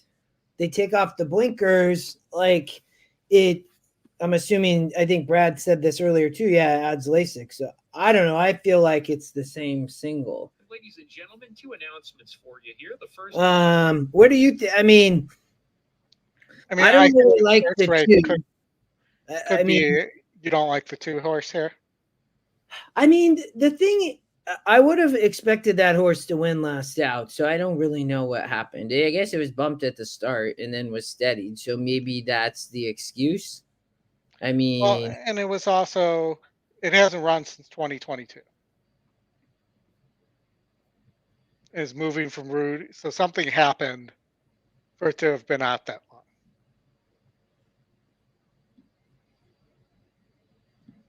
But it was grade 1 placed and only lost the test by, that's the race that what's his name?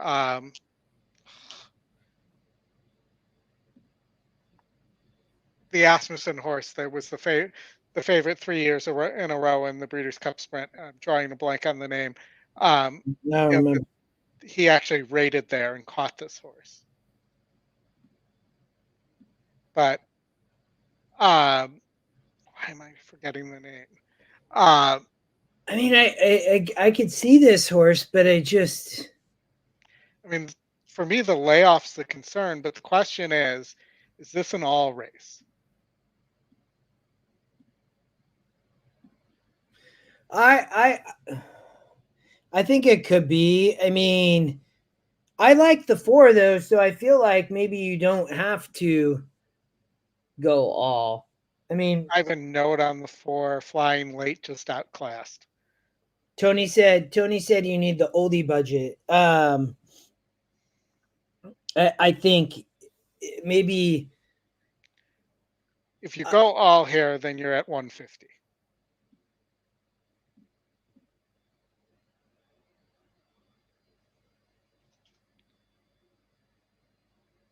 So you'd have to look and see here, but I don't love the 5. I could do without the 5. I could go all but 1 here.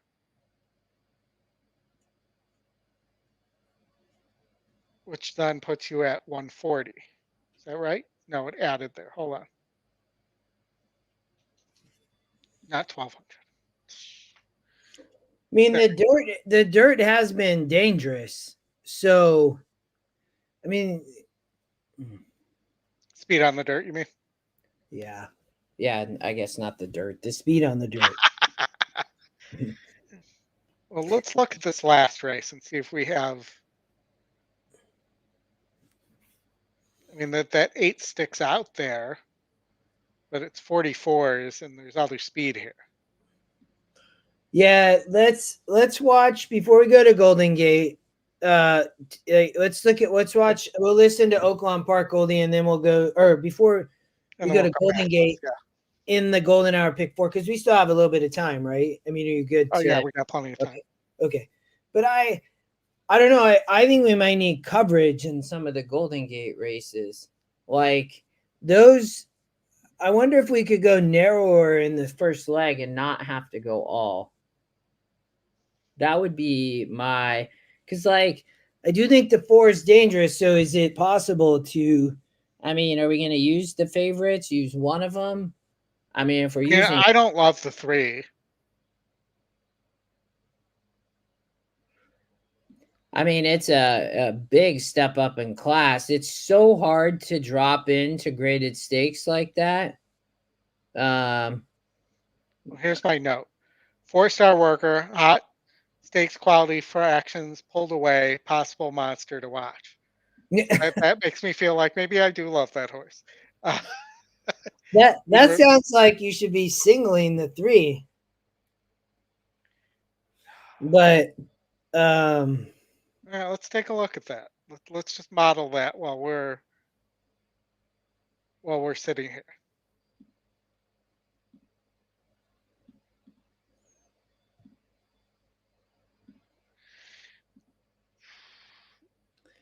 I mean, that horse is gonna. Well, they're loading. I'll turn the sound on at Oaklawn. Oldy, they're loading. Oh, I thought the 12 was interesting here. I guess, in that is EquinEdge long shot. Yep, me too. Time and Beyond goes in. Welcome to Arkansas.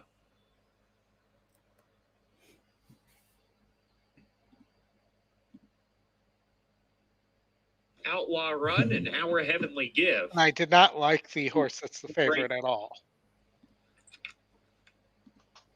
Well, the 2, yeah. Yeah. I mean, it's taking it. I mean, it's 0 for 6, taking a lot of money, but still waiting. Yeah, I kind of know who he is. Here's Task. Bradford has gone forward as well. 7 taking some money, which wasn't a surprise. 2 back. I mean, the 10 horse is God's Country for sure live. I mean, this horse, I'll probably look at a 10-12 exacta maybe. Strategy to the outside. 10's dead on the board though. That's okay. Like I don't saying that's surprising to me. Yeah, I mean the morning line. It's just in second time starter. I mean, this horse can improve after that last race. Is the favorite. Henry now goes into the So at Oaklawn has the experience.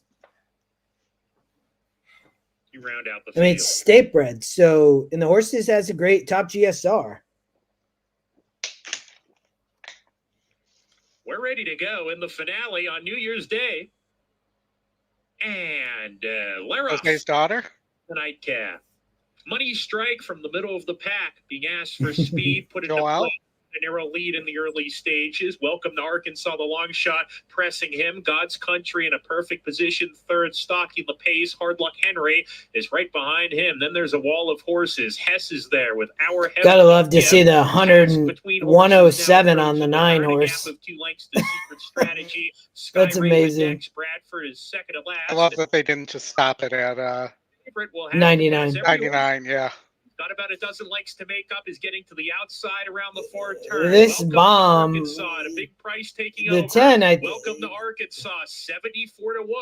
Kicks it in a gear, opens up 2. Money 10 straight looks calls good, it but day. Hessen an all-out drive. God's Country swings deep. come for on, the B10, stretch drive, 12. gathering momentum Come on, outside, 12. And then comes Task 8's down at the still rail, going. approaching the furlong pole. Welcome to Arkansas starts to struggle. 7. Here's Hess between 7. horses. First time starter. Secret What I Strategy. talked about, if you don't like any of the As they hit the 16th pole, it's Hess the first horses that have run, you should play the first time starter. get him, and Hess, well And conditioned. beats up to 5. On debut wins it by 2.5 lengths under Martin Garcia. All right, let's go right to the gate. Oh yeah, what do we got? 2. No. 1, 2, 3. 1, 2, 3, 5, 7. Yep. I know somebody. 5 favorite, the 7 Blue Art, Wildcat. good luck. Art has the 7. 7 to 2 on the 5 Lady Sermon. Art Rodriguez. The other Art. Good job, Tony.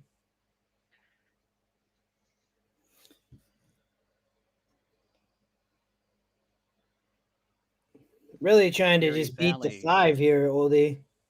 Yep. Next to Would love to see a 1 or 3.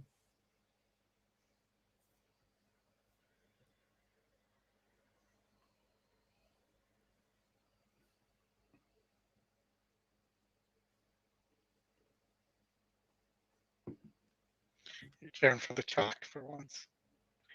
Still trying with Berry Valley. Art, good luck, brother. We're rooting for you, Art. 6 to 5 on Blue Wildcat, 7 to 2 on Berry Valley, 7 to 2 on the 5 Lady Sermon.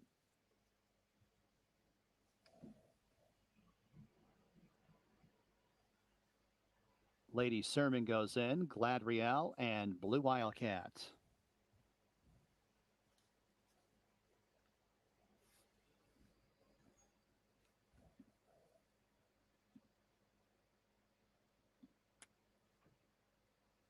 Blue Wildcat to the outside. They're all in the gate.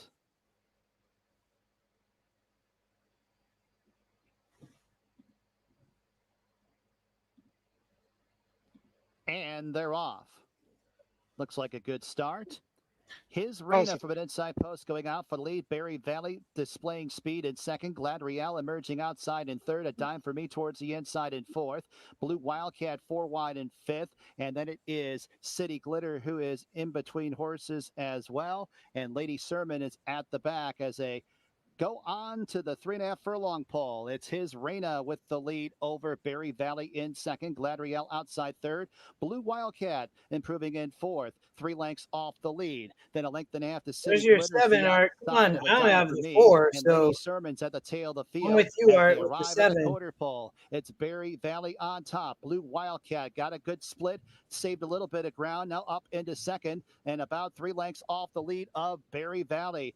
Come on, Valley 7, runs get out up. the final furlong in front by about 2.5 lengths. Blue Wildcat not giving up in second. Then in third. Man, that's a City bummer Glitter, on a 16 ticket like to that, go. Oldie. It's Berry Oh. Valley who's holding firm through the stretch. Berry Valley victorious. Blue Wildcat second. City Paid, Glitter third. His 1100. fourth, fifth. A dime for me. That's a bummer. Yeah, definitely a bummer. Well, oh well. What was it? Yeah, that was the horse. I mean, it was the morning line favorite. 5%. Gosh darn it. I was trying to beat that horse, but ended up going off as the second favorite third favorite. 7 ended up being the favorite, Art. 9 to 5. Go Dogs, Doug.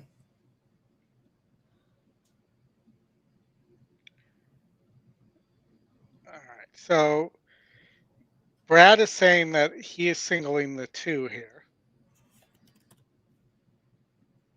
In the Oh, first race? Yeah. Yeah, I mean, I could see it. That's where I think I don't I think the 2 could wire the field. I think could be very tough. I do. I mean, Could big definitely see layoff though. I mean, man. But drops back. I mean, is this horse the same horse though?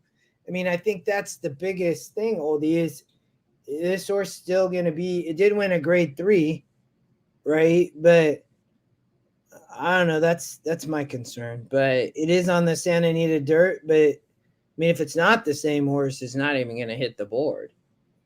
Right. Let's see.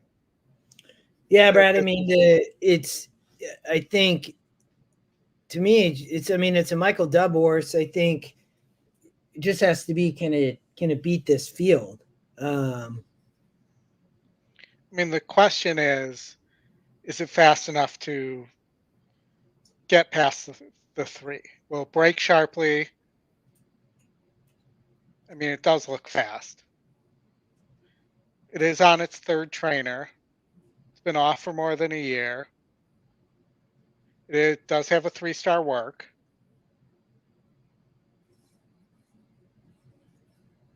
So there's that. I feel like you have to choose between the 2 and the 3 here. Unless this breaks down, but I don't think there's enough speed here for this to break down. Well, if it breaks down, the 4 is winning. I think that's the play. I mean, maybe it's. I mean, I didn't necessarily love Mike Smith on the 1, Oldie, and I wasn't all over the 5. I mean, I agree. So I mean, I'd say use the 4, and then I don't know. Maybe it's using both the favorites just because they're going to be tough here. But I mean, you like the 3 a lot. I could see the 2. I'd probably play. I mean, it's tough for the 3 though to just drop in here and win grade 3. But I mean, if the 2 doesn't run, so maybe that's the case for the 2, is just getting a very weak field. Maybe this is just not a great. I mean, it does say it shows up as a 74. Right, and let's put the SOR aside for a second, and this horse has been grade 1 and grade 2 placed, and has a grade 3 victory.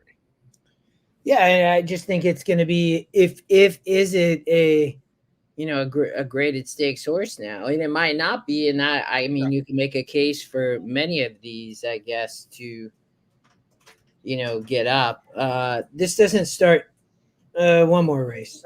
And Brad said he likes it. So if I go to the second Golden Gate, the first Golden Gate race, Brad says he likes this 4 horse, which we did not have. So let me pull up his ticket again. So he was 2, 1, 4, 5, 8. So I mean, I see this 4. The wins have really come on dirt. It hasn't run the same, at least first time synthetic.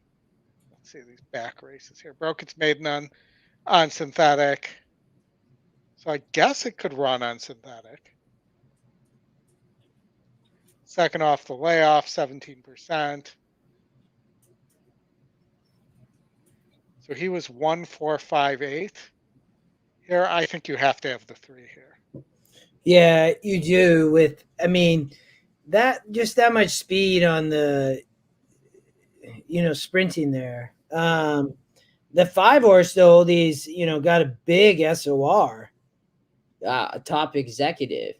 I mean, this horse has run big races on the Golden Gate synthetic course. When you look at, I mean, it did run on the dirt and won a 60, but this horse, it nearly won a 62 last out. Yep. I thought the Golden Gate races were tougher, Oldie, than and you just saw, look at my pick 4 there. I toss one of the favorites and it wins. But yeah, I would spread in this leg, would be my opinion. I mean, the 6 is really the only one that doesn't fit in here. Yeah, I mean, in it would terms of just, an SOR standpoint. yeah. And I mean, it's going to have to like come flying late, which I guess could kind of happen, but I don't think at this level, I don't see it. Right. And, but I the three is obviously the speed of the race, but it also, it's backed up Oldie and 58s in the last two up at Emerald Downs. Yep. So, this horse is coming out of Washington. But we can't see what other speed it might have been facing there too.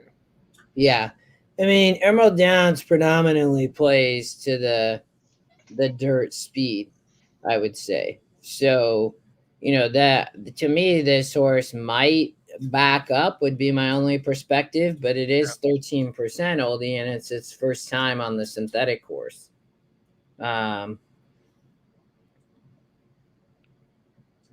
Great. So you're 1, 2, 3, 5, 7, and 8. 1, 2. Oh, so it's just. I mean, we could add the. I think we could add the 4 and maybe cut others too, Oldie. Yeah, but I think this race is pretty wide open. What if we just go 5, 6 here? Race 9. Yeah, if we think that those are the two horses.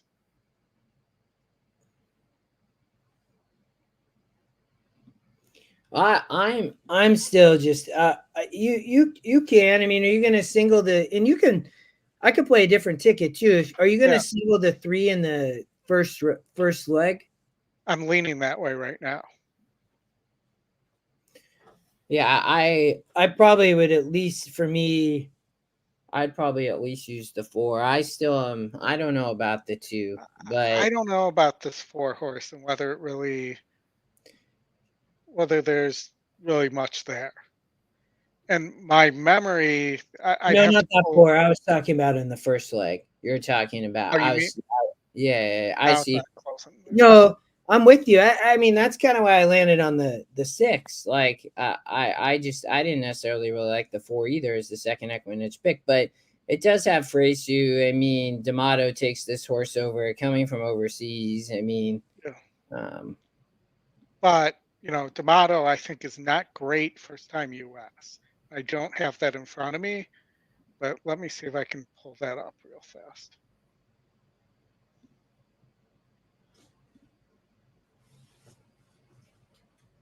One more second. I gotta get Spires to load that stuff. There we go.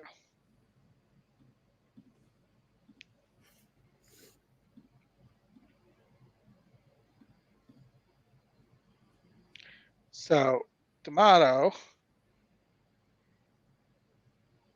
first time US.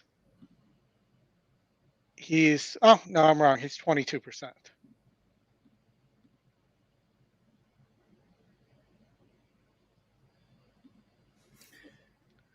That's Brad. You're singling the 2. Good luck. There's Brad's pick 4. Yeah. And then Brad, you're pressing heavy in first and last leg and like a press ticket. We still have only 30 minutes till golden hour? Yeah, we still got time. Do you want to jump back to? Do you want to talk race 7 at all? Yeah, I spread here in the pick 4, but I singled here in the turf pick 3. Yeah, so I was on 1, 3, 5, 7. That's what I was too, and then in the turf pick 3, I just singled the 1. Well, that's right. I remember that. Yeah, which I think is interesting, right? I mean, this horse was grade 2 placed, going down the hill, third off the layoff.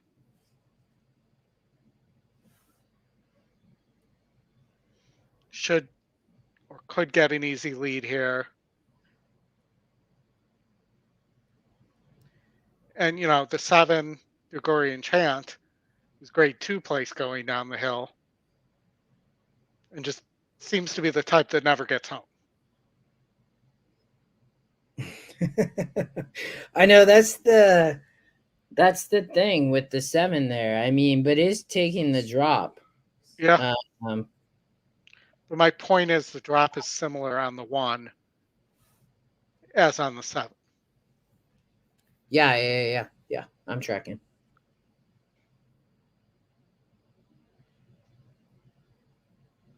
But if you were looking for, you're not going to make any money playing both the 1 and the 7 here. If you're playing a try or an exacta. This is you can playing against the 7 in like a pick 3. You could single the 6 in the last leg. You could spread here and then Single price in the end too. Yeah. I played it for $1. I just spread here, but 6 is a little interesting. The 5 has a win on dirt, but doesn't have a win over horses like this. But it's a long shot, so you can't ignore it. They're going in the gate right now.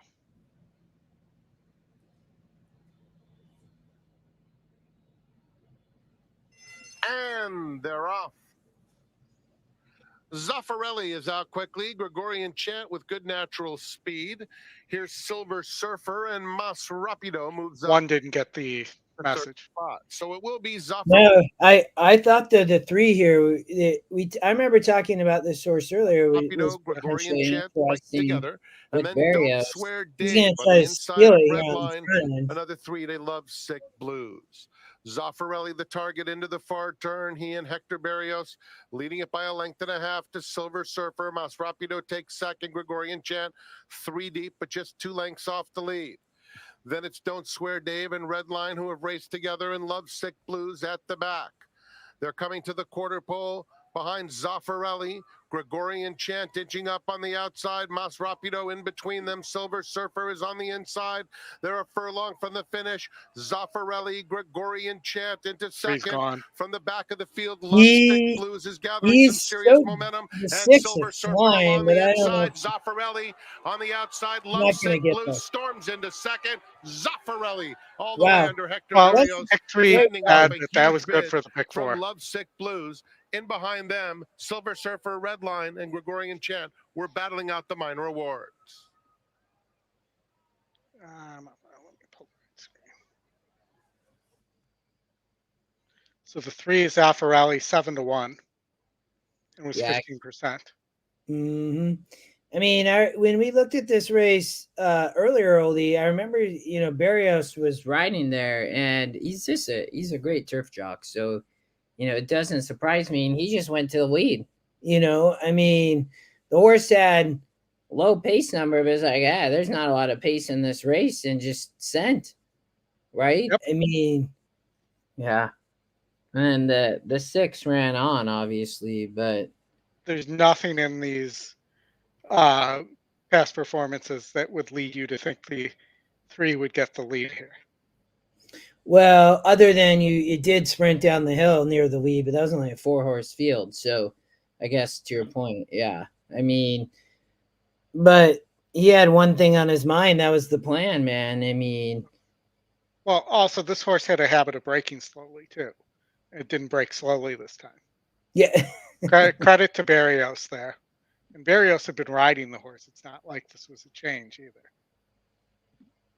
Yeah, he had been riding the 2 as well, and obviously lands on the 3. So 7-1, good price. Someone was going to wire. You're correct there, Eugene. Tony, you're singling the 2 with Brad. I think I'll. I don't. Oh, why is there an inquiry? There's an inquiry on everybody else but the 3, Oldie. On the 6, really? No, 6, 7, 2, 5. Wasn't the 6 out wide and nowhere near anybody? But maybe I'm wrong. We'll see. I mean, there's definitely some bumping going on there. Oh, here comes the 6 in too. Okay. Yeah, the 6. I don't know. I mean, he might have been. Those other 2 horses were already bouncing around. I mean, I don't know if that's the Go two ahead. who got railroaded there. So it's, I don't know. I can't tell who those two. No, I think they finished further behind. I don't think he. I don't think that the. Could be he took them out though. Let's look from this angle. They're bumping a little bit. They're really not factors in the race though. Like they're not coming. And then on that angle, it doesn't look like anything. I don't think you. I don't think you. Yeah, the 6 had a lot of horse there. I don't think you can take the. Those other horses were just tiring. I don't know. I'd be if I had the 6, I'd be a little bit frustrated if this horse gets taken down. But let's see again here. This football game's tied though, Oldie, 7-7. Good game. Good thing I didn't play the over. Michigan got the ball. Still very early though. Directing your attention to the winner's circle, here's Zaffarelli. 6-year-old bay gelding by Zoffany out of Genuine Quality. Owned by Red Baron's Barn, trained by... We'll check back there, or do we want to... We can hang there for a couple more minutes here. House stud. The running time, 108.58 seconds. There's a steward's inquiry in progress. It does not involve the winner. It does involve the second place finisher. Hold on. It is always nice when it doesn't involve the winner, though. Right? I do agree.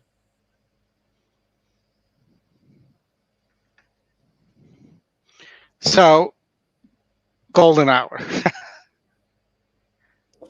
Yeah, I'm sticking with the single of the 6 and the last at Santa Anita. We just saw Barrios wire the field on the turf right there, Oldie. Yeah. That's they're going to be sprinting 6. What'd they just sprint? 5.5? 6. Yeah, they just sprinted 6. So I that's where I'm singling. I'm still trying to the Golden Gate. I thought that the Golden Gate legs were tough, so I'm trying to figure out where to narrow some in the last or even the first part of the Golden Gate side. I mean, the ticket system, the ticket generator wants to spread, but I think I would rather try to narrow in one of those legs and then just spread in the other one. So let's look at that last leg. Well, we don't have to watch this inquiry. Let's look at last leg at Golden Gate. So low-level claimers. 44s. What about this? Let's look at this. This 9 horse has taken a decent drop here. Hasn't run the last couple times on synthetic. Low percentage connections. I mean, its wins though do come at 6 furlongs on the Golden Gate. I mean, broke its maiden in a 48, and then won again in a 38. And then they were just overly aggressive. So probably did beat a group of 52s. Yeah, on the dirt. On the dirt, yeah. And then, comes here, doesn't run well the last couple times out. So maybe something also happened and that they have given the horse a little bit of time off since the last Golden Gate race, too. Let's look. So the 3 is the morning line favorite. This horse doesn't look like it wins. But because it comes from way behind, Oldie, and they're like sprinting at 6 furlongs here, and it's not really. It's been running, going 2 churns, which you hope it kind of gets up, but it doesn't get up going 2 churns, and now it's going to go 1 churn and just have to become flying. I mean, Espinosa's rode this horse the last 2 times. Yeah. And does stick around. So But gosh, I would be trying to beat a horse like a favorite like that all day, Oldie. And that's the question: is that horse going to come running, or is this 10 horse going to be the one coming running? Well, yeah, I mean, they both like to finish second more than first, right? Yeah. But the 10, Reed France, I mean, it is second time Reed France, so I don't know. He's not great second time, so I clicked on that a minute ago. It's only 7% second time with. Yeah. But I think, I mean, Catalino Martinez rides, so I mean, he traditionally doesn't, or he had not been riding this horse, but does ride for Reed France at 19%. So I found that, a little bit interesting. Yeah, that's where I thought, I mean, I also wonder, Oldie, if the speed just kind of hangs on up here on the front end with somebody like the 8. I know Brad pressed here on, basically pressed the front end with speed on the 2 and then pressed the 8 on the back end here. So you play 2, 8, 9. I do think the 2 are the. I mean, the 2 needs the lead. The 2 will get brave if the 2 gets on the lead. Yeah, no, I mean, any of these horses, if they get the lead, if the 2 or 8, either one of them, if one of them just gets loose or something, I think are going to be extremely tough. What about the long shot? Yeah, I mean, I don't know that this jockey, but I mean 6%. I mean, I think if you get around the 8, then this race becomes a little more wide open, or the 3 as well. Yeah. I mean, one of these horses to sit off the pace potentially could be somebody like the 1 or the 5. Yeah. Amador rides the 5 for Ryan Hansen. I mean, is 2 for last 5 and did win last out on this horse, and now has to step it up. But, that, I mean, maybe this horse turns it around. I mean, this horse the 5 horse ran a lot on the dirt for the year and then has raced better, in my opinion, on the Tapeta sprinting in the last 2 races. I just think that this horse might be a little weaker than this group. Yeah, no, I get it. But I mean, if that's the case, then you end up getting narrower. If you can get around a couple of the long shots, then you might be able to go slimmer here. I mean, the 8 could be just really dangerous on the lead, or the 2, Ramon on the lead, and then you're going to have the 2. I mean, these horses are probably both going for the lead, I would assume. I mean, something like that. Or.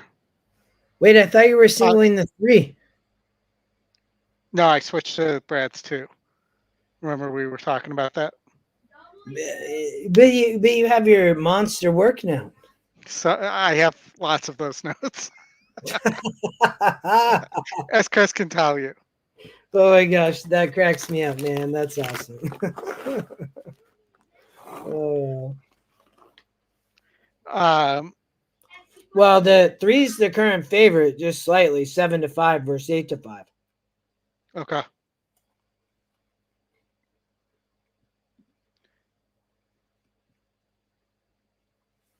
I do think it could be a race to the first corner, though. Who's right? And it's Dettori against JJ to the first corner.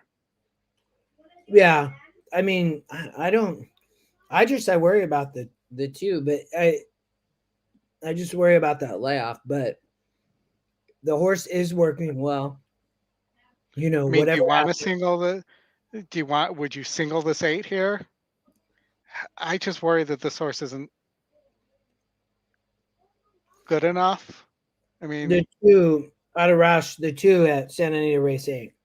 I would not single the 8 there, in my opinion.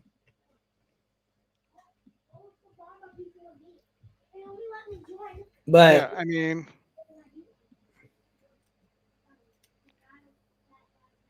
Brad is singling the 8 there, though, in his press ticket. Mm-hmm.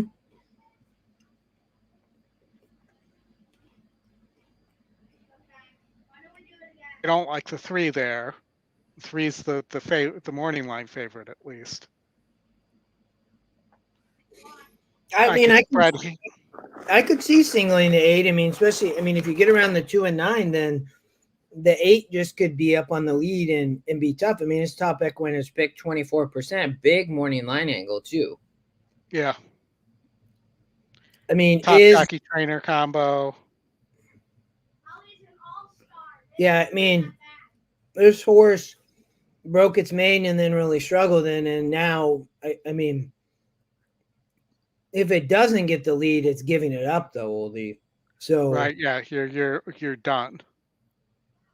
Or if the 2 duels, right, which is why I think a lot of people are going to be on the 3 that this horse comes flying.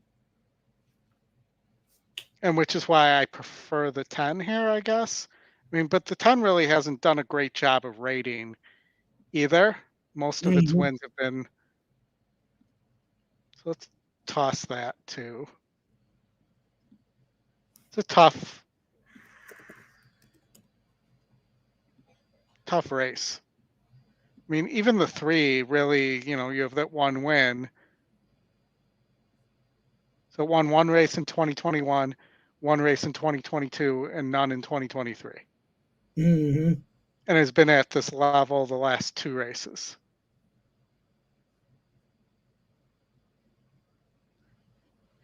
But it could get an ideal setup here, potentially.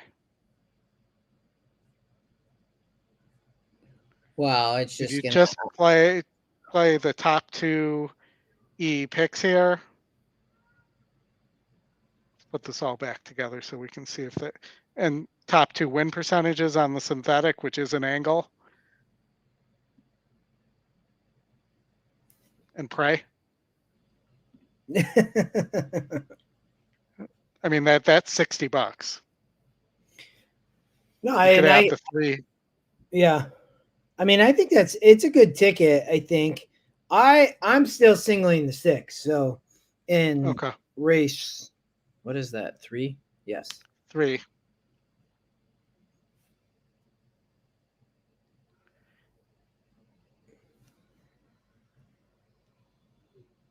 Brad, so Tony's going 3 through 8 in the last,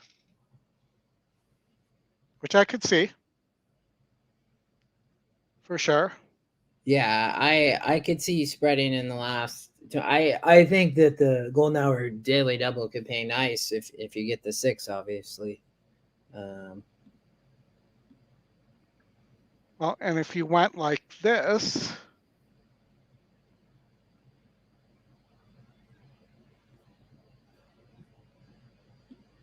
So you said 3 through 8, right? So let me put this in order.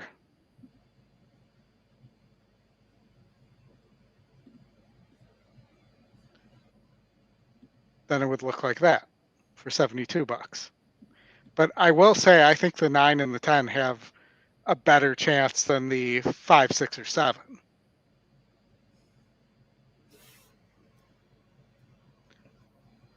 I mean, the 6 is not the worst in terms of being able to run late. But not on synthetic.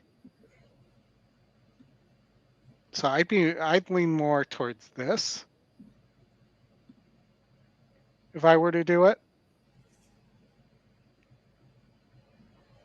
And I would add the 2 at 11%. And that would be my $72 ticket. We are 0 minutes to post at Golden Gate for a maiden race here. You have some speed, some cheap speed here. It looks like you might have some solid speed on the 1, but has stopped in the past at this level. So here, let's look at this.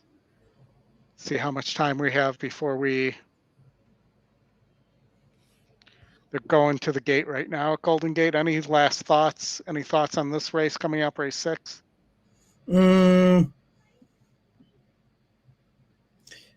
I skipped this one, Oldie. My main thing here, I think you're gonna have the speed. This is kind of interesting because it's similar to the last race, right? Where Yeah.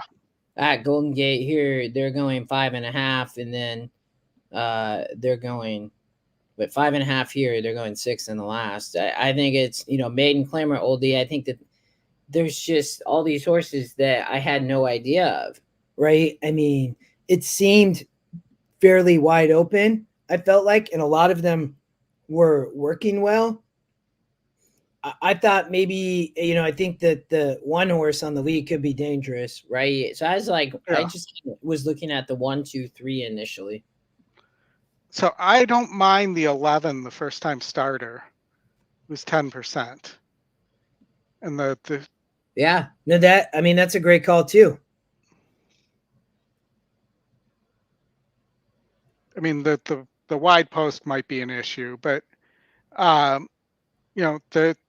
he's 20% with first time starters. So why not that horse? Yeah, Rivera rides too. But one will be interesting. I think Addy Pearl, the 3, is another horse at 7% that could be a little bit interesting here too. But I kind of looked for the front end speed, but I think the 11 could sit the triple. May be able to sit off the pace here. It has speed, so may be able to sit in the outside post off the pace. Yeah.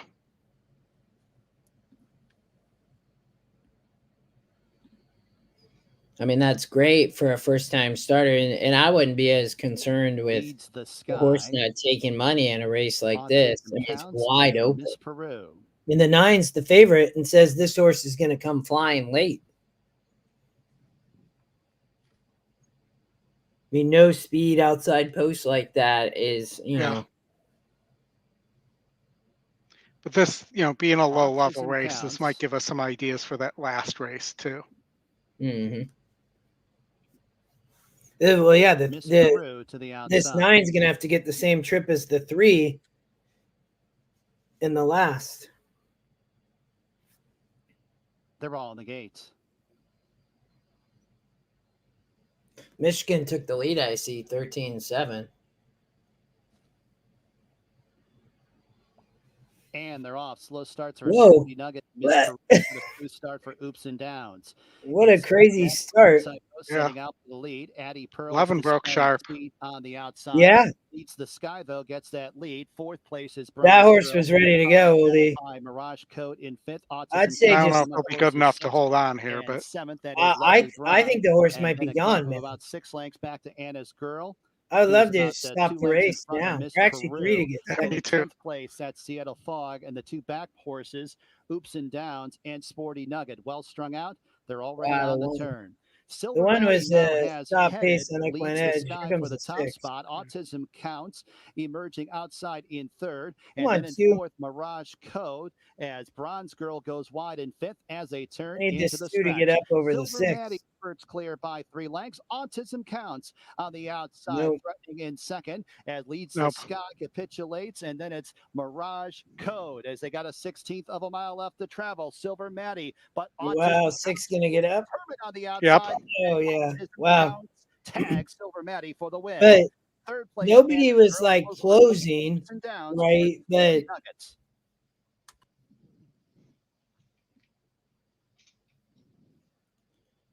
Brad saying that expect the 3 to be the fave, which I think makes sense. I would say here at Santa Anita too. Oldie, based on your note, this is the monster. Right, it is the monster. We'll see if the note's right. Let's just show. So on the 4, I did have Flying Late outclassed in a grade 2. It could get a setup here, but that's the E horse to watch. Where are you talking? The If I can 4 get at to- Santa Anita? Yeah. Well, I know. See, the thing with this, if the 2 horse flies and the 3 flies, this See, I is also have a monster note. I also have a monster note on the 2. yeah, I know. That's what I mean. You have these 2 monsters that are going to be flying, and the 4 could be the horse that just goes around them.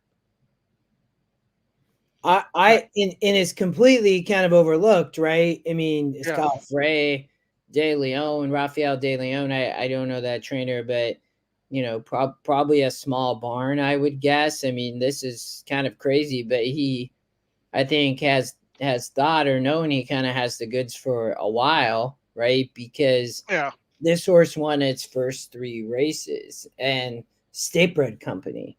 So it's a Calbred Oldie clubhouse ride, like, you know, and has run in great, I mean, ran at Los Al and finished 2nd, then came back at Del Mar, finished 2nd in a state bred, has been racing in open company. I used the 2-3-4 in my golden hour. So you went all E picks, and I'm guessing you went just 6 here. Yeah, I singled. Yep. So something like that. Yeah, I mean that. I think. Let me see if there's any horses that. What we did 1 through 5 and 8 in the 2nd leg. Yep.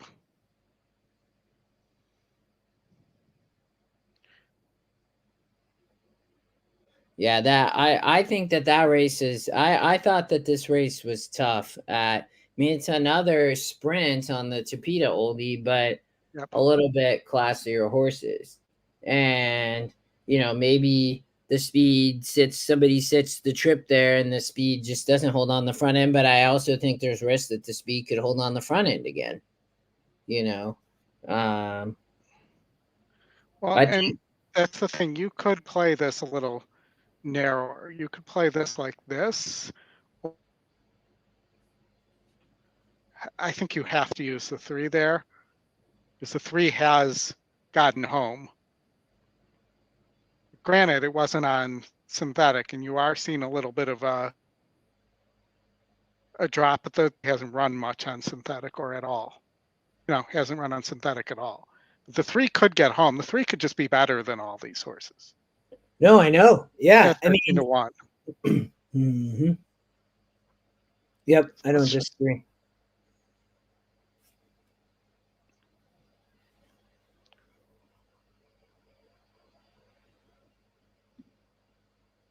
I mean, that's 162.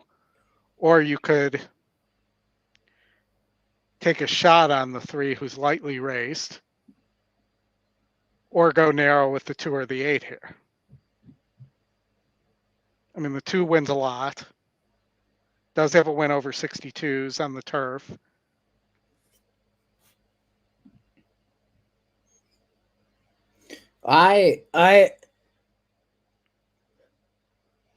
You know, honestly, the 8's the one I like the least. So if I were to play this, I'd play it like that, I think. I'm surprised that the 8's not taking any money though, Oldie. Like, I think that horse is live. I'm surprised it's 8-1. I mean, it does have it's Andy Mathis and Ramon. So I mean, he's been riding the horse. I mean, he had 3 wins in a row on this horse. 2 on the Tapeta at this same level of 20,000 claim. And then they got very aggressive, right? And they stepped it up and were an allowance company, an optional claim. I mean, I think this horse second off the layoff is going to be tough. The 8. I'm going to play against the 8, I think. I like this ticket I have up here. I really think the 2 is a better horse than the 8, and I think we don't know what we have in the 3, because the 3 has never run on synthetic. But the 3 could just be better and could get away. Yeah, no, I don't disagree. but you look at the back races on the, and I'm just getting mine in right now. But you look at the back races on the 2-horse here. So let's forget that this was a 58 and it won the way you would expect it to. Okay. Mm-hmm. Shouldn't have been on. Doesn't want the lead. Okay, so we've established that. Almost got home against 66s on the turf. One going down the hill against 62s. Has a win at fairgrounds on the dirt. I mean, it's been all over the place. Yeah. And has shown the ability to rate lately. So, there's that as well. It's the second time Luis or Leonardo Rivera. I thought it was Luis for some reason, but and he's 27% second off a claim. Where the 8, it was when it was with Wong, was barely winning these races. Mm-hmm. Yeah. And has not run the same since. It's been running against better, but it's not run the same as well or as effectively since Wong got suspended. Mm-hmm. Yeah. And granted, second race back and second race with Horace, they're good, but that's the way I think I want to go after it. Can I have you talk for a minute while I take a pit stop, because it has been 4 hours and 41 minutes without one. Of course, man. We got 2 minutes still, Santa Anita. Wait, so is that the ticket you're playing? Tony's, are you gonna play that ticket? Yeah, I'm playing that ticket. All right, that's Oldy's ticket. I'm 2-3-4 here, but I singled the 6 in leg 3, in the golden hour. Yeah, Andy, I think Oldy, he was on the 3 and the 2, and if the 2 doesn't run and the 3 gets caught up in it or something, the 2's the kind of question mark, right? Off the lengthy kind of layoff, and but might just get the right spot here. Big pool, 155,000. Brad, good luck too. I was gonna the leg 3, I just stuck with the original single, and especially seeing what Barrios just did on the turf kind of confirmed it for me. I think in race 9, JJ, I mean, it's a maiden race, so it's tough, but there's others in that race, but to me, pace makes the race, so we'll see. But I think here, it's a very kind of close betting in the top 2, obviously, with the 2 at 9-5 and the 3 at 7-5. So those 2 are going to be up there dueling on the dirt, I would say. Is it halftime in the Rose Bowl? Is that what I'm seeing? The big game's about to start, though. So what do you think? You want to say 6 at 4 Pacific time here? Yeah. We'll call it. That's good. This has been fun, man. I got a chance to jump on with you. Yeah, no, you know me, I'm always down for the stuff if I don't have cheerleading or something like that to have to watch my daughter do or anything like that. So appreciate it. Appreciate you jumping on with me. Looks like we're getting close to the gate here. It was a fun weekend. We had Scotty on, and you mentioned, so he dropped the horses to watch on me at like 10 o'clock in the morning on Saturday. That's when I found out about it. I love it, though. What's the score of this game? Was it still 13-7? Anybody see? Hold on. What is it called? It logged me out, so hold on.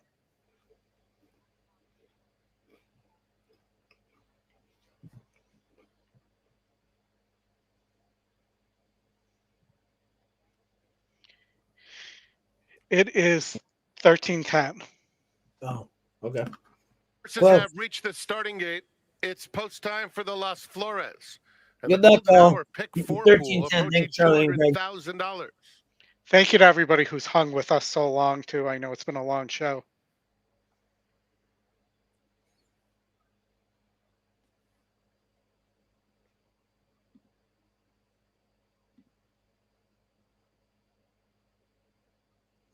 Good luck, Moving in. everyone.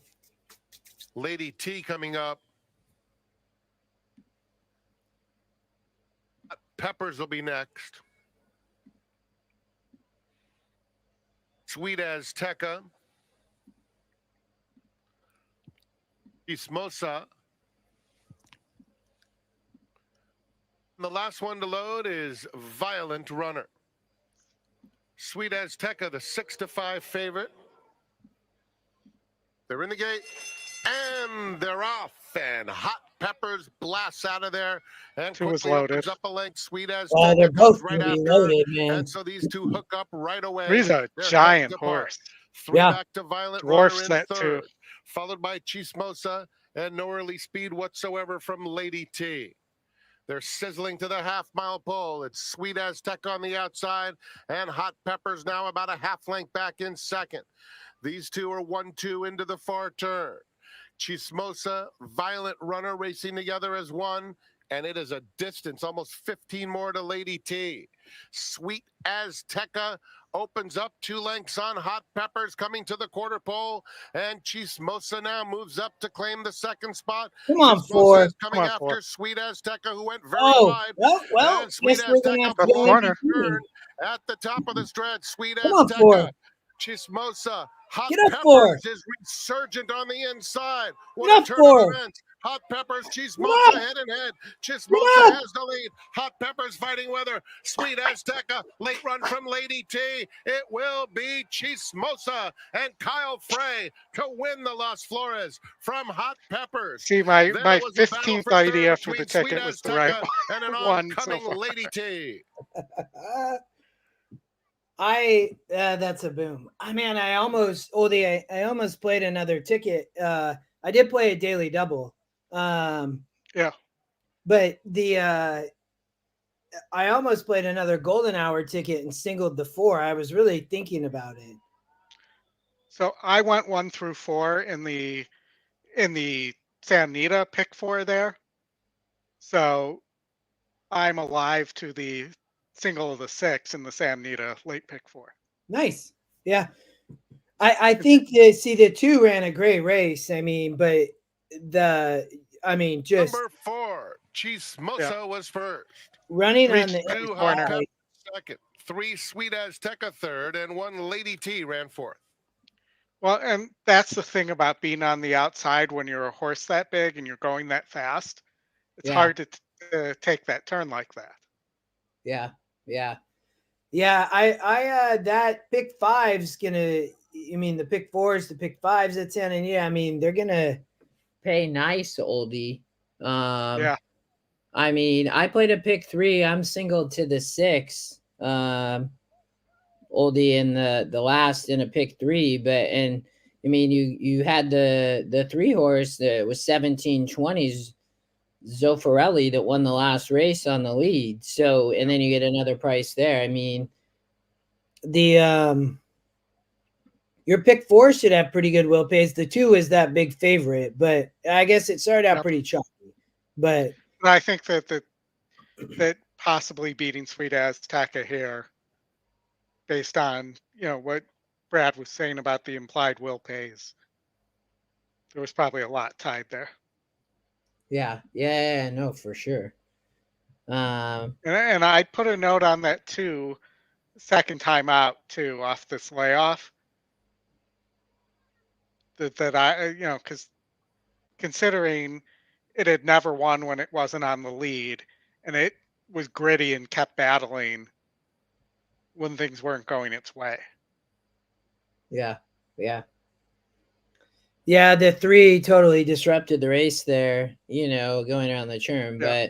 But that horse is only second start. But the 2-horse was game. Frey sat the trip though. Look at that pick three paid 214 there, so not Terrible. Daily double paid very nice, over 100 to 1. Yep. Pick 3 paid 214. And that was with that heavy favorite, the 2 in the first leg. So yeah, that and then you end up with the big last race. So, well, you're alive, Oldy. That's good. I'm alive. We didn't single, so yeah, I used the 2, 3, 4 there, but singled shortly. So what do we have? Golden Gate next. The winner's circle Golden Gate is next, Chismosa. She There's is really a nothing more to 4-year-old handicap. We got 10 dark-gray or minutes. brown filly by The Clubhouse Golden Gate. Ride out of EquinEdge. I mean, there's not just nothing else running. This is what Chris and I have noticed when you get into the end, towards the end of the show. Yeah. On the West Coast, there's just not a Well, lot going on. this time of year, there's just not lots of racing right here on the West Coast. No Los out today. So the 1 is currently the favorite at Golden Gate. Wow. I mean, I can see it. Right? I mean, it went up to Stakes Company, but it's mostly been running against weaker. I mean, pull that up here. Here we go. Do you want me to put your ticket up too? I can do another screen for your ticket here. You can. Golden. Yeah, I can give it to you. I'm all here. My ticket was 192. 192. You were 2-4. I know you were all here. Then you were single to the 6, I'm guessing. Mm-hmm. All right, and then what do we have? 1, 2, 4, 5, and then 7 through 10. 1, So 2, 4. No 3, no 6. 5, 7 through 10. And that's Justin. We still see yours. Chismosa, Edgar. Oh, I didn't hit that. Sorry, there we go. There you go. Yep. That's better. And Super Bowl team. Man, Baltimore looks tough. I was bummed to see my Seahawks lose yesterday versus Pittsburgh, but didn't surprise me.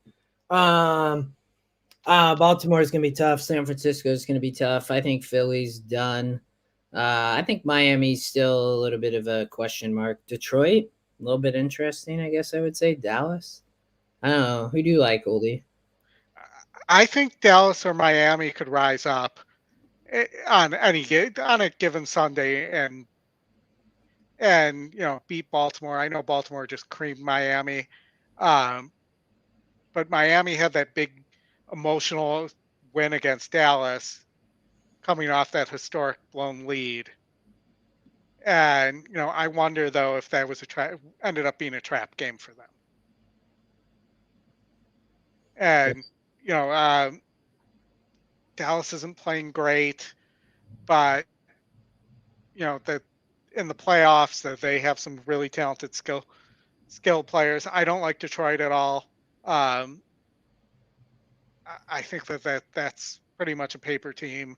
I think that they need to be at home.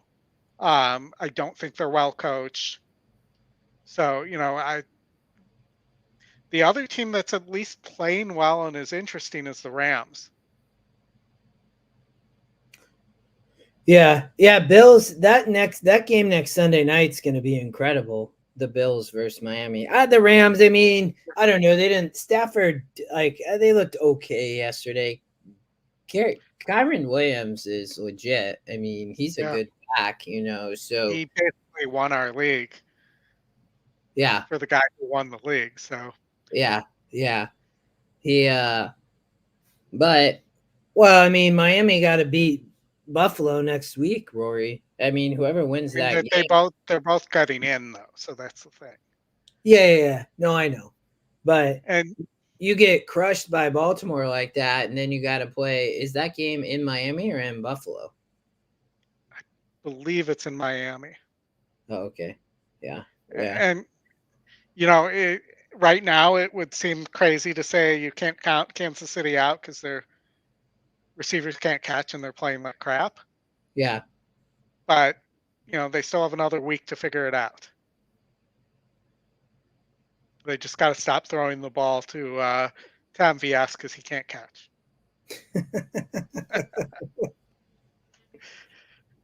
I said to somebody yesterday that when you put MVS on because he was on the Packers, we saw him for years here. You expect drop passes when you put him on your team because he can't catch. Mm-hmm. He'll get open and he'll have heartbreaking drops. Yeah. This halftime show is still going on at the Rose Bowl. This is crazy. So 500, yeah, Brad. He was a 500 team in the regular season, and then Williams got healthy.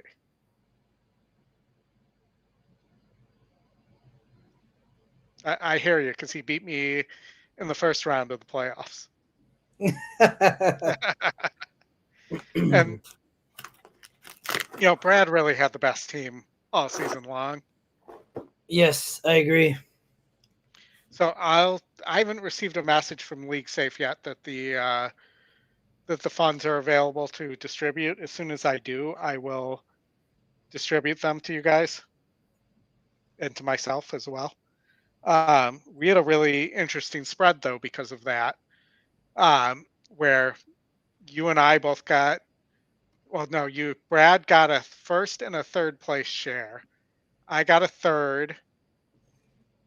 Dave got 2 seconds. And Jeff just got a first because he didn't finish in the money in the regular season. So it was kind of all over the place. Yeah. It's good though. It made for a lot of fun. Let's be serious. We need the 6 at Santa Anita. But yeah. I would love anything here but the favorite at Golden Gate. I mean, I don't know. I struggled with both these Golden Gate races, to be honest, and I think you could beat the favorite here. I don't understand the one as the favorite, but it'll probably win by 10 lengths, and I'll be the idiot. I mean, the 5 as a big SOR, you guys, is top.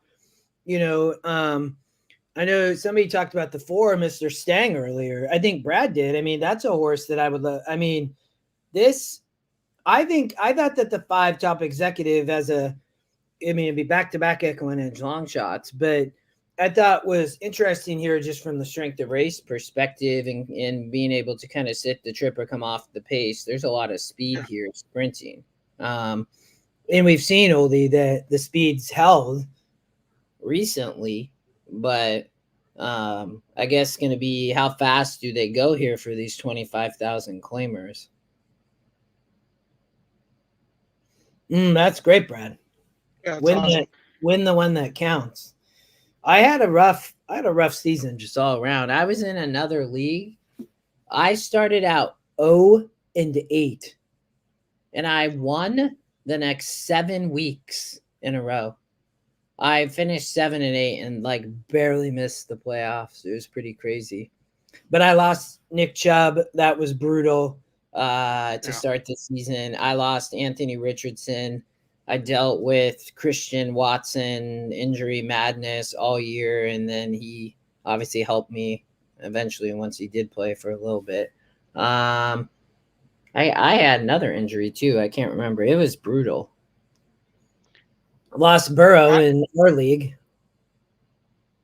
I thought positioned well with Brad and Dave in the regular season where I was right there, and then I had a 3-week stretch where I lost 4 of my 8 starters. Yeah. Not Yeah. long term, but just for those 3 weeks, and that really killed me. And Injuries are what tough. bothered me was the guy who he ended up finishing 4th, but he was ahead of me going into the last game of the regular season. He only made 2 moves all season. Yeah. I made a lot of moves, I'm sure. In my other league where I was 0-8, I made a ton of moves. It was like merry-go-round at times. But, from a keeper standpoint, I have Puka Nacua, who was undrafted.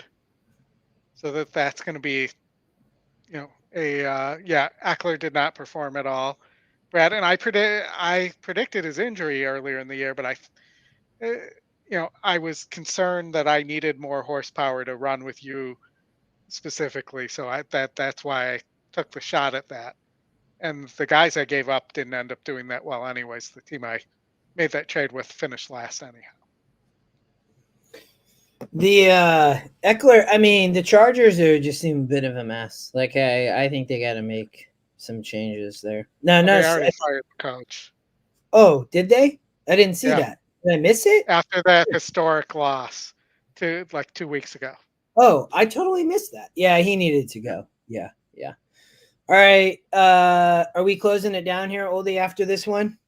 Yeah, I think that's good timing. All right. And then we can watch the 6 on our own. Yeah. We'll be rooting the 6 either way. I have a pick 3 here. No, not at Santa Anita as well. I played the pick 3 Oldie into the 6 at Santa Anita, and then also the turf and the golden hour, but I didn't have any daily double plays or anything, Oldie, here. I just, these 2 races I thought were tough at the end of this card. Tony, you think Dallas will lose in the first round? Love them. Thanks, Wiz. And leave them. Well, that historically, I mean, when's the last time they won a playoff game? I don't know. I think they've won playoff win since Barry Switzer won took over as coach. Looks like a pretty good 90s. start. Golden Ale and Brady Boy send out for the lead. Yes, he can's up the inside in 3rd. Top executive, Mr. Stang, 4th and 5th. And then it's Love 'em and Leave 'em stacked out 4 wide in 6. A length back to Alexander's Dream in 2nd last, and 3 lengths back to Blazing Jamie, who trails the field. Less than a half mile to go. That one ended up going off as the favorite, only at 9-5. Golden Ale in pursuit in 2nd. Yes, he can. Drafting behind the speed in 3rd. Mr. Stang, top executive. Love 'em and Leave 'em. They make up the next flight 4th, 5th, and 6th. Alexander's Dream will have to negotiate traffic, and then 3 parts of a length back to Blazing Jamie, who trails the field. As they wind their way to the top of the stretch, Golden Ale makes his move on Brady Boy, and Golden Ale takes over from Brady Boy. This horse is very the outside, soon up into a dangerous. joint 2nd. And then it is Love 'em and Leave 'em. Alexander's Dream getting on track late, 16th to go. Golden Ale, yes, he can on the outside. Alexander's Dream tries to fire through at the fence, but it's yes, he can.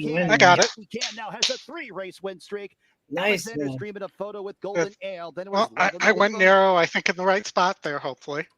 No, you did. I mean, 21% Oldie and 2-1 on the EquinEdge morning line. I mean, didn't take much money. Yeah, that was a good call. Sat the trip, that was perfect. No reason to bring any politics into racing, so I'm booting that guy. All right, brother. Brad, we appreciate it, everybody. Oldie, it was a pleasure. Let's get it home. Let's get the 6 here. Good luck to Washington tonight. We'll be rooting for you. I'll be on WhatsApp when you win and you're ready to celebrate. So holler at me. It's been a blast. It has been. All right, everybody. Good luck. Go Dogs. Good luck if you're still alive as well. Bring some of that big Phoenix energy. Alexander's Dream. All right. Thanks, everybody.